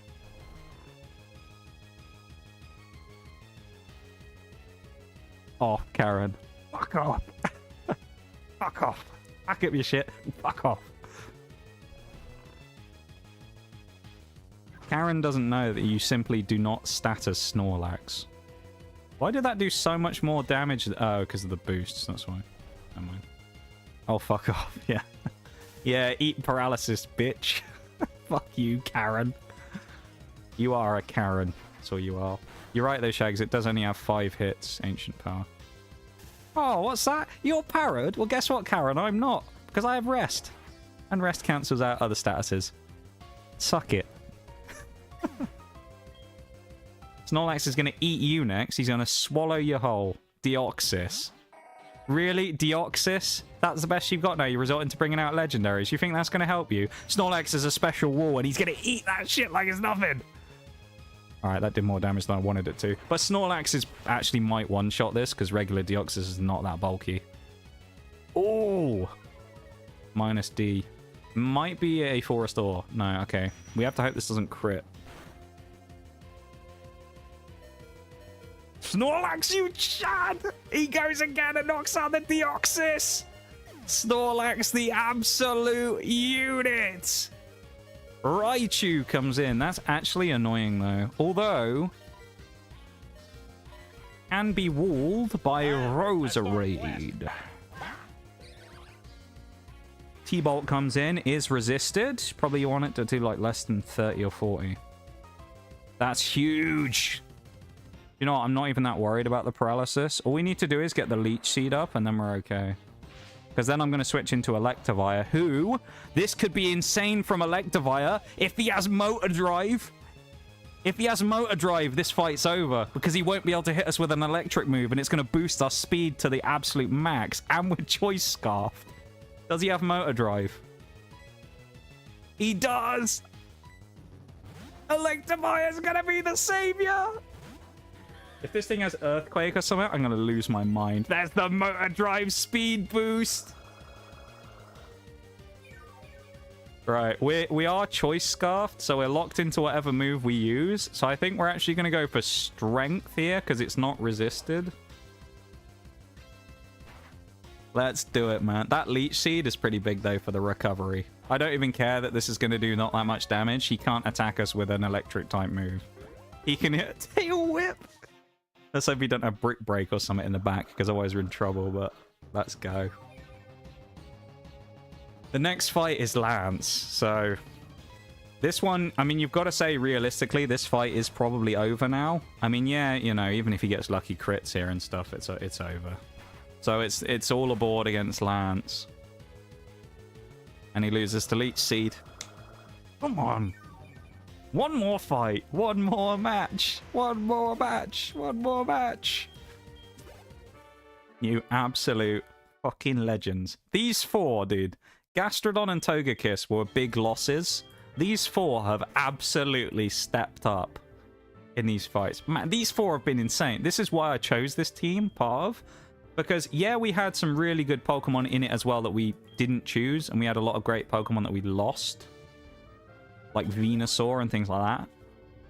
Maybe with the exception... I mean, you could probably make arguments for a few of these being, like, not necessarily the best choice we could make in the world. Like, if I'm thinking about it now and I'm looking at it, probably Bronzong would be really good in this team as well. But the team that we've selected is particularly nasty. Level 50 is the cap against Lance. Please heal Lax. Yeah, don't worry, Shags. I'm healing up here. Right, everyone's going to level 50. That motor drive, though, on Electivire was huge because it completely walled that Raichu. I don't think Raichu was going to be a problem because, honestly, even without the para, I don't think it would have done that much to Roserade. Because I probably... Next thing I would have done is because it's a... this is a funny interaction. Even though it's an electric type, Stun Spore can still hit it because it's a grass move. So I could paralyze the Raichu. Because I'm fairly certain I've done it to other stuff before. Level 50. Any TMs we need to do now, just before? I don't think so. Ice Beam, Shadow Ball. Shadow Ball is good on... Do you know what, actually? I think Shadow Ball is not a bad shout to put on Roserade, only because... Roserade doesn't have any other moves other than this. I think Mega Drain and probably Magical... I think we switched Magical Leaf for Shadow Ball here. I think that's a good shout. Anyone else worth switching something on for?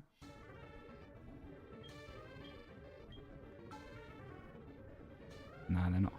I'm surprised Reaper isn't allowed to learn U-turn. Either the Togekiss Shags in the YouTube chat. This is it. This is what it all comes down to right here, right now. Salamence lead. It's what this team is built towards. We've had hardships, we've had highs, we've had lows, we've had strong fights, we've had bad fights. This is it. What it all comes down to. Us against the world. Or in this case, against Lance and his cheating Dragonites. Although he doesn't actually have them, does he? Because randomizer. If he has another cheating Dragonite, then that'd be crazy. Can I have some hypes in the chat, please? Let's put Lance where he belongs, in the grave. Corsola. That is a great start. It's a waste of a Salamence Intimidate, but that's okay. Go for a Dragon Breath. This thing I don't think has ice moves, so we should be safe on that front. Yeah, it's a 3-tap. That's fine. 6 Carp team. We've very rarely seen Magikarp in this run, so you never know. I'm trying to think if there's anything... There's only one legendary I can think of that could appear here, because it hasn't popped up anywhere else, and I know it's got, like, the unique thing. That's huge. Regigigas is about the only one who could show up, and if it is, he'll be rubbish because he'll have slow start for 5 turns, so he'll just get abused for the first 5 turns he's in, and he'll die before he gets a chance to do anything. So Regigigas will be crap. Altaria, a dragon type. So actually this is fodder for Salamence. This could be a 1-shot, probably more likely 2. We will probably take a hit in return here though, but this is probably a 2-shot from Salamence. Ooh, it's going to be close on a roll though. Reggie big ass, more like. That did a lot of damage. Are you serious? We have to switch now.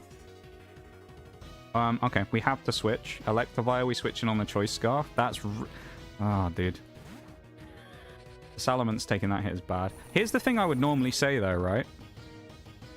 When it comes to this, normally what you'd say is, actually, it's not that bad because it's the final fight. So if this team dies, it's whatever. Because we're going to be doing the fight in the end against Red in the next gen, effectively, or in Gen 1, some of these Pokemon might be needed for those. I full restored, you bitch. Actually, I'd rather he does that against on the Altaria than he does on something else. Because clearly it's not got that much to deal with Electivire. Then again, we don't have a huge amount of damage to deal with it, but what's he switched in? Oh, you cheeky fucker. Okay. Nido Queen.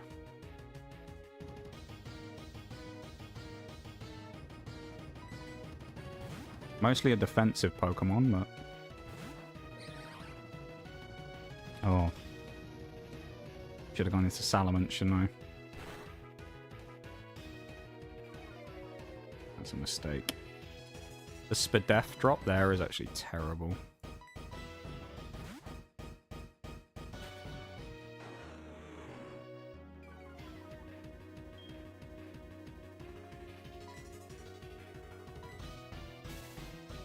Wanted to scout what I was going to go for.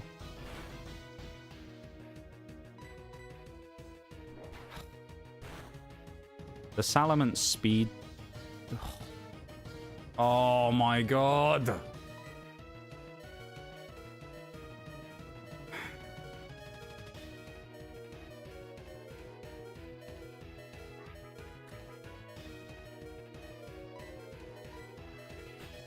These fucking crits, man. This is gonna hurt as well. If Snorlax gets paralyzed, this is really bad. We can rest it off though, of course. I didn't give ourselves PP back either.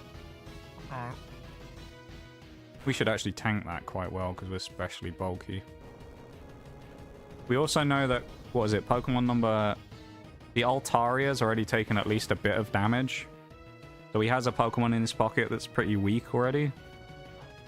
Citrus Berry, of course. This is probably leaves it with a Sliver, depending on the roll now. I think Nido would give us so much trouble. I don't think it would have if it wasn't for Salamence getting parried, man. If Salamence wasn't parried, we'd probably be fine. But it just means that Salamence basically now has no place to fight unless... Salamence pretty much is going to have to be used as fodder now for me to get a free switch in or to get a free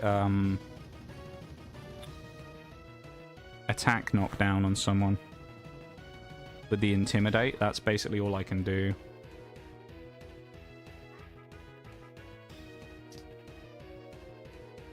We're going to need Snorlax to wake up pretty quickly here as well. Like, probably 1 or 2 turns sleep is what we need. We don't need a long sleep here. Next turn, he pretty much needs to wake up. Because we only have 1 more rest, and we're probably going to need it, so... Good job, though, this thing's using special attacking moves, though. Because I'd rather it hits me with Earth Power than Body Slam. Snorlax, come on!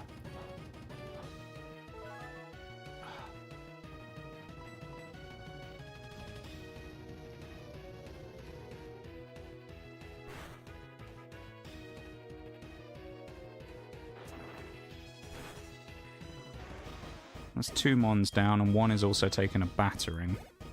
I think Altaria will probably come back out now. Swallow.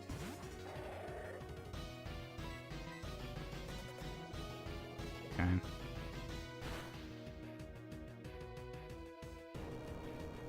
I think we have to... We might have to rest on this thing.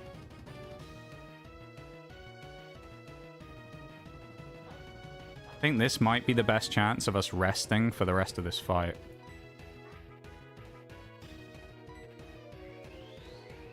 If he stockpiles, that's actually... Oh, he might use Spit Up.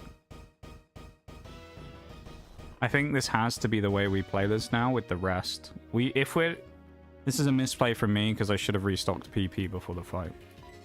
That's my fault. Depends if he's going to have Spit Up or Swallow. If he uses Swallow and heals, I'm fine with that. If he uses Spit Up, he's going to do some damage to us, which is a bit of a... Okay, how much is he going to do? Not that much. We can't heal with Snorlax anymore other than lefties either. And he's lost his defense bonuses, so now this will be Pokemon number 3 knocked out if we wake up. That's annoying. Why couldn't you use Stockpile again? Like 37 damage. Okay, he goes down. So this is Pokemon number 3. We know at least one of them, being Pokemon number 4, Altaria, is beaten up. Has taken like a third of its HP off. So we don't know what the last two are, but we know that it's 4 against 3 now. Yeah, Altaria took about a third or so. Shift Tree. That would have been fucking fodder for Salamence, man. Alright, I'm fine with a nasty plot. What would be huge here is a paralysis from Snorlax. This thing's frail, though. This actually could one-shot. That would be massive. No, it's about 50%, really. Where does he live that? We outspeed? Snorlax wins the speed tie. What? Against Shiftry? Oh, does it have a move that maybe attacks second? How the hell did we outspeed that? There's no way. It's 2-on-1. Altarian Typhlosion. This is so winnable. Nice. Snorlax, come on. No burns, no burns, no burns, no burns, no burns, please. This is so winnable. Altaria is a problem, though. Altaria is annoying because it counters most of what we have left. But it is beaten up. Snorlax with a big hit. If Snorlax survives against Typhlosion, he's probably our best chance against Altaria as well. We cannot afford to get burned here. Burn is horrible. That's a crit. No, it's not. Okay. We have to think about sacks now if we need to. Can Snorlax live a Dragon Pulse? I think he can. Altaria in a 1v4. Get ready with those hypes. Altaria's already beaten up. It's in a 1v4, and it's against Snorlax, Electivire, Roserade, and Salamence, who's basically dead. I think we live a Dragon's Breath. We got to play for the sacks here, though, and try and get this to basically Electivire wins this. That's a huge tank from Snorlax! I think this might be over. I don't even think a crit can save him. If he heals, maybe, but that's all he's got. Okay. We know we do big damage to him, though. So, like, we already know we can put a big hit on him. If we paralyze with one of these body slams, this would be big. Alright, that's fine. We know we can take a hit. We know we can take a hit. Get that cue of the hypes ready, everybody, because you know what's about to happen. Against all odds. Snorlax lands the final blow. No, he doesn't. Oh, how did you low roll that badly? Snorlax, stop trolling us. He's healed again. Oh my god. Never mind. Hold the hypes. Requeue them. How did we low roll, dude? That's so bad. No paralysis on any of those either. I mean, this is just a stall fight because, like, he can't really... Dragon Dance? Really? I think it's run out of moves to use against us, really, here. Alright, there you go. A critical hit to finish the job. 4v6. We took on 4 Elite Four members. 3 of the mains and the champion with a team of 4. After the first match against Will decimated us. And we have won. Fuck yeah.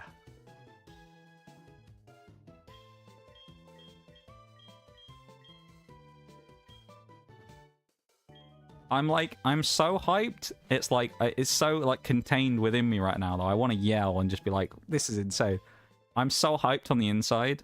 I don't sound it, but I'm like, exploding on the inside with how hyped I am for winning that. Dude, that required so much finessing, though. Would have also been made so much easier if we had some of our other options available. Gastrodon would have made a couple of those fights way easier. Particularly against the Raichu, we'd have just walled it so hard.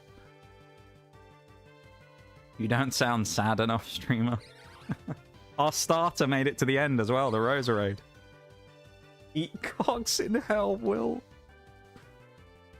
I hope Will suffers a horrible car accident after he drives home from the Elite Four tonight. Dickhead. Fuck that guy. Fuck that guy and his stupid Grumpig. Oh, dude. I'd be interested to see what you guys are going to say for this, but I feel like if... I think I know what you're going to say. If you had to pick a Pokemon that you would say is the MVP of the Elite Four out of our team of 6, who would you pick? Now, I would say out of the 4 survivors, we'll discount the other 2 just because of what happened. Out of the other 4, I think all of them have an argument to be made about why they were really good. However, I think there's 2 really that probably stand out more than the others. Or maybe, well... No, they all... Do you know what? I'll give my thought process for why I think you can make an argument for all of them. Procrastinator, and it's not even close. I think Procrastinator is the best by a margin. However, Snorlax 100% like tank was the tank. There's a few things we got to remember though. I think those leech seeds from Roserade were absolutely monumental at times. I think without those we'd have been in big trouble. So I think that was huge. As well as Roserade's ability in a couple of times to take the switch in and take a tank hit. Electivire wasn't necessarily that prevalent in many of those. However, his Choice Scarf Thunderbolt was pretty potent. And also, the Motor Drive against Raichu completely nullifying it was quite useful as well in that third fight against Bruno. Is it? Yeah, Bruno, not Chuck. And I would say Salamence, really... Salamence didn't have that much ability to shine in those fights because it really was the Snorlax show for many of them, just because Snorlax was what was needed. But Salamence, when it was good, did I mean, those Intimidates in some cases were probably quite big. One thing to mention, and this is I think something worthwhile mentioning, I don't know. Salamance's Intimidate onto the Nidoqueen might have actually helped quite a lot because those body slams got significantly weaker after and allowed Snorlax to take the hit, which then forced the Nidoqueen into switching into using Earth Power. So that might have been quite useful as well. But Salamence was, I mean, you know, Intimidate is always useful. Salamence did a lot of work in a couple of those fights. It walled a few Pokemon, it did some damage. Admittedly, Salamence got quite unlucky a few times with getting nasty crits and or statused, which forced me out of using it, really, because Salamence is great, but it's hard to use when it's paralyzed, you know? I mean, any Pokemon's hard to use when it's parried, but if Salamence is paralyzed and loses basically all of its speed advantage, it makes it not quite as good.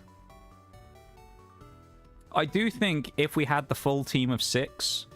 Gastrodon would have played a big part as well. Again, it wasn't Storm Drain, nor would it have... Oh, there's that fucker on the left. I'll kill you, Will. I'll fucking kill you. Talking about the video game character, Will. Alright, not an actual person called Will. Just for Twitch reference, though. Talking about the Elite Four member Will from the Johto region, who has a Grumpig that makes me want to suffocate someone with a pillow.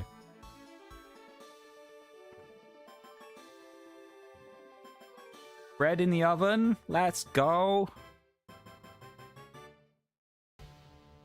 Can you send me some zucchini bread to feed my Snorlax after that run? Because that was a carry and a half in the Elite Four. He needs a meal after that one. Odd Snorlax could do with some of that zucchini bread. Get off the screen, you purple-haired fuck. Yeah, exactly. Ah. Unfortunately, my zucchini bread is for my piercer tomorrow. For your piercer? Wait, are you getting a... Hold on a minute. Are you just... Oh, is it that you told me about something with your piercer, didn't you? That she was doing she was gonna do something and she invited you. Or am I talking rubbish? Yes. Yeah. Paint and sip. That's cool. I like that though. Your piercer gets spoiled with those baked goods, man. You made him a carrot cake, man, that stuff. You know, it's a nice thing to do. I can't think there's many people that actually go, you know what, I'm gonna go bake them something. It's a really cool thing to do, but like, man, I'm jealous of that. I want to eat. I'm still jealous of not eating that carrot cake. I hope you know that. I'm still sad that I didn't get to eat that carrot cake. One day, I'm gonna get a chance to eat that carrot cake that you make. One day. I don't know when. It might be 10 years from now. If you still put up with me at that point. But I'm gonna try that carrot cake one day. Mark my words. Sounds like a fun time though. You going after work or something? I assume you're probably working tomorrow. I don't know, maybe you aren't. 10 years with you? I don't know.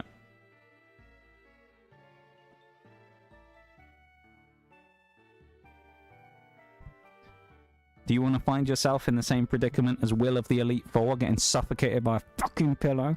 Is that what you want to... Is that what you want? Do you want to get suffocated like Will with the pillow? I'm joking, of course. I mean, to be fair, it's kind of wild when you think about it. Maybe I do. You know it's bad when people jokingly or non-jokingly say, I'd rather have death than spend 10 years with you. Spend 10 years knowing you, you know? You know it's bad. Man. Getting off work early tomorrow for it. Hey, that's fair enough. I hope you have a nice time with it, though. You'll have to show me what you paint. I'll tell you what, though. I was well impressed by those paintings you did before Christmas, so I feel like it's going to be great, providing you don't drink too much. Can you just imagine that? Just getting a bunch of drunk people, like, just get them to paint. Be an absolute disaster, wouldn't it? Can you imagine the shit they come up with? Suffocating the will to live, honestly, in my misery. I hope so too. There's gonna be a lot of girls there. I don't know. Is it just her clients, or is it like her friends, and she just invited you as well because you know she knows you better as a client and you've done some nice things for her, so she's like, yeah, I'll invite you. It's a cool thing to do though. I gotta say, I feel like you're like the people that you've I don't know about the tattoo people, but the piercing the people that you've done your piercings with, specifically her anyway, seem pretty cool, and I know you get on really well with them, which probably helps. She doesn't have friends, so it's all clients and people she works with. I think that's cool though. You'll be popular though because you're going to bring a baked good, so it's like you're going to be center of attention, so you'll be fine. Everyone's going to be like, oh my god, someone actually baked something for us, that's so cool, and you're just going to be like mobbed by people. It'll be great. Think that you replaced Lorelei in the Elite Four. Uncool, man. This is actually a canon for Pokemon. If you didn't know this, I'll give you some Pokemon lore. You're probably thinking to yourself, that's weird that Will doesn't come back in the Hoenn region. Do you know why? Because I fucking killed him after this fight. I killed Will, and that's why he doesn't come back in Hoenn. Because I fucking killed him. I murdered his ass before he had the chance to... He tried to, you know, rejoin. He was going to go into the Hoenn Elite Four. I fucking killed him. That's what happened. I'm confessing to it now. I murdered Will from the Elite Four. Lock me up and throw away the key. What you could say is... You could say this. The law has been broken. You could say that. We also just picked up a focus sash, which is really good, so we'll take that. We buried him in that patch of flowers. Yeah. He got hung, drawn, and quartered, yeah. Yeah, he's under that flower bed. That's why it looks different to the rest of the grass. He's under the flowers. I think multiple people are bringing things. And that sounds good, though. That sounds good. I was talking about this the other day. I'm gonna actually bake something for the first time in a while, in like 2 months' time when I have that week off, because I decided I'm not gonna like get back into making things again, but I'm gonna bake something. I already know what I'm making. But I'll put pictures on Twitter, don't worry. Oh, man. I'm so glad that we won that, dude, because fuck me, man. I was... Ugh. I was stressed. That first fight, I was I'm not saying this to exaggerate this for the stream. I genuinely thought we were going to get wiped after the first fight. The first fight went so badly, I was like, it's only going to get worse, isn't it? This is just our luck. We've got a great team. It's only going to get worse. We're going to get wiped. And I was imagining it, thinking to myself, what is going to happen? Like, how am I going to face the fact in a minute, if we lose, we have to restart the entire game again? Start to finish. I was just like, I don't know if I can face that. We have to go and put these other two in the dead box as well, because of course this isn't the end of Gen 2. Because I did say we were going to go all the way to Kanto. And I did say originally that we would switch the team out. However, I don't know if I want to. Do I want to switch the team out? I'm not sure. I quite like the team that we have, you know? Let's do that. Switch the boxes over. We'll also do an RIP to the Fallen. So these are the fallers of our run. Some real heavy hitters in here. Pseudo Woodo. I mean, a legend in his own right.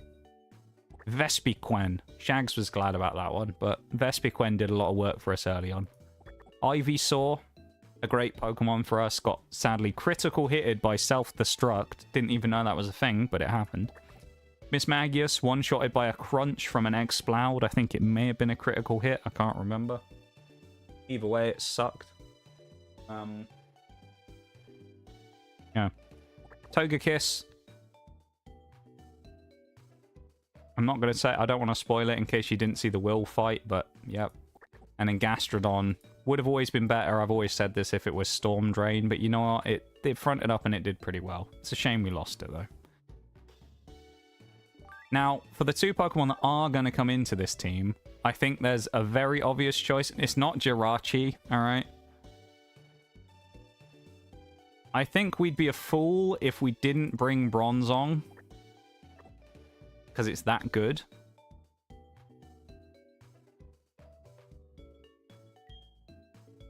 This is a tough choice, because we also have Tyranitar, who's... There's a lot of good Pokemon here. Tyranitar's really good. Lucario could be good. Kingdra. I think we'll stick with this 6, though, honestly. And I think we'll keep these 4 in. I know I said we might have switched them out, but you know what? I think they deserve their spots. After that fight, they deserve to stay. Because those Pokemon went to hell and back in that Elite Four challenge. That was hard. I can confidently say... that was probably the most challenging fight or like series of battles we have had since I've come back to doing Pokemon Nuzlocking. That by far is the most challenging one we've done. It wasn't even close. That Will fight was absolute... It was disgusting. It was vile, that fight. Vile. And oh man. Also, very small reminder, but subtle reminder to everybody, because I've just seen it pop up in the chat. Free cash sponsor. If you're still doing that, you've got, I think, literally about 3 days left. It's like Tuesday or Wednesday it runs out. So be aware of that. If you are doing it, you're very close to the end of the thing now.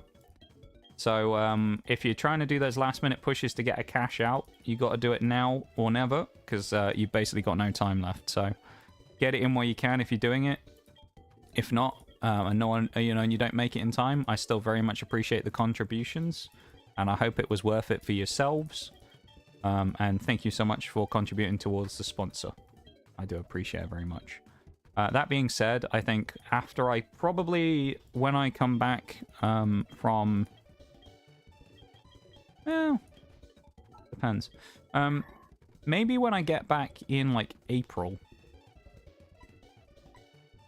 After I get back from my little from the stag, welcome back everyone from the break as well. When I come back from the stag in April, I may run another one then.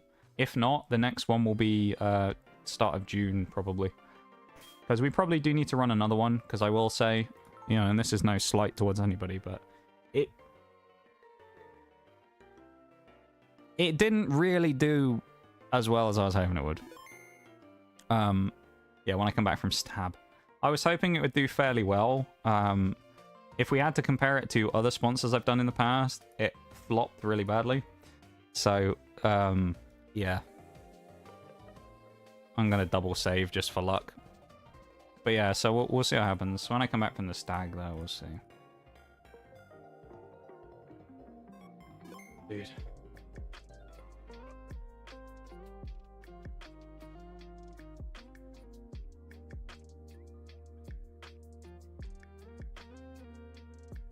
Also, reminder, of course, the clock's changed for us today, so you guys might have slightly strange stream start times for this next week, but it will probably then figure itself out, so just be aware of that, alright? So, like, stream start time might be a little wonky for some of you in the next, like, couple of days, and then it'll probably fix itself, so, yeah.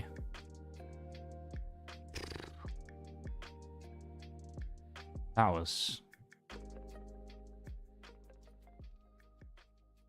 was something, man.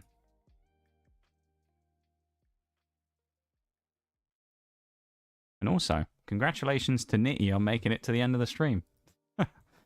Not often you manage to do that, Nitty. I know it was probably helped a little bit by the time change, but nice to have you here for the whole stream, man. I know we don't really get to have that much time with you normally because of life and you being on the other side of the world. So it was nice to have you here and experience that with us. Because I know you're a big fan of these Pokemon runs, and it's nice to have you as one of the people who's like the sort of heart and soul of these runs sometimes, be able to see that. And I think, honestly, that was probably one of the greatest comebacks that we've ever pulled on stream when it comes to a Pokemon Nuzlocke, in terms of how bad the stakes were going in to recover that. It's kind of insane, so yeah, I'm very happy with it. First things first, though, it's not the end of the adventure. As Nitty says, it's time for Kanto. So we're going to try our best to go through that. We still got to beat Red. That could be a absolute bastard as well. We'll see what happens. Who knows? I mean, Red can't be worse than Will, right? Unless he has Grumpig again. We'll see. What are the chances, though, of running into two Pokemon that had the same set, basically, that they both abused in the rival fight and also in the Elite Four? Like, basically, they were the next fights next to each other against the rival and then straight into the Elite Four, and they both had a very similar setup that they both abused the hell out of. It's insane. Anyway. YouTube, folks, I'm going to send you off there. Let me speak, man. I'm like... My brain is just goo at this point. Thank you very much, though, YouTube folks. I appreciate you being here as always. Thank you for hanging out. Thank you for vibing. Thank you to everyone who went. Everyone dropped a like on the stream today. We didn't quite manage the double digits, which is a bit of a shame, but, you know, it is what it is. Thank you very much, though, for everyone who did go over to the YouTube stream. I really do appreciate it. And if you haven't already, !YT in the chat will get you the link. You can go check it out. There's like hundreds of, quite literally hundreds of VODs on there that you can watch of old stuff. Or you can watch back some of today's run, or the whole run if you want to, and catch up on the whole thing. It's up to you.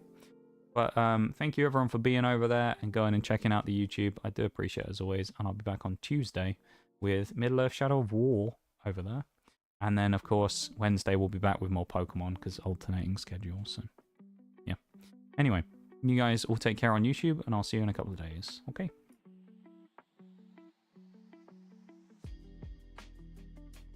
Quiet stream on YouTube today. We only got 16 views, which is a bit...